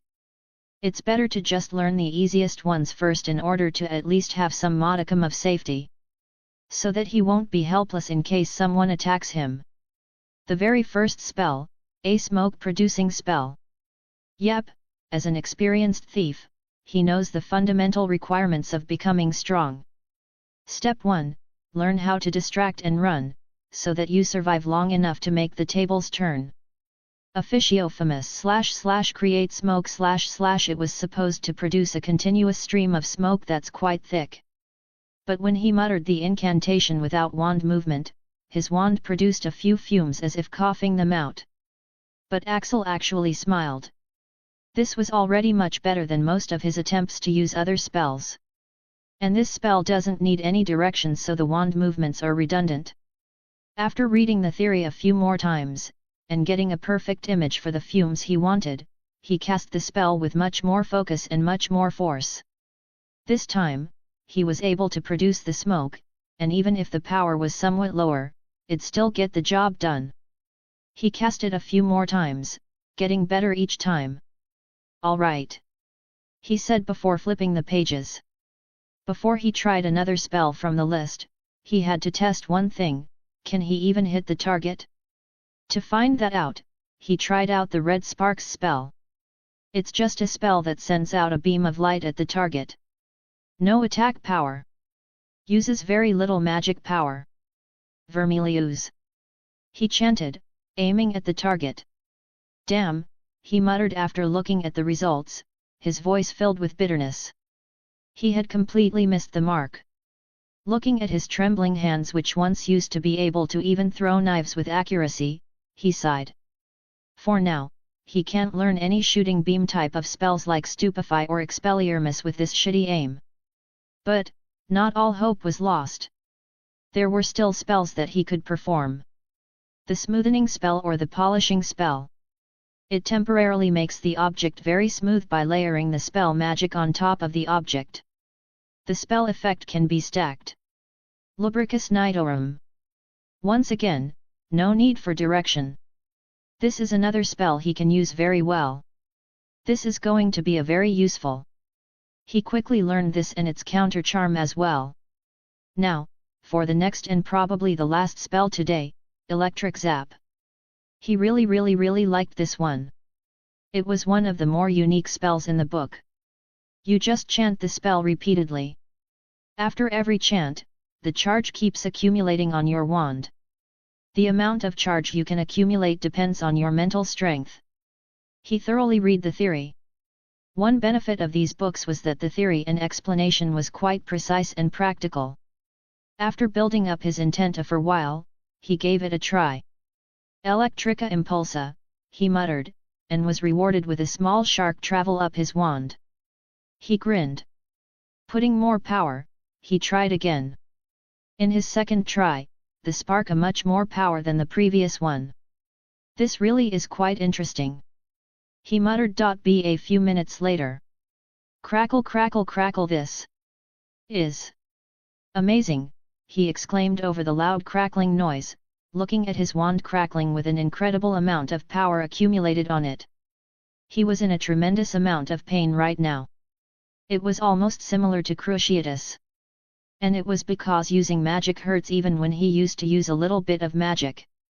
Right now, he'd used up all of his magic and was holding it all together with his mental power. The number of times an average wizard could stack up the charge with this was 3 times before it blows in their face because they can't control it. How much have I already loaded, system? He asked the system while the whole room was lit with a dazzling blue glow. Axel, you've chanted the spell for exactly 34 times by now. It is recommended that you don't go any further. Axel was already feeling lightheaded. Looks like this was the extent of his magic, for now. His magic power.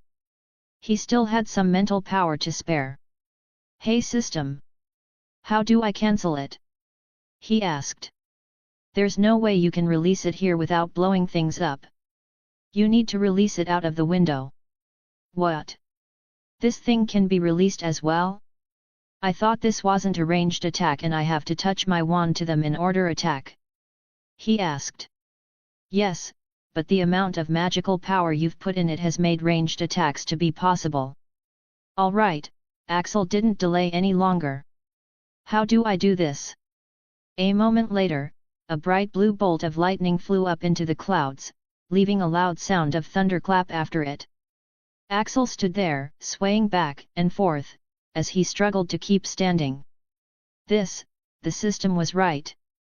Mental power can be a huge boon. He isn't actually as weak as he thought. A beautiful but malicious woman's image came to his mind. Bitch, who said I'm weak?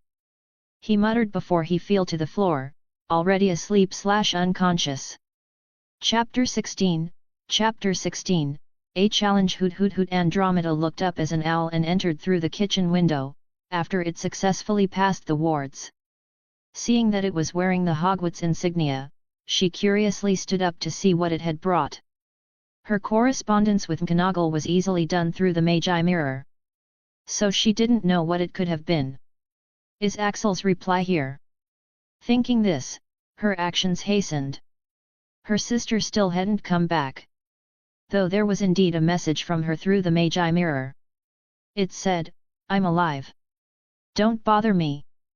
But, can a single text make her stop worrying? No.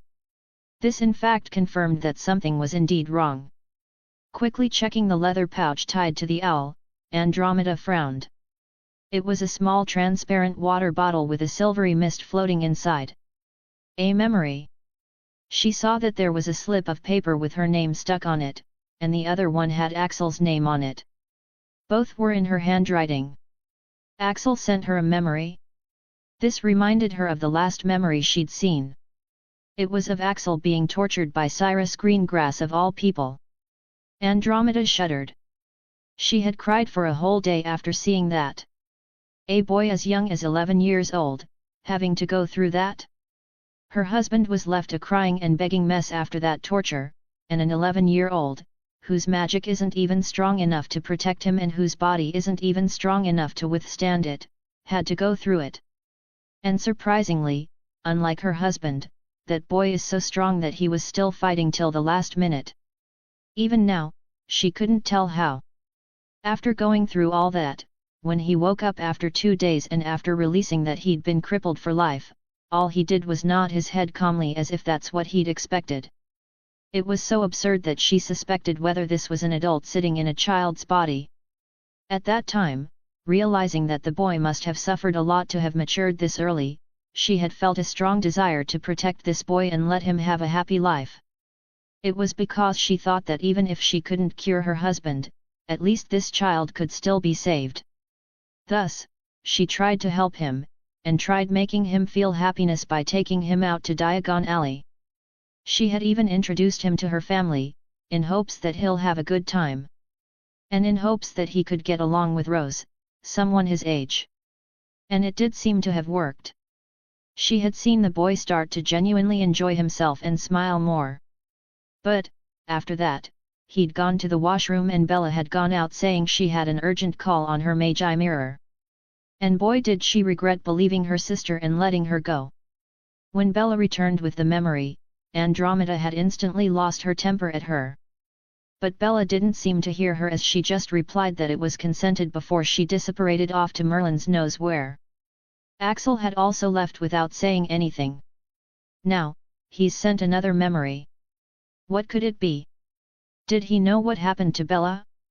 Andromeda brought out one of their pensieves to check it out. It was a small pensieve, imported from a developed magical country. It had a lot of advanced features like enhanced quality and sound amplification. She quickly poured the misty liquid-like memory into the pensieve and peered into it. Instantly, the world around her changed and she found herself in the leaky cauldron, in front of the men's bathroom. She saw Axel exiting the bathroom and Bellatrix standing right in front of him, waiting. Is this Axel's memory? How did he extract it? She thought, but her thoughts were paused when she heard Bella say, Cyrus Greengrass, the name of the man you killed. Thought you should know. Andromeda got a huge shock hearing those words. Cyrus Greengrass, the man who'd tortured Chris in the memory Bella had given her. That man was killed by Axel? So, he even had to kill someone while so young. Life is so unfair sometimes, she thought, but her thoughts paused again when she witnessed Bella blackmailing Axel for the memory. Andromeda wouldn't agree to this, she heard Axel say, trying to look calm. Yes, I don't agree. Andromeda exclaimed. She didn't like where this was going. But Bellatrix actually laughed, sounding genuinely amused. I see. She did a very good job in manipulating you. No, I didn't. Not this time. Shouted Andromeda. No one but Bella had known that she wasn't actually as kind-hearted as she pretended to be. But not this time. Yes, in the beginning, she had just thought that she'll peer into his mind to see the memories, but after seeing him and getting to know him and his circumstances, she had decided against it. This person had experienced what her husband had experienced and had even survived it. He deserved her respect and recognition for that. And after seeing him experiencing various basic joys of life for the first time, she even rejected the idea of peering through his mind even with his consent. Because every time he had asked why she was doing all that for him, it had dug painfully at her conscience. She couldn't bear to break the trust that had been gained after seeing so much reluctance in those eyes. Thus, ultimately, she had genuinely decided not to ask him about the memories. Sadly, the scene she was witnessing made her fears come true. Hearing Bellatrix's words, Axel paused. What are you talking about? Andromeda could hear the edge in his voice and see the last bit of hope in his eyes. It's funny really. How she's created a perfect image of herself in your mind so quickly. Let me enlighten you, you gullible kid, Andromeda is a black. She's no kind woman. No, she whispered as she saw the last bit of hope die out from his eyes, his hurt emotions clearly visible on his face at this moment. The first time Andromeda got to see his true emotion turned out to be like this. Bella was right. She was no kind woman when it comes to the well-being of her husband and daughter. But, not this time. Or was it? She herself didn't know anymore. But Bellatrix wasn't done yet. Andromeda knew that once Bella decides to do something, she'll finish it without care. She just wants to get the memory. She wouldn't care about Axel. And though her fears came true, Bella turned out to be much more brutal than she had thought. You think she did all this out of kindness? Wrong. Wake up, kid. Who are you to her? A nobody. Do you know how many have died for the sake of finding a cure for her husband? How long has she known you for? A day and a half. You tell me, kid, who's she gonna choose between her husband she's known for decades or you? She's kind? My perfect pure blood arse. She did all this because she thought it was the easier method. Just throw some money and some kindness to a homeless kid and he'll give you anything you want and still thank you afterward. But looking at you, I can tell. You wouldn't have agreed, would you? So, for the sake of my sister, I'll do this and then we go our separate ways. Now, do you agree or do I need to force you? Tears came out of Andromeda's eyes when she heard her sister's words. She saw how Axel's expressions changed with each sentence, as they were cutting deep into him, scarring him forever as his pain turned into apathy. He actually agreed to Bellatrix's oh-so-polite request and even thanked her. I was getting too hopeful and positive about this world, he said self-mockingly. You reminded me once again that I should never trust anyone and learn to be satisfied with loneliness. It broke her heart to hear him say that. She knew that he had changed, almost irreversibly. She could almost see the walls building up around him once again, shutting out everyone. This time, stronger than ever. Then the scene in the memory changed to the time right after Bella had exited his mind. No one, not even Axel, would notice anything about her, but Andromeda could. She looked, shaken, almost as if denying reality. What happened? Thought Andromeda. She saw Bellatrix trying to stop him and then recoiling back when Axel glared at her. He refused to stay even a moment more and his final words, got ingrained in Andromeda's mind. Also, make sure to show the memory to your sister. Tell her that her husband was just a pussy who suffered no hardships if he couldn't even take that much torture. She should stop hurting innocent people for such a weakling and find herself a real man. With those words, he left, while Bella stood there as if someone had petrified her. The memory had ended, but Andromeda just stood there, too stunned to even speak. Why was Bella looking so panicked after seeing his memory? What did she see? Was it the reason for her disappearance? Are her efforts really so useless? And was Ted? No. The memory Axel thought would clarify everything had instead left Andromeda much more distressed and disconcerted than before, and his last words had left a lot to think about for her. Early in the morning, Axel went to the dueling arena for the dueling class. He was surprised to see that most of the first years had picked dueling even though it was an extracurricular subject. That was clearly indicating its importance. Neville's mom was standing in the middle of one of the dueling circuits. She was wearing a pair of jeans, a dueling robe, and a t-shirt underneath saying Super Mom. Good morning, sweetie bun. How was your first night in the dormitory? Did you sleep well? She asked Neville right in front of everyone. Mum.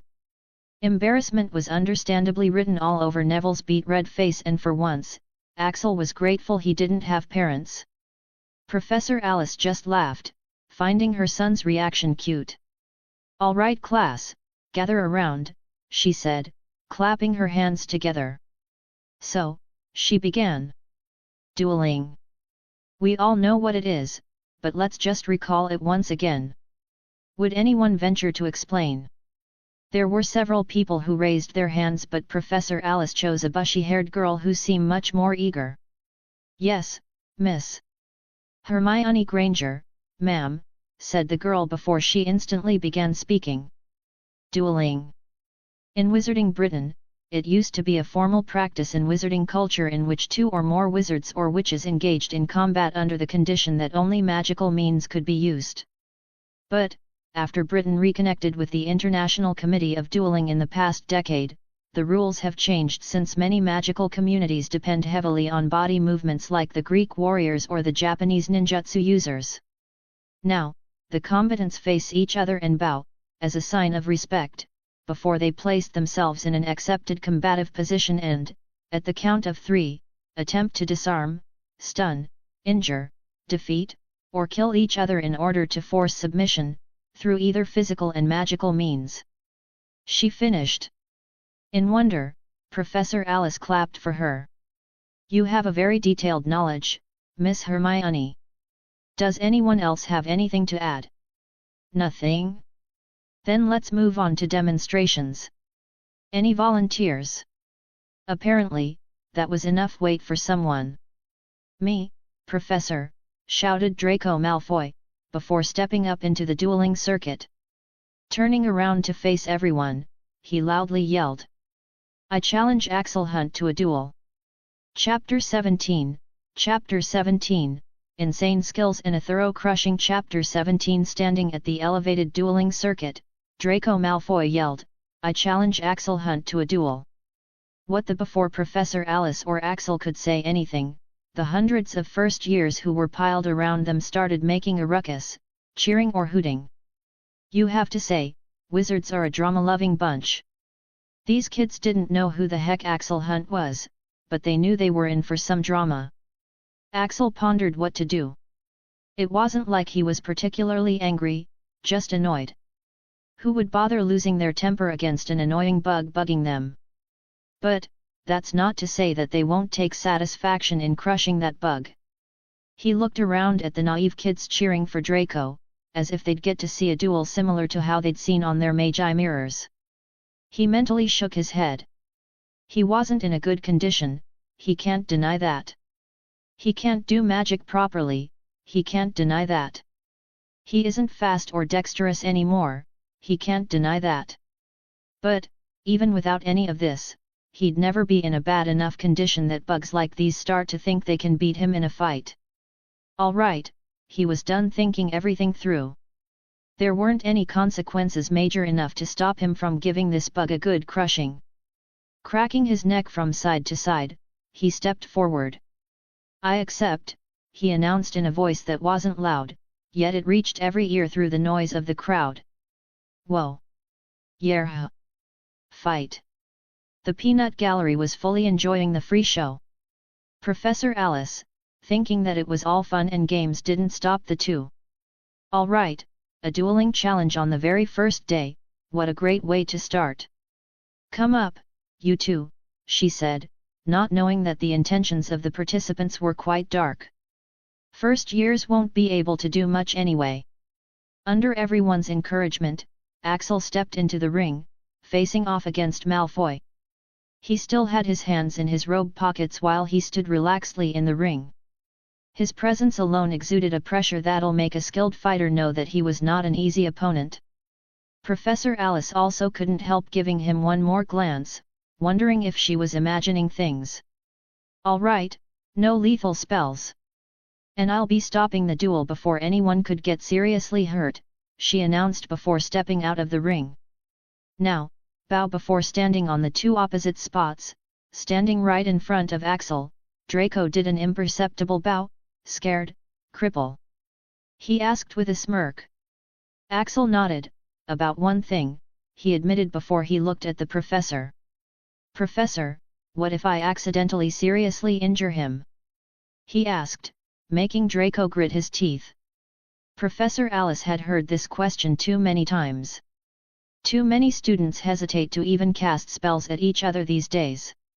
Even her Nevi has similar problems. Don't worry, dear. You are under my supervision, so I'll stop before anything serious happens. Besides, injuries are common in dueling. If your spell was non-lethal, then you won't get into trouble, she answered as if she already had this answer memorized. What she didn't know was that Axel had asked this question on purpose, so that he won't be blamed later. They both took distance from each other and took the spots that had been marked on each side of the circuit. Wands ready! Announced Professor Alice. Draco leveled his wand against Axel while Axel was still standing with his hands in his open robe's pockets. The next thing Professor Alice was supposed to do was say start. But she paused when Axel didn't draw out his wand. Though apparently, this was enough of an announcement for Draco since he already brandished his wand, yelling out his first spell even before the match officially started. Furnunculus. A jinx that causes a serious breakout of acid boils or pimples. A sickly green beam was shot at Axel, but everyone was surprised to see that while the spell beam approached him, Axel didn't move at all. The spell beam whizzed past him, passing over the heads of the observers below before hitting the opposite wall. Throughout the event, Axel didn't even flinch. Everyone thought that Axel hadn't moved at all and Draco had just missed, except Professor Alice and Draco Malfoy himself. If you look at his feet, you'd realize that he wasn't standing on the original spot that was marked in the ring. He was standing just a bit to the left. Hey, look! He's not standing on the marked spot. Many among the students also only noticed it now as they began pointing it out to others. Malfoy glared at Axel. Lucky fluke, he muttered before launching another spell. Inflatus. Inflates the target. This time, many people saw it. Even before Draco's spell was cast, they saw him languidly stepping to the side. Once again, the spell flew past him, missing him by a narrow margin. What? He moved even before the spell was cast. That was indeed the case. Axel was moving even before the spell was cast. It seems quite easy, right? But it was not that simple. Your opponent isn't blind. He can change his aim at the last second as well if he sees you moving. This time, when casting the spell, at the last moment, Draco suddenly slowed down his cast. It was expected that like all the times, Axel would move to the side this time as well.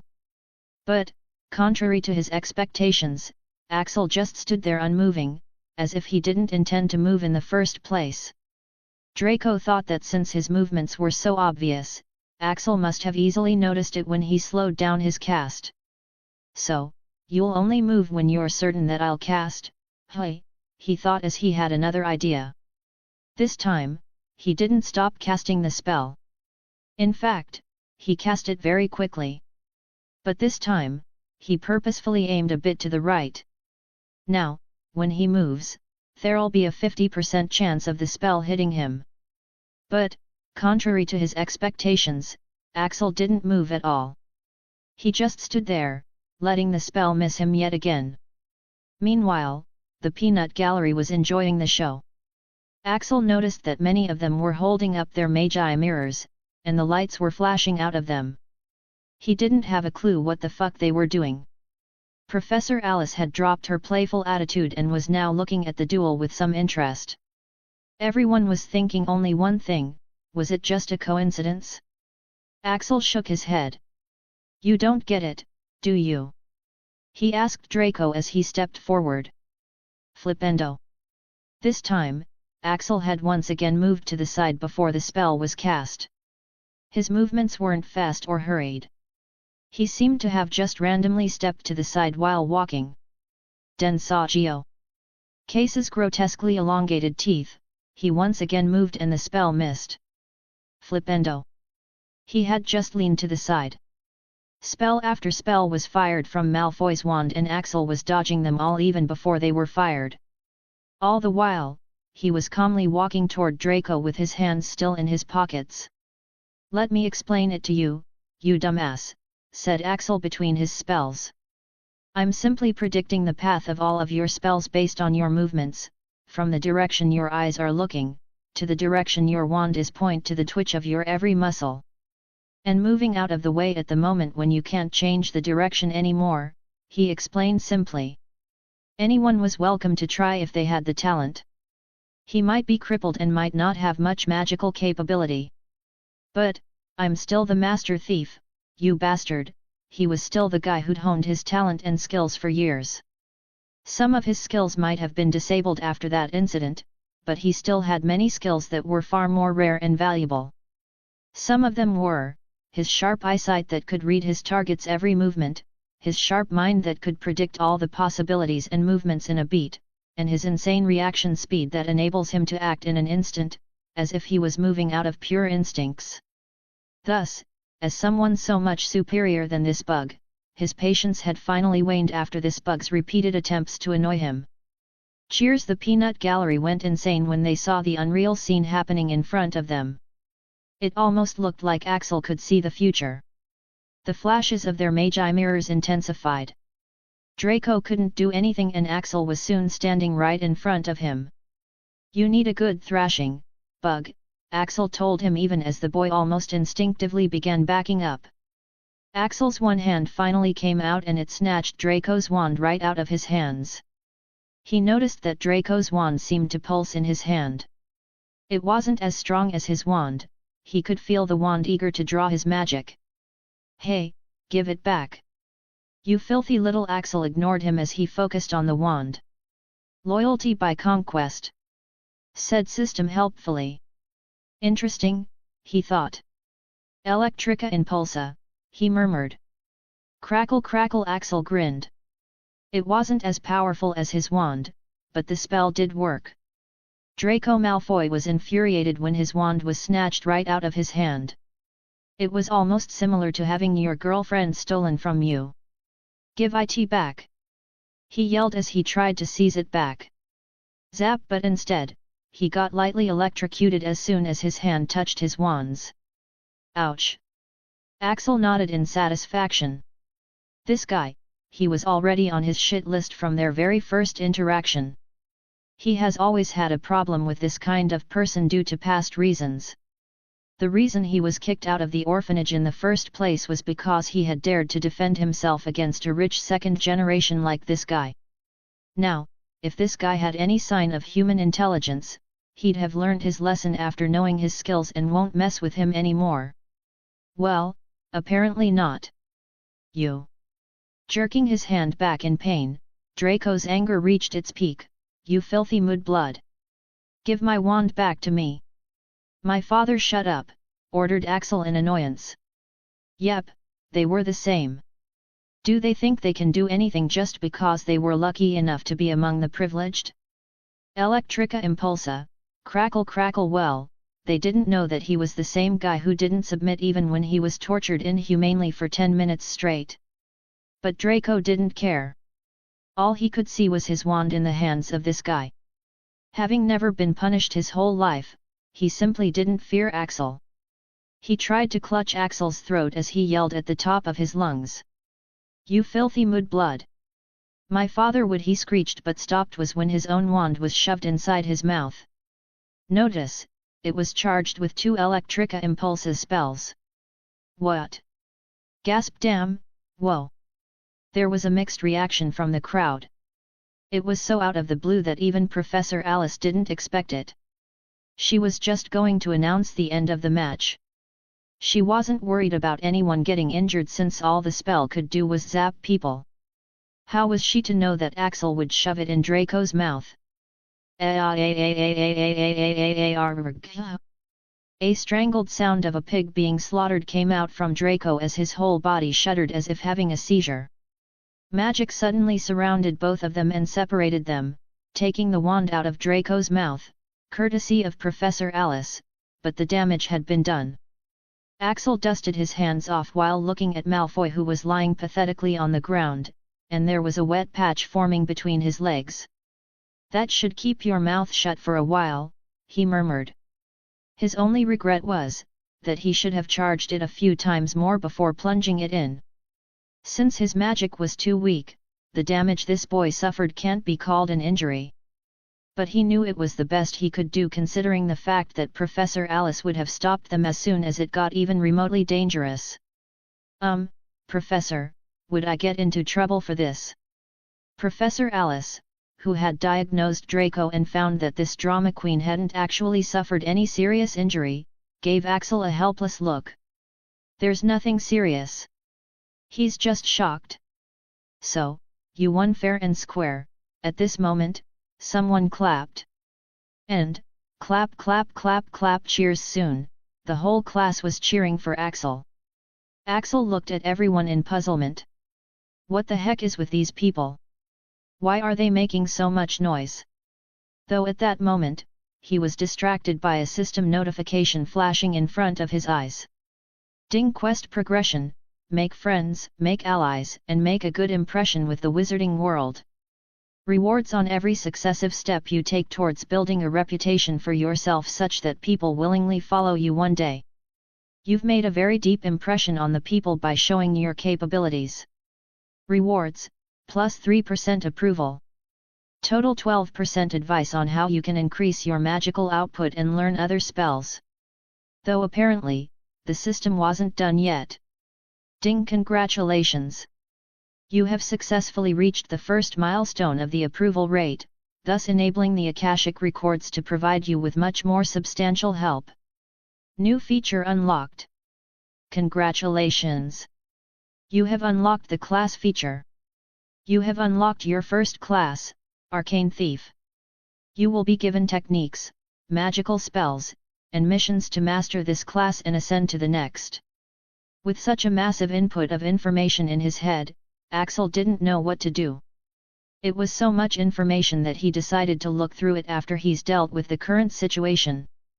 Even though his actions might seem impulsive, as if he didn't care about the consequences, but he had done everything after careful calculations. Chapter 18, The Arcane Thief. Chapter 18. After sending Draco to the hospital wing, Professor Alice gave Axel a deep look. "Axel Hunt, right?" Axel nodded, wondering whether he was in trouble after all. Though, contrary to his expectation, Professor Alice had an impressed look as she actually smiled at him. "The way you predicted the spell trajectories while moving in such a calm and composed manner when spells are being thrown at you, it was truly impressive. I don't think even a professional duelist could have done it better. You have a tremendous talent for this. Take 10 points for Slytherin for an excellent demonstration of skills." It was the first time a student had received so much praise from Professor Longbottom. But Axel just sighed upon unwittingly gaining more points for the Slytherin. After that, Professor Alice took the safer approach for the rest of the class as she taught them some basic stuff about dueling. While she taught, Axel just blended himself among the students to hide from all kinds of gazes that were being thrown his way and to check out his rewards. Even though his actions might seem impulsive, as if he didn't care about the consequences, he had actually done everything after careful calculations. No one except the headmaster really has the power to expel him from here. Apparently, there used to be an option to have a seat in the Board of Governors by paying money. But now, money is the last thing Hogwarts needs. This he has known from the basic knowledge. And from what he's seen, the Malfoy family isn't really much of a big shot since it hasn't even got its own seat in the Wizengamot. So, there shouldn't be any drastic actions. Now, the only other problem is this attention, he thought, looking at many who were trying to find him among the crowd. Especially Rose Potter. She was the one who started the applause for him. Now, it's safe to assume that all this attention might cause some problems. But his eyes went to the system interface in front of him. A massive 3% increase in the approval rate and a suggestion on how he can increase his magic power output. Both of these rewards were so huge that he couldn't understand what exceptional work he did to deserve this. What could the impression of a few first years matter? But, whatever it was, he figured that it was totally worth it if he's got such insane benefits. The approval rate of each percent increases after he performs several impressive deeds or missions. After the first time when it got a massive 6% boost, it has only increased by 1 each time. But this time, he got 3% directly. As for the way to increase his magic power output, he realized which path he has to focus on to do that as the system directly gave the information into his brain. The main point is, the connection with his wand.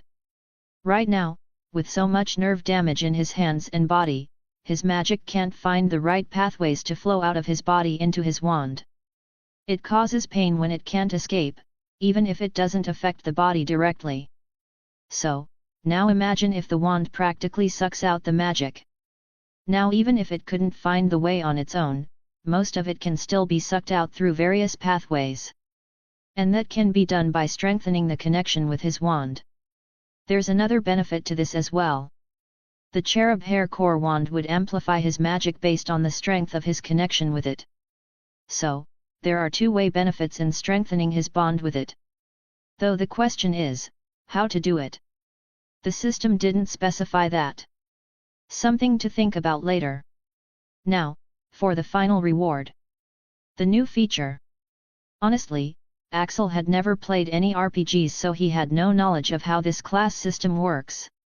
System, give me more info. You will have to activate the class feature for that. Do you accept the class, Arcane Thief? Y/N Well, do I have any other class option? You do. But the class is so special that you can only accept them after you have passed the required threshold approval rate, which is too high. You will also get successive class options that come after gaining a certain degree of mastery in Arcane Thief or when you pass the requirements to possess a class. I can have multiple classes at once in the future, right? Affirmative. Then, yes, I accept the class, said Axel decisively. Ding, class accepted. You are now an Arcane Thief. Now you can access the information you asked for. Arcane Thief, a special class achievable only by those with exceptional skills and talent in thieving and possessing magic. There is nothing a master Arcane Thief can't steal.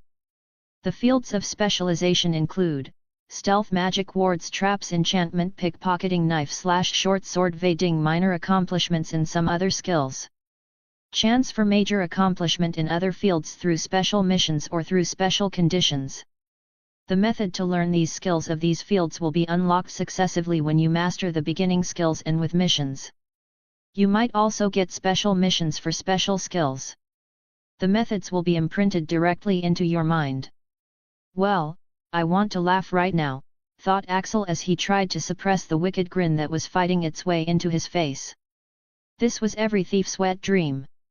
His hands had been itching after his last try at thieving, which had landed him in a hospital, and he had given up on stealing anything until he had enough skills to pull it off, which would take years. Now, it seems that he won't have to wait that long after all. It was lunchtime and Axel was making his way towards the Great Hall. But, he realized that there was a problem. Why is everyone looking at me? First years, he can understand, but the rest? No sir. He should totally be a background character for others. He saw a group of students huddled together, watching something on their magi mirrors. Damn, can this guy see the future or read mind or something? He's just a first year, apparently. When one of them saw Axel passing by, he pointed at him. Hey look! It's him! The guy in the RM! The others also looked at him and got surprised. This group was apparently more daring. Hey, can you take a picture with us? He asked, showing his magi mirror. Why? Asked Axel. He was genuinely confused. That made them somewhat confused. Well, why not? Your RM has gone viral on the Hogwarts forum. You're famous now. We have to be the first ones to share our pictures with you. What? Axel bailed out from there after making an excuse. System, what the fuck is going on? Host, the video of your fight, or the recorded memory, RM, as they call it, has been posted on the Magi Hive in Hogwarts forum. It is currently being shared among various platforms, meaning that it is going viral. This has increased your reputation and thus helped you gain the system rewards. Fuck. Damn it. Shit. Hell. It made sense now. Only now he understood why he got such an outrageous reward of 3% approval for something so trivial as performing well in front of the first years. Right now, Axel hoped that the wizarding world was just as backward as it was 10 years ago. For the rest of the day, Rose was left replaying the fight of Axel again and again. He did such a great job of teaching that arrogant pawns a lesson. But unlike others, she was fully aware of his disabilities. He shouldn't be able to do magic. And his body was also not in a good state as far as she was aware. But still, he had managed to win the duel in such a domineering fashion. She noticed that he never made any rapid movements, because he simply couldn't. And he could actually do magic. The last time she had seen, he could barely cast a Lumos while struggling. At that time, his determination to improve despite his disabilities had deeply moved her, and today he's progressed so fast. When he had won and Draco finally got what he deserved, she was so impressed that she had started to applaud. She would have wanted to praise him in person, but, it seems that she can't do that anymore. He's a Slytherin after all. Even though her two aunts were Slytherins, Sirius had still never stopped on passionate hate for Slytherins. Especially the greasy git. Those two might be the rare exceptions, or they just got their head right afterward, he'd say for her two aunts. Thus, it was understandable that Rose had gotten quite a lot of prejudiced opinions about the Slytherins. Thus, when Axel had gotten sorted into Slytherin, she had been quite disappointed that he actually turned out to be a Slytherin. She had begun wondering if Axel was an evil person or not. Plus, Neville and Susan hadn't heard better things from their home as well. And when she heard that her Aunt Bella was missing and Axel was the last person she had talked to, it was like her fears had come true. Thus, she had questioned him about what had happened. Though she had felt bad when Axel's eyes towards her had turned cold. She wasn't sure what was right anymore. Yesterday night, Aunt Andromeda had called her to ask about Axel, asking whether she was properly taking care of him or not. She had told Rose that Aunt Bella's reply did come and she said not to worry. Rose was quite ashamed and regretful while her aunt repeatedly stressed to take care of Axel.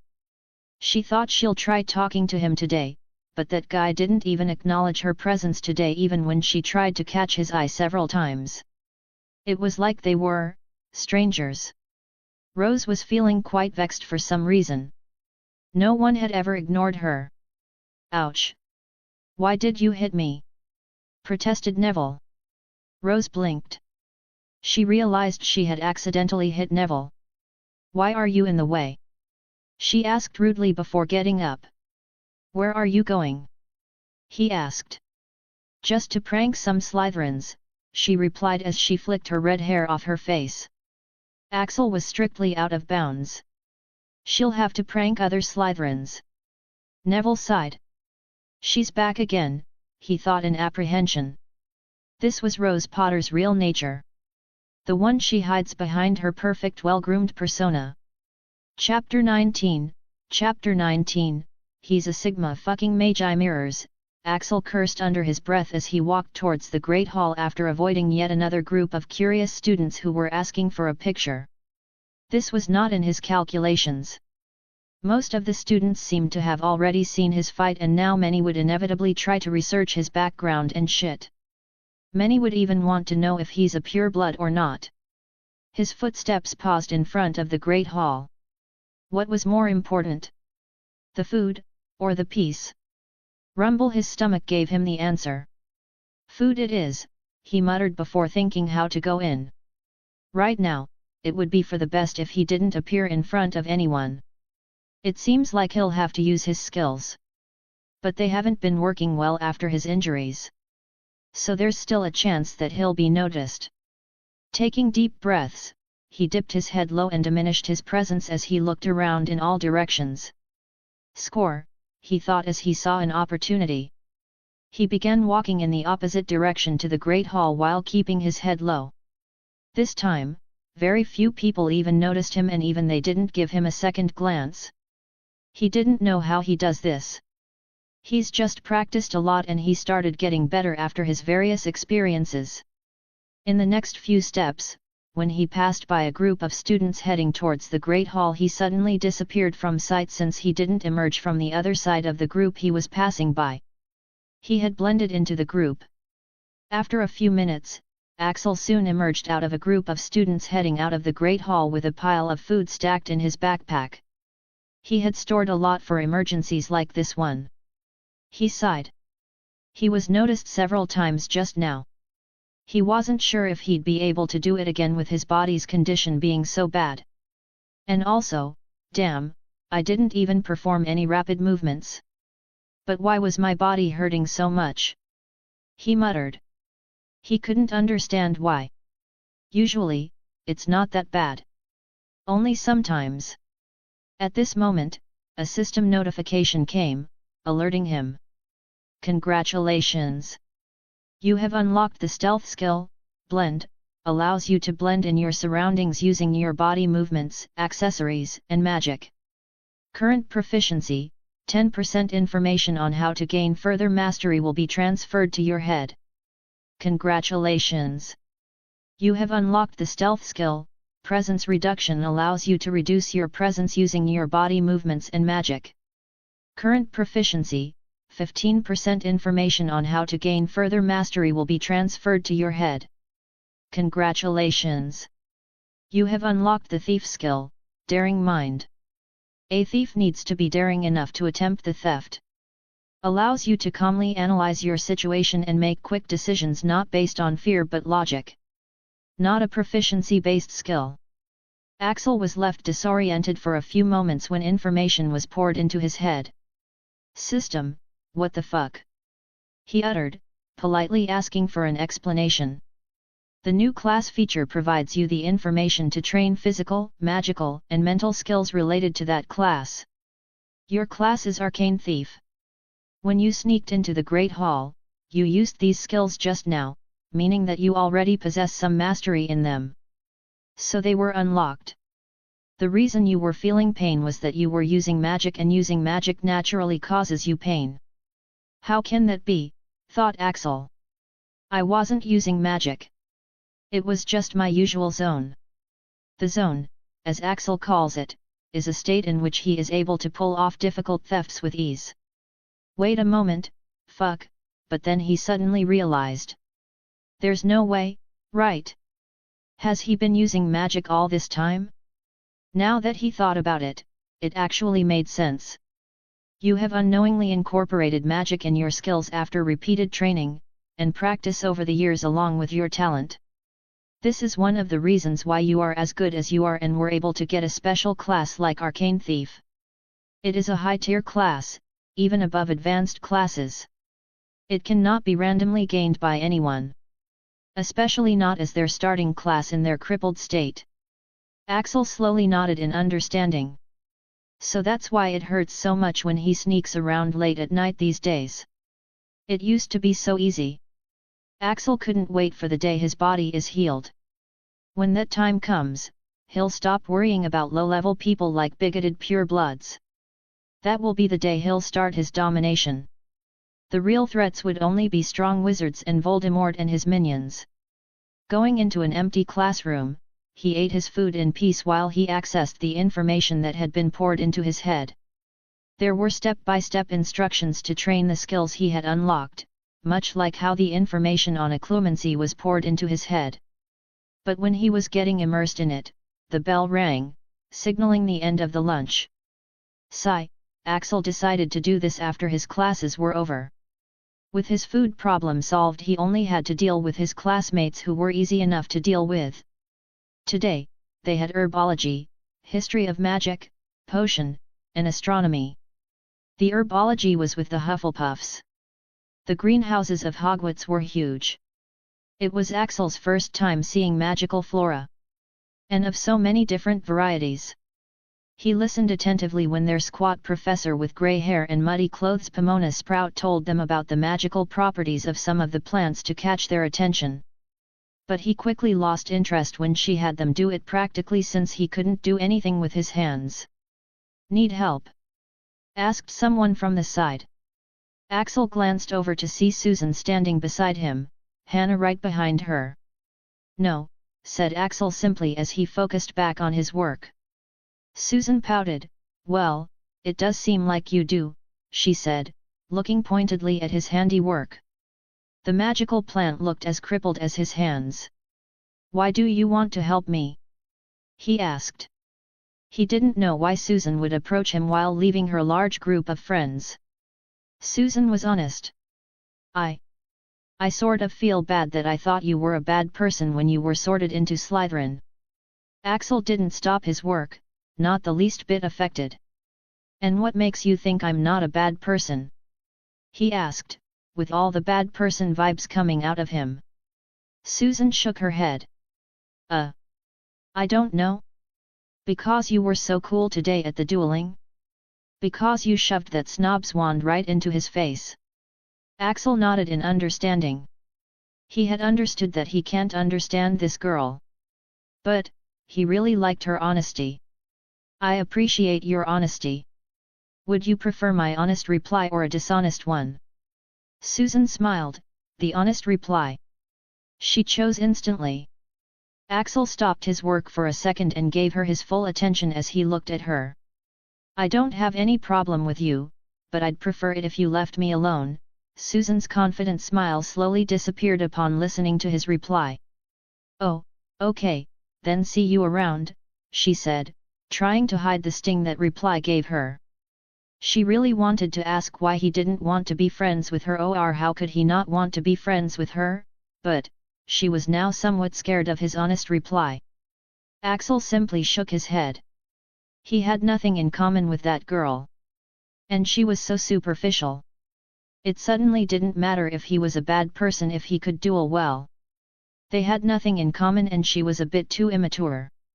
Though it's not her fault since she's only acting her age. Very few 11-year-olds would be mature enough that Axel would tolerate them.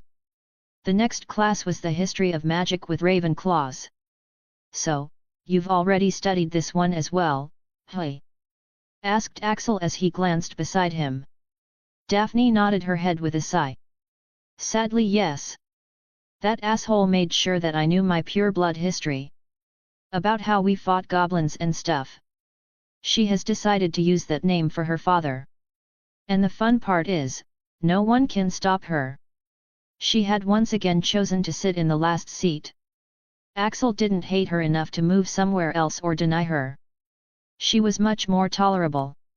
Daphne shook her head as she looked at him curiously. "But forget about that. Tell me, how were you so good at the duel today? Who taught you?" "The streets," thought Axel. But he couldn't answer her with that, could he? Anyways, he had already started to pick up some of the skills even before he left the orphanage since his life at the orphanage wasn't good either. Axel just shook his head mysteriously. "It's a secret," he said. Daphne frowned. She knew her stuff. The things Axel was doing, even her dueling tutor couldn't do that. Daphne has always wanted to be powerful. Thus, she wanted to also learn how to do that. But, the thing is, she doesn't know how to ask him to teach her. In her whole life, Daphne hasn't asked for anything, so she doesn't know how to. But then, she remembered something. Her sister Astoria had always had a way of getting whatever she wanted, and she always succeeded. Thus, even though it felt quite embarrassing, Daphne decided to try her sister's method. "Hey, Axel," she pouted her lips as she blinked her eyes cutely. "Will you teach me?" she asked. Axel also smiled at her. "Of course. I won't," he replied in kind, wondering why she would even think he'll agree. Daphne was left speechless for a moment before her face flushed red in embarrassment. "Astoria! You hateful brat!" To her relief, the professor came at this moment, preventing her from finding a hole to hide in. For history of magic, the professor was a middle-aged man with long hair, a beard, and a huge mustache. "My name is Jakub Gorski. And I am your history of magic professor. I am a traveler and explorer who has decided to take a rest after a serious injury," he introduced himself in a deep and rugged voice. Now, before me, this subject was taught by the ghost of a professor, who only taught about things that were centuries old and most of them pretty useless. Also, most of it was based only on Britain, he said in a somewhat condescending tone while shaking his head. "No. We won't be doing that. We'd be studying only the history from which we can actually learn something. And we won't be sticking to Britain." He spread his hands wide. "I have traveled the world. I have visited numerous magical communities from the most primitive to the most developed. I have even visited many Muggle places which had a connection to wizards. And let me assure you, this world is a wondrous place. Thus, along with some of magical Britain's history, you will be studying the history of other places as well. Of course, another reason would be that, since there are so many foreign students among you, that it doesn't make sense to force them to learn Britain's boring history." Daphne clicked her tongue from beside him. "I shouldn't have sat in the last seat," she murmured in disappointment, her previous embarrassment forgotten. "This is something I haven't ever been taught," Axel had to admit. This teacher was interesting. Much better than a boring ghost professor who everyone would ghost. But it was also a pity that he can't just do his other pending things instead like he had thought he would, since he has to pay attention. First is occlumency. As much as he'd like it, he can't just focus only on occlumency. He really needs power right now, and occlumency is going to take time. The first stage, as System put it, isn't really that simple. For most of the wizards who have practiced occlumency, that is the final stage for them, and it takes them at least a decade to reach it for average wizards. That's why everyone isn't rushing to learn occlumency. Even with his talent, he can't master it instantly. And that can be fatal if he doesn't improve on other aspects during that time. His luck has always been shitty and life keeps throwing obstacles at him from time to time. If he's only focuses on occlumency, he'll be weak as hell in this condition to face those obstacles. So, now has several things on his plate at once. First, he has to learn occlumency, then he has to unlock and learn his arcane thief skills, and finally, he also has to increase his magical output by the method he received from the System Chapter 20, Chapter 20, Mysteries and the Greasy Git. So, let's start with the important history of Britain, shall we? Said Professor Jakub Gorski, rubbing his hands together. In this lesson, we'll mainly be focusing on the important events that have happened in Britain along with their consequences. In my class, there's no need for learning precise dates since I think those are the single most boring and useless thing that we can learn from history. Also, do remember to take notes. At the mention of notes, there was a hustling noise since there were many first years who hadn't bothered taking out their notebooks. Daphne glanced at Axel's hands when Professor Gorski mentioned taking notes. "Can you write with that?" she asked as she took out her notebook and fountain pen. Axel looked at her as if questioning why she was questioning the obvious. No, Daphne couldn't understand the situation. Then, how are you supposed to take notes, and do homework, and write exams? It would have occurred to her in the last class if Umbridge had actually taught them something worth writing. Axel actually didn't know it himself until yesterday. He didn't know anything about Hogwarts. And he didn't know why he had assumed that a magical school wouldn't stress on having you write stuff and just let you learn magic through wands. Thankfully, there was a solution. Professor McGonagall has allowed me to use self-writing pens. She said I'll get them soon. He had a signed slip from McGonagall to explain his situation. Daphne was surprised to hear that. Weren't they banned until the third year? These days, self-writing pens were so advanced and convenient that they had become a norm in the wizarding world. But it was banned at Hogwarts until the third year since the students then wouldn't properly have practice in spelling and writing. It's quite easy to detect when something is written by one, so the younger students do struggle a lot writing everything with their own hands. Self-writing pens are banned for all years in the library since you need to dictate in order to write and no sound is allowed in the library. Otherwise, except for exams, the older year students are free to use them if their dictation isn't disturbing anyone since it's fast and convenient and they can spend more of their time practicing magic. Daphne sighed. How Luke, she was about to say lucky, but she stopped herself.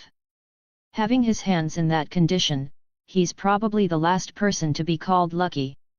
After everyone was ready, Professor Gorski began. Magical Britain is believed to be the origin of witchcraft and wizardry for many wizarding communities. Its history can be divided into three parts: primitive, early, middle, and recent. Let's begin with a brief description of each, shall we? The primitive age, we are directly going to skip. There are barely any factual records of that time and there's nothing concrete. It doesn't come under studying history, it comes under researching history. Have you ever wondered how wizards came into being? Where do wizards get their powers from? It's about that. Obviously not for the first years. Now, the real stuff in Britain started with Merlin. No one is really sure about his origins, or how he gained his power despite there being multiple stories. But, it has been widely accepted that Merlin was the most powerful sorcerer and the origin of most of the witchcraft and wizardry we have now. He had several apprentices at the time, each of whom he taught different fields of magic and even trusted some of them with his deeper secrets, like how he gained his power. These apprentices then branched out to many places, spreading what they had been taught and researching their own magic as well. This was how a lot of different magical communities were formed in different countries, with Britain being the most powerful and progressive. One of these apprentices, the one with whom Merlin had shared the secret to his powers, actually turned on him. Her name was Morgan Le Fay, more popularly known as Morgana. We'll study in detail about it later. Also, the founders of Hogwarts were also in this age. He took a pause here, seeing that many were struggling to keep up. Axel was fascinated. He wondered where Merlin got his powers from. The information is currently locked at your level. Damn, must be a hell of information to be locked even after 13% approval. Professor Gorski continued, this was the most important stage, so even while giving a brief description, I had to say so much. Now, the third stage is the medieval stage. This lasted the longest. It was after every one of these powerful people had either disappeared or died. This is the stage of degradation. Many families started to hoard their magic, and conflicts continued to grow between them, causing the loss of a lot of valuable magical knowledge. A great many Dark Lords emerged as well. During this age, Britain didn't make any significant improvement in magic and instead went backward. Then comes the period that historians called the Recent Age.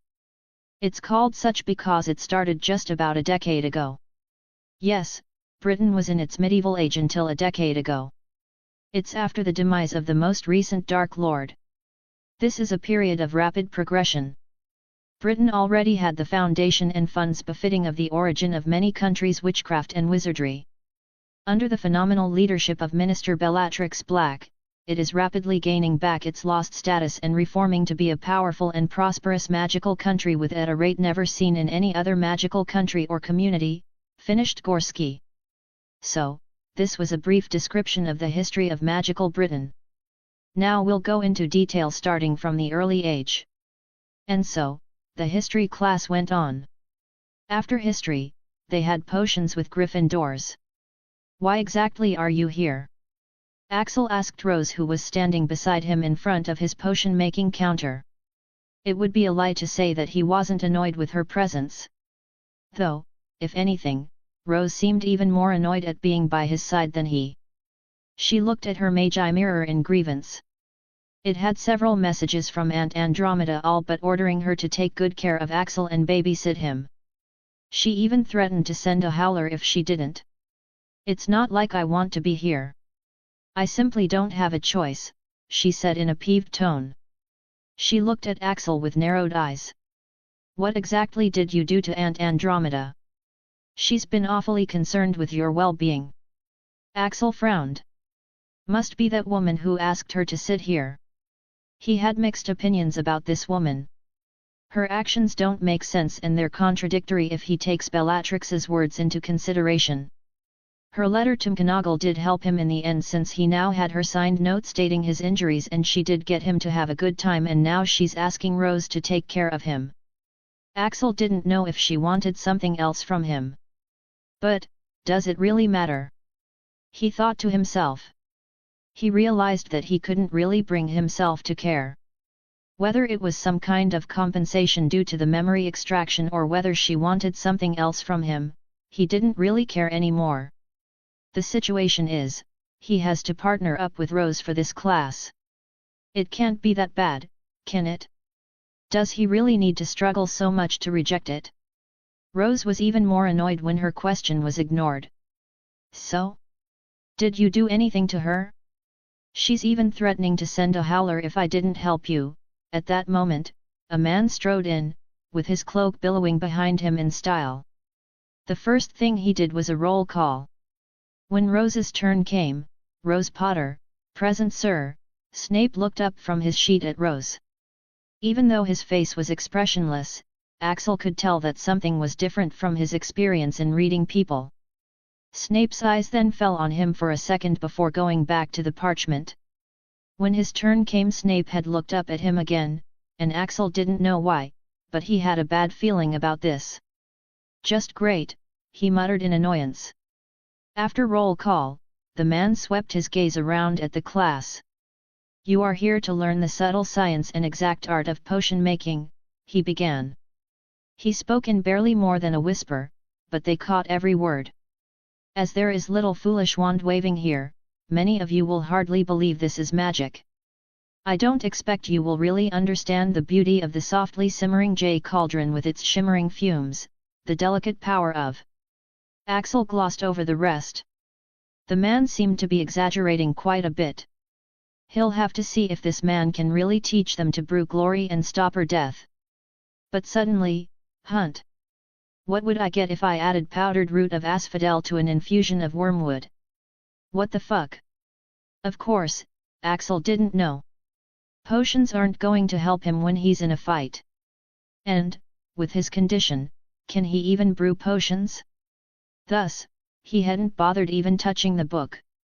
I don't know, Professor, he said simply. He didn't think it was a big deal.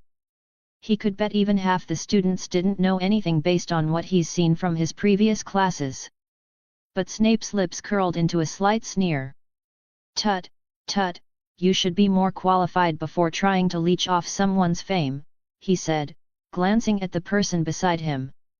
For a moment, the Slytherins and Gryffindors seemed to unite, as many of them had problems with the girl who lived and the adopted daughter of the most powerful pureblood family partnering up with him. Many of them snickered, sneered, or smirked at Snape's comment. Though Axel was surprised. He didn't know so many people minded. He was just minding his own business. It seems he had underestimated her fame. If he knew, he'd have kicked Rose out ages ago. He was also surprised why Snape would target a Slytherin. From what he had heard and observed, he was a discriminatory bastard who always favors Slytherins. Let's try again, where would you look if I told you to find me a bezoar? Axel had had enough. It was clear that this bastard was targeting him. Tell me, system. Rose was a bit worried. Sirius had warned her repeatedly about the greasy git. That he might be a pedophile and necrophile, whatever those things meant. And that she should be careful of him all the time. When Snape had asked the second question, she was going to help Axel by whispering the answer to him, but a bezoar is found in the stomach of a goat. It's a very potent antidote that can save you from most poisons, said Axel, surprising her. Snape sneered, well, a lucky question. Then tell me, Hunt, what is the difference between monkshood and wolfsbane?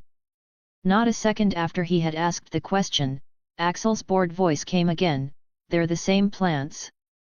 There's yet another name for this plant as well. It's aconite. Snape seemed to not give up. What color of fumes are released when a boil potion is made successfully? Pink. The potion in question is an effective remedy against pustules, hives, boils, and many other scrofulous conditions. Snape was still not satisfied. What is the Wiggenweld potion? Rose frowned. This was not even a first-year question. Even she didn't know the answer. But Axel didn't even bat an eye as he answered. It's a healing potion with the power to cure injuries. It is also the antidote to the sleeping draught and the draught of living death, which, by the way, is actually the answer to your very first question. That managed to shut him up and slap those who had laughed. Snape looked at him for several seconds before looking at the rest of the class. Well, why aren't you all writing that down? Axel had managed to answer all the questions. Rose was impressed and confused at the same time. Why didn't you answer the first question earlier? Axel shrugged, I was trying to keep a low profile. Not everyone has a powerful background to fall upon like you. She was a bit speechless to hear that. Low profile? He was probably the most high-profile first year right now after her. Though looking back, he did try his best. He never sought any fame. But he'd be bullied more if just he let bullies like Snape and Malfoy walk all over him. So, when there was no other choice but to stand out, he stood out in a way no one would dare to mess with him again if they were not idiots. When thinking about it, she could understand why. Slytherin is infested with purebloods like Malfoy. So he understand why he would want to keep a low profile. Axel raised his index finger, also, let me make clear, I am not sitting with you in the next class. No matter what. I was an idiot to even think this could work out fine, am I clear? By now, even Rose knew better than to mess with this guy. She was so overwhelmed by his rhythm that she found herself nodding obediently. If anyone who knew her saw this, they'd have their jaws drop so low that you'll have to dig them out. Snape had them brew a potion for the rest of the class. Axel and Rose's potion was progressing just fine since Axel was doing almost nothing. But of course, someone had to have a problem. Hunt, why aren't you doing anything? Axel produced 2 pieces of paper from his pocket. One was his condition report he had got from St. Mungo signed by Andromeda, which mentioned his current body's condition, and another was McGonagall's signed note on the state that he be given some liberties on things which he can't do. Axel had thought that this should shut him up since everyone was always just too surprised to know just how bad his body actually was. But apparently, not Snape. Axel knew that the man was indeed surprised to know about his condition. But, he didn't seem to show the same empathy as the other teachers. Well, I don't see the problem here, he said after a pause. Hey! This made both Axel and Rose surprised. Pardon? Snape sneered, I said, I don't see the problem here. Having injuries doesn't give you the excuse to not try. If you're afraid of bringing your partner down, then don't pair up in the first place, he said clearly. Well, wouldn't be a problem if doesn't fucking hurt every time I try, you bastard, thought Axel. He knew this bastard knew it was painful and yet he was making him do this. Fine, if this is how you wanna play it, thought Axel as he picked up his things and left Rose's table. It was good that this bastard knew how bad and irreparable his condition was. He'll get a nasty surprise when he one day finds out just how much Axel can do even with this condition, and an even nastier one when Axel eventually heals himself and becomes more powerful than a wizard and a better Pokemon than this guy. Axel can hold grudges for years until he finally pays them back. The potions class wasn't too difficult in the end since he didn't do anything that'll be difficult with his condition. Axel will simply get a bad grade. But since when was that a problem? Funnily enough, the greasy bat had stopped targeting him after he had left Rose's table. This made him hate her more. Damn it, if only he had known that she was the problem. He'll make sure this won't happen again. But with the classes over for the day, he can now focus on better things. Like increasing his power output and exploring the new system feature. Alright, system, explain how I should level up this Arcane Thief class and unlock better skills, he said to the system after he had retreated to his hideout that night. First things first. Like last time with the spell practicing, he once again focused on escape first. Arcane Thief might not sound powerful, but, as a thief, Axel can see its huge potential. Alongside ensuring his safety, it can be very powerful in combat. In fact, an unusually skilled thief by profession already, he'd be able to use these skills to their fullest potential. Like how he did at that time with Valentino Girl. Despite all her so-called talent and genius, hadn't Axel caught her off guard at that time without any power?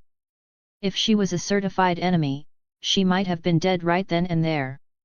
Also, he had almost given up on thieving after his last attempt. But now, with the skills of the Arcane Thief class, the purebloods wouldn't know what hit them. Chapter 21, Grinding Skills and the Confrontation. Alright, system, explain how I should level up this Arcane Thief class and unlock better skills, Axel asked the system.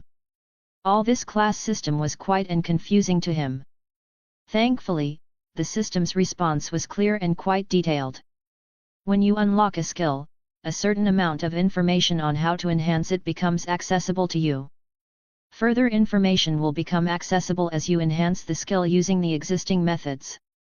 For example, when you unlocked your skill Presence Reduction, you have unlocked the basic information to enhance it. Once you progress, further information will be unlocked. As for unlocking the skills, there are several ways to do it. 1. Unlocking the skills that you already have. For this, you just need to use that skill and you will unlock a limited amount of information on how to further enhance it. This is how you unlocked your Presence Reduction and Blending. 2. Unlocking the skill by learning it from other sources. For example, if you learn invisibility from other sources, you will unlock the Arcane Thief Invisibility. 3. Skills can also be unlocked by performing specific actions related to that class. For example, for your Arcane Thief class, the main action you will have to do is steal, along with some other actions. The more you steal, the more skills you unlock. The more difficult the task is, the better skills and better information you will unlock. The class will progress the more skills you master, thus enabling you to unlock a new class. Axel's eyes glazed over as he processed the words. The more I steal, the more I progress. He murmured. Was this a dream? It's like you're getting sponsored to do what you love to do and get better at it along the way. Right now, he had 4 options. 1. Train in the skills he had unlocked. 2. Try unlocking the skills he already had by using them. 3. Try stealing some things to unlock. 4. Try unlocking the skills by learning them from other sources. After his last experience, and with his body's current condition, he doesn't really want to risk getting caught once again. So, the third option is out. As for unlocking the skills he already had, he doesn't know what skills he already possesses. So it will be like blindly shooting a target. Learning from outer sources to unlock and then start making progress, it'll be taking too much time. So, it'll be best to just learn what he has already unlocked for now. He already has a lot on his plate as it is. Axel sat down and accessed the information he had on the skills he had unlocked. Since this was the basic information, there were physical and mental exercises that'll help him along with tips and tricks in both the skills. There were body movements and maneuvers which he hadn't thought of himself as well. There was even a diet plan he had to follow which included magical ingredients he didn't know about. Aside from the practical part, Axel was already feeling like he had progressed just by reading the basic tips, tricks, and techniques. Hot damn! Axel was overwhelmed. This information was gold. That was just a figure of speech since this is much more precious than any amount of gold. Especially for a thief. System. This is not even all the information? Then what am I getting after I progress? He asked the system. He couldn't imagine what else could be better. There are potion recipes, rituals, breathing exercises, etc., to be unlocked that'll help prepare your body to channel much better and more potent magic so that you can be prepared for the advanced aspects of many skills. Then you will unlock the advanced techniques. You have a long way to go. Whoa! Axel didn't understand everything, but he understood one thing clearly: this is going to be awesome. Let's get started then. He began with the skill blend, to blend in the surrounding. He first performed some of the basic exercises, the ones he could perform with his physical condition. He then began to practice the movements that were described following the images in his mind. It was quite painful and he couldn't focus well. Congratulations! You have unlocked the skill, pain tolerance. A true thief can be silently near all the pain in order to not get caught and complete his theft. Increases the tolerance to pain. Current progress, 57%. Axel looked at the 57% bar on the interface in wonder. It was so much higher than his other skills. That's right, pain had been his constant companion throughout most of his life. Heck, he had even taken on the most torturous spell without losing. Then why is he getting put off with his current pain? Damn laziness, he muttered. Axel realized that he was just being lazy and not taking this training seriously. Is it not important enough? Well, of course, it is. It can save his life at a critical moment. So this time, he just gritted his teeth and made his body move. This time, he could focus much better. Soon, he fell into a trance which he calls the zone. It was a mysterious experience.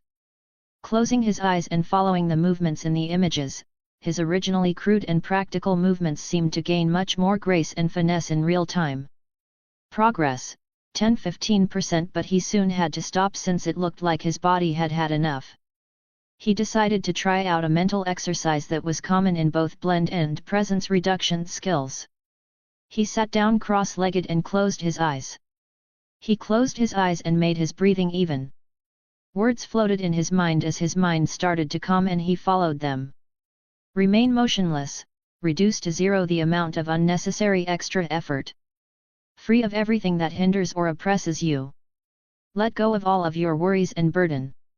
Completely relax mind and body. Slightly open your arms laterally, turning our palms slightly upwards. Direct the head in a straight and natural frontal upward direction so as not to restrict the flow of breathing. Sense the surroundings. To blend in, you must be aware of your surroundings first. Make sure to. The instructions continued, and Axel followed all the steps. As he progressed, he started to feel a slight pain in his body, meaning that his magic was indeed moving, albeit in small amounts. After he was done, the results were quite good. Progress in blending, 15%–21%. Progress in presence reduction, 15%–17%. This is good, thought Axel. This exercise was common in both the skills and it was also quite relaxing along with being very effective. Stealing food from Great Hall wouldn't be a problem anymore. By now, he was quite spent and his eyelids felt quite heavy. But, he still had one thing left to try. He took out his wand and looked at it for a while. System, how strong is my current bond with my wand? He asked. Currently, it's quite weak. Hey!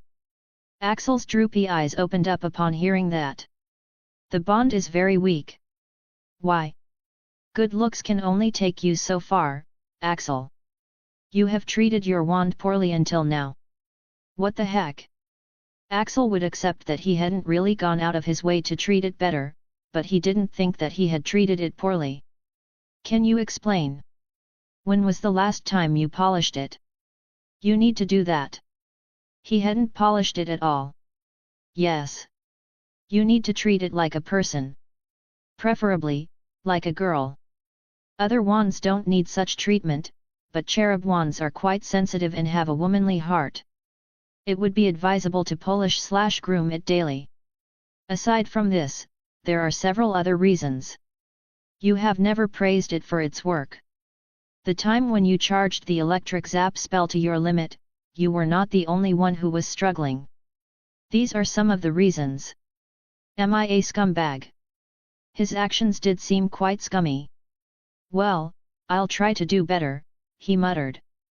Thanking it and treating it like a woman seemed too much for his sanity at the moment, but Axel made sure to polish it before sleeping that night. Late at night, the front door of a house slowly opened and a woman slowly stepped in. The woman's beautiful face was expressionless and her posture was straight. Nothing would have seemed wrong with her if not for her gaunt face and her pale skin. She slowly made her way up the stairs to her room, not making any sound. Just when she had opened the door to her room she heard a voice from behind. "So, you finally decided to show up?" asked the voice. There was something peculiar about this voice. It wasn't loud and it didn't contain much emotion. Yet, it had this terrifying quality to it and it that made the pale woman flinch. "Hey Andy? You're awake? Why are you up at this time of night?" asked the pale woman. Her previously expressionless face had changed into a bright and cheerful one. But her voice sounded a bit hoarse. Andromeda wasn't fooled by her sister's fake smile. "I am awake because I have been waiting for my sister who suddenly disappeared out of nowhere. Do you think I can sleep?" she asked, still trying to keep calm, and sure enough, her eyes were bloodshot and the dark circles also indicated her lack of sleep. If she could have felt worse, Bella did. Which was an achievement considering how bad she was already feeling. "Andy, she began, her visage not looking that of a genus minister but of a little girl being scolded. "Don't Andy me this time, Bella. There is a limit to how absurd your actions can be. You are running a country and you have a family who was worried sick that you might have been kidnapped or worse. What was so important that you couldn't even properly inform anyone? Just tell me, was it something so urgent that you couldn't inform us, yes or no?" she demanded, her voice containing more disappointment than anger. Bellatrix opened her mouth to speak, but no, she couldn't respond. She simply hadn't bothered to care about anything else. Andromeda shook her head in disappointment. "And don't even get me started on how you are enjoying torturing children these days," she raged. This made Bellatrix flinch. A crack appeared in her mask. "Do you have any idea how much damage your actions have caused, Axel?" The occlumency shields Bellatrix had been using went down and her cheerful persona broke down like a sand castle. But Andromeda was just getting started. It was already a miracle that boy had been sane after the things he had been through. He had already built walls around himself so high that he didn't trust anyone. He has never even talked to anyone properly and never had any real joy in his life. Neither did he ever have someone who'd care if he was tortured to death. "Because no one would care enough," that's what he had answered when I had asked why he was emotionless even after being tortured. Did he not have feelings? He did. But he didn't express them because no one cared. Andromeda paused as she breathed in deeply, trying to calm down. She was never the one to lose her composure. But this time, she had. She was explaining all this to explain why she minded it so much if Bellatrix targeted Axel. Calming herself, she continued in a lower voice. She was so disappointed that she couldn't even bring herself to be angry. She was just, so disappointed, so regretful. And to such a boy, you said those words. For what? Your amusement? You could have easily taken the memories without saying those hurtful words, whether they were true or not, she said, her voice lowering further during the last part. She herself didn't know how much of Bellatrix's words were false anymore. But by now, she at least knew that she cared. In such a short time, while helping the boy gain happiness, she had come to care about him. It was quite surprising, considering the fact that there was no end to the pitiful patients she had treated professionally in her 10-year career. The conditions were unique and the boy had a way of drawing people in. Even without intending for it or even while consciously avoiding it. How? Tried Bellatrix. She didn't know how Andromeda knew this. You want to know how I know this? It's because the boy sent me the memory. He had to. He was the last person you were with and then you disappear without a word. The Aurors were going to take action. He might have been scared. She looked at Bellatrix who had totally lost composure at this point. Well? She asked, looking for a response. Sniff sniff sniff though whatever response she was expecting, she certainly wasn't expecting this reaction. She hadn't seen Bella cry ever since the time she found out about her savior's death. Like a dam that had broken, Bellatrix broke down in sobs as she hugged Andromeda. Sob Andy, sob I screwed up, Andy. I screwed up so bad sob. Andromeda was so surprised that she even forgot her anger and disappointment for a moment. All she could do was slowly hug her back as her weary mind finally eased after having her sister back. We'll figure it out. We'll make it up to him, Bella. I'll make sure that we do. Chapter 22, Flying and Undercurrents. Chapter 22. It was Thursday and Axel was beginning to think that the hype of his duel had finally died down.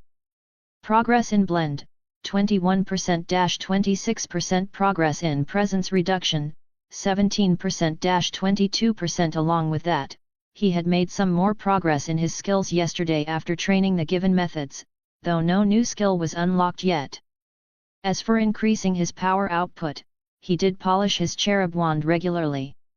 Yesterday, he had muttered a good job to it after he had finally successfully pulled off the levitation charm and was rewarded with a thrum of magic running upon its length. So, it seems that it was going loads better than his previous situation. With the help of the information, Axel had learned more about the proper use of his skills. He was soaking in that valuable knowledge like a sponge. Which is why, today, he found himself sitting on the Slytherin table along with the rest of the students. He sat there, with a serene expression, as minute amounts of his magic slowly flowed through his body, blending him with his surroundings, and reducing his presence. It's actually working, thought Axel as he ate his food in silence, making his movements blending in with the other students, no making any move that'll be attention-grabbing. It's not as difficult as it seems. He just has to make others think he is just another student, just eating his breakfast. He had covered his eye-catching hair with the Hogwarts hat which many students wear regularly.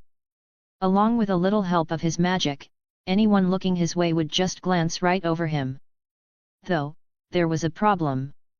The progress had slowed down as those exercises weren't giving the same results.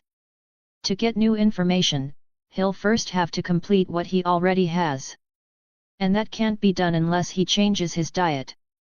The things he was supposed to take, like eating ingredients of some magical plants and even things like hippogriff milk, how was he supposed to get them? System, any idea? He decided to ask the system.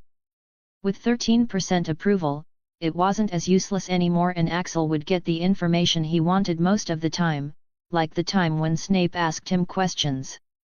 But, he doesn't want to get overly dependent on it, so he usually tries to handle any problem by himself first. You can order ingredients using Big Owl. And where the fuck am I supposed to find this Big Owl? Big Owl is Magical Britain's biggest shopping platform. You can order almost anything and get it delivered to you in the shortest time. Oh! Axel got it now. He wasn't dumb. He had seen other students getting various things delivered as well. Though. How do I order it? Do I write a letter? You can do that, or you can simply order it through your Magi mirror. It'll take less time. The fucking Magi mirror again. Axel sighed. He did indeed have a Magi mirror. It came with the things Andromeda had given him. Though he had still not used any of them. But with the number of events being connected to it, it seems that he has no choice but to use it. While he pondered, the conversation of some older Slytherins caught his attention. So, you also got an invitation, right? Have you thought about attending? Do you even need to ask? Of course I am. Did you see the spells she performed? Yeah, they were so powerful. Do you think we can also do the same? Well, that's what she said, didn't she? She said she also used to be just a mediocre witch, right? Yeah, the only problem is all the restrictions and secrecy. Well, but it does make sense, doesn't it? Nothing comes for free after all. Axel was interested because they were talking about joining something that can increase their powers. But, as soon as he heard the word restrictions, his interest lessened a lot. Besides, he wasn't even invited. What's even the use of thinking about it? Axel simply picked up his bag and left. He had flying lessons today and he was getting late. He honestly still couldn't even properly get over the fact that wizards can actually fly. He had never thought that he'd be able to fly. And now he actually had a chance. If only his body wasn't in such a bad condition, he'd have been pretty excited about it. To find places to stay and to escape while he was being chased, Axel had picked up traveling through rooftops after much practice. He could have climbed over almost any building. That's why he was so confident in his escape after entering an alley. When jumping through the roofs and seeing the ground below, used to give him the illusion that he was flying. So of course, he found the prospect of actually flying quite appealing. It was just that with his current condition, he isn't sure how well he'll do. Walking alone, he made his way towards the Quidditch pitch. Just as he stepped into the field, he felt his foot sinking in. Frowning, he tried pressing his foot further only to find the ground quite soft and bouncy. The heck is this? He muttered. Up ahead, he saw that the other students were also moving forward, half bouncing, half walking. The whole ground has been enchanted with cushioning magic to prevent injuries and death. Can you believe they used to play without this just a decade ago? Said a voice from behind him. No, Axel didn't even glance behind as he began walking/hobbling forward on the bouncy ground. Rose frowned. She didn't like being ignored. Though she could understand it since she was the reason why he was treated like that in the potions class. She had even protested at that time when Snape had forced Axel to make potions, but it had only resulted in point loss for Gryffindor and more trouble for Axel. So, she had given up after the first try after noticing Axel's warning glare and realizing that she was only making it worse. Though it's different. Hey! She yelled, catching up to him. You might not know this, but I'm the best flyer at Hogwarts. And you're rejecting my offer for help, she said in annoyance. Rose didn't know why, but now, Aunt Bella had also joined Aunt Andy in pestering her about Axel. Has he been taking his food regularly? Are the teachers going easy on him after Andromeda's notification? Does he have friends? Is there any girl getting too close to him lately? Things like that. And, her threats were also real. If you ever tried to bully him, I'm banning Quidditch from Britain. This one had really left her terrified. Now, Rose was dying to know what had Axel done to achieve this in so little time. Though she was already sure interrogation wouldn't work on this guy. She had tried and look how good that turned out. He has even stopped acknowledging her presence. Axel glanced at her with a raised eyebrow. You're good at flying? He asked. Rose's face lit up. See? I knew he'd stop ignoring me after hearing that. She nodded with pride. Yep, I've been flying on brooms since I was very young. Sirius even gifted me a real broomstick when I was 4. Axel nodded, looking rather impressed. Well, good for you, he said in a deadpan before moving on. When she heard Axel's reply, Rose's face turned red in anger, somewhat matching her hair. She was expecting him to be at least a little bit impressed with that. Does he not believe me? She thought in anger. There was a limit to how much she could take. Stomping her foot in anger, she left with a huff. After she had left, the bored look in Axel's eyes vanished as he looked in her direction with a calculating look. It seems his guess was right. She's all bark, he muttered. He had been testing her out for a while now and it seems that his assumptions were right. She will not do anything to him. She hadn't shown any real intent to take action against him. That's why he's been rude to her recently. Otherwise, he'd have continued to remain polite until the day he took his revenge. He went over to the middle of the pitch where students were gathering up. Unfortunately, it would seem that Malfoy had managed to get out of the hospital wing by now and was currently glaring at Axel. I bet he can't fly with his crippled body, Axel heard him say clearly enough that many others heard it as well. He sighed. Would it kill this guy to use his brain? Why can't he comprehend that antagonizing him will get him nowhere? Just how spoiled is he to not know any fear? It seems like I'll need to have a word with his mother. Axel simply ignored the guy and went to stand in front of a broom. Soon, their teacher, Madame Hooch, arrived. She had short, grey hair, and yellow eyes like a hawk. Well, what are you all waiting for? She barked. Everyone stand by a broomstick. Come on, hurry up. Axel looked at his broom. It looked to be in a fairly good condition. It also had 2 attachments to put your feet on. On its tail, the words Nimbus 3000 were written. A Nimbus 3000? It's been a while since I last saw one, Axel heard one of the students say. Yeah, brings back nostalgia, doesn't it? Another student said. Stick out your right hand over your broom, called Madame Hooch at the front, and say up. Up, everyone shouted. Up. Axel also tried with all his effort. Snap fuck. Axel winced in pain when his injured hand was slapped hard with the handle of the broom. The sound was loud enough for even the rest of the students to hear. Damn it, why? Axel questioned when he noticed that he seemed to be the only one whose broom hit his hand so hard.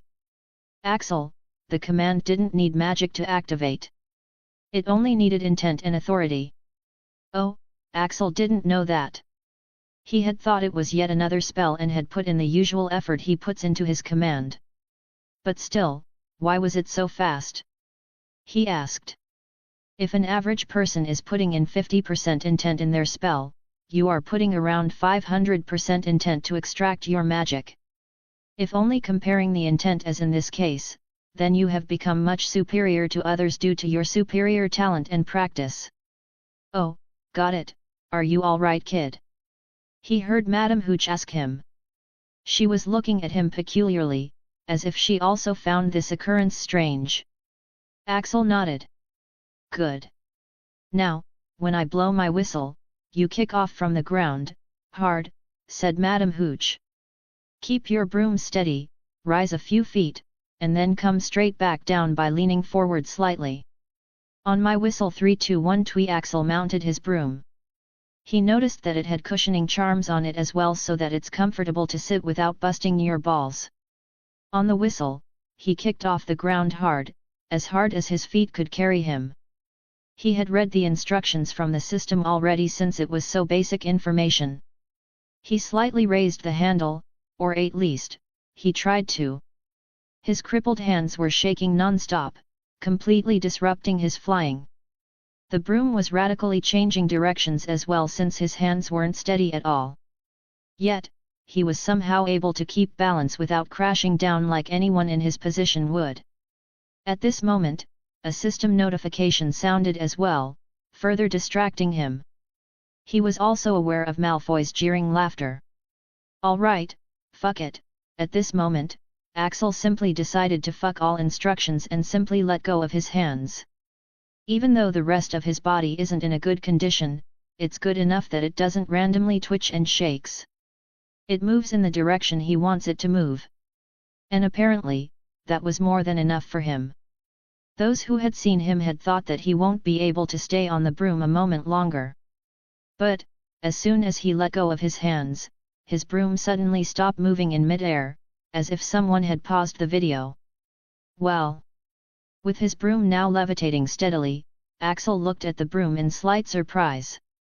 He tried steering it left and right using just his legs and found himself flying wherever he wanted with just a slight shift in his legs.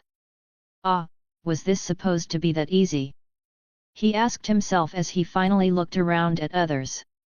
It was a mess. Many were lying on the ground, many were flying around here and there with no control, and many weren't even able to stay in their brooms without falling. Well, apparently not, sitting completely at ease while watching Madame Hooch whistling her lungs off, trying to get the students to listen, Axel finally looked at the notification which had come just now. Congratulations! You have unlocked a new skill, Arcane Acrobatics. A thief must have nimble and dexterous movements. Helps you increase your balance, maneuverability, and nimbleness and adds grace and finesse to your movements. Current progress, 5%, original 20%, well, what is this 5% and 20%, system? You had gained 20% mastery in this skill with your years of training. But, due to your injuries, your performance has decreased. You can't do rapid physical movements, but your balance, grace, experience, and practice are still there and you have high maneuverability and balance while flying a broom without using your hands. Well, it's better than nothing, he decided after some pondering. Down on the ground, Rose sighed in relief when she saw Axel stabilizing in the air. She was stuck here helping out Neville who had fallen from his broom. She could have saved him, of course, but she was too focused on Axel who looked ready to fall at any moment. She had already been worried this would happen since Axel's hands were too unsteady. But the guy had thoroughly rejected. When his broom became uncontrollable, Rose saw what was most likely the end of the world for her, Quidditch being banned from Britain. Thankfully and surprisingly, as soon as he took his hands off the handle and controlled the broom with the rest of his body, everything seemed to have changed 180 degrees. That guy had managed to fly the broom even with his hands like that. Meanwhile, Hey Rose! Please help me out. I think I'm stuck. Meanwhile, Neville had still not gotten over his fear of heights. Dolores Umbridge stepped into her office after passing through several wards. She hadn't learned them herself. She was just granted the ability.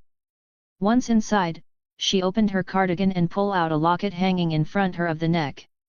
She opened the locket which was empty inside. My lord, I have confirmed. The stone was indeed transferred here, she said to the locket with her eyes closed.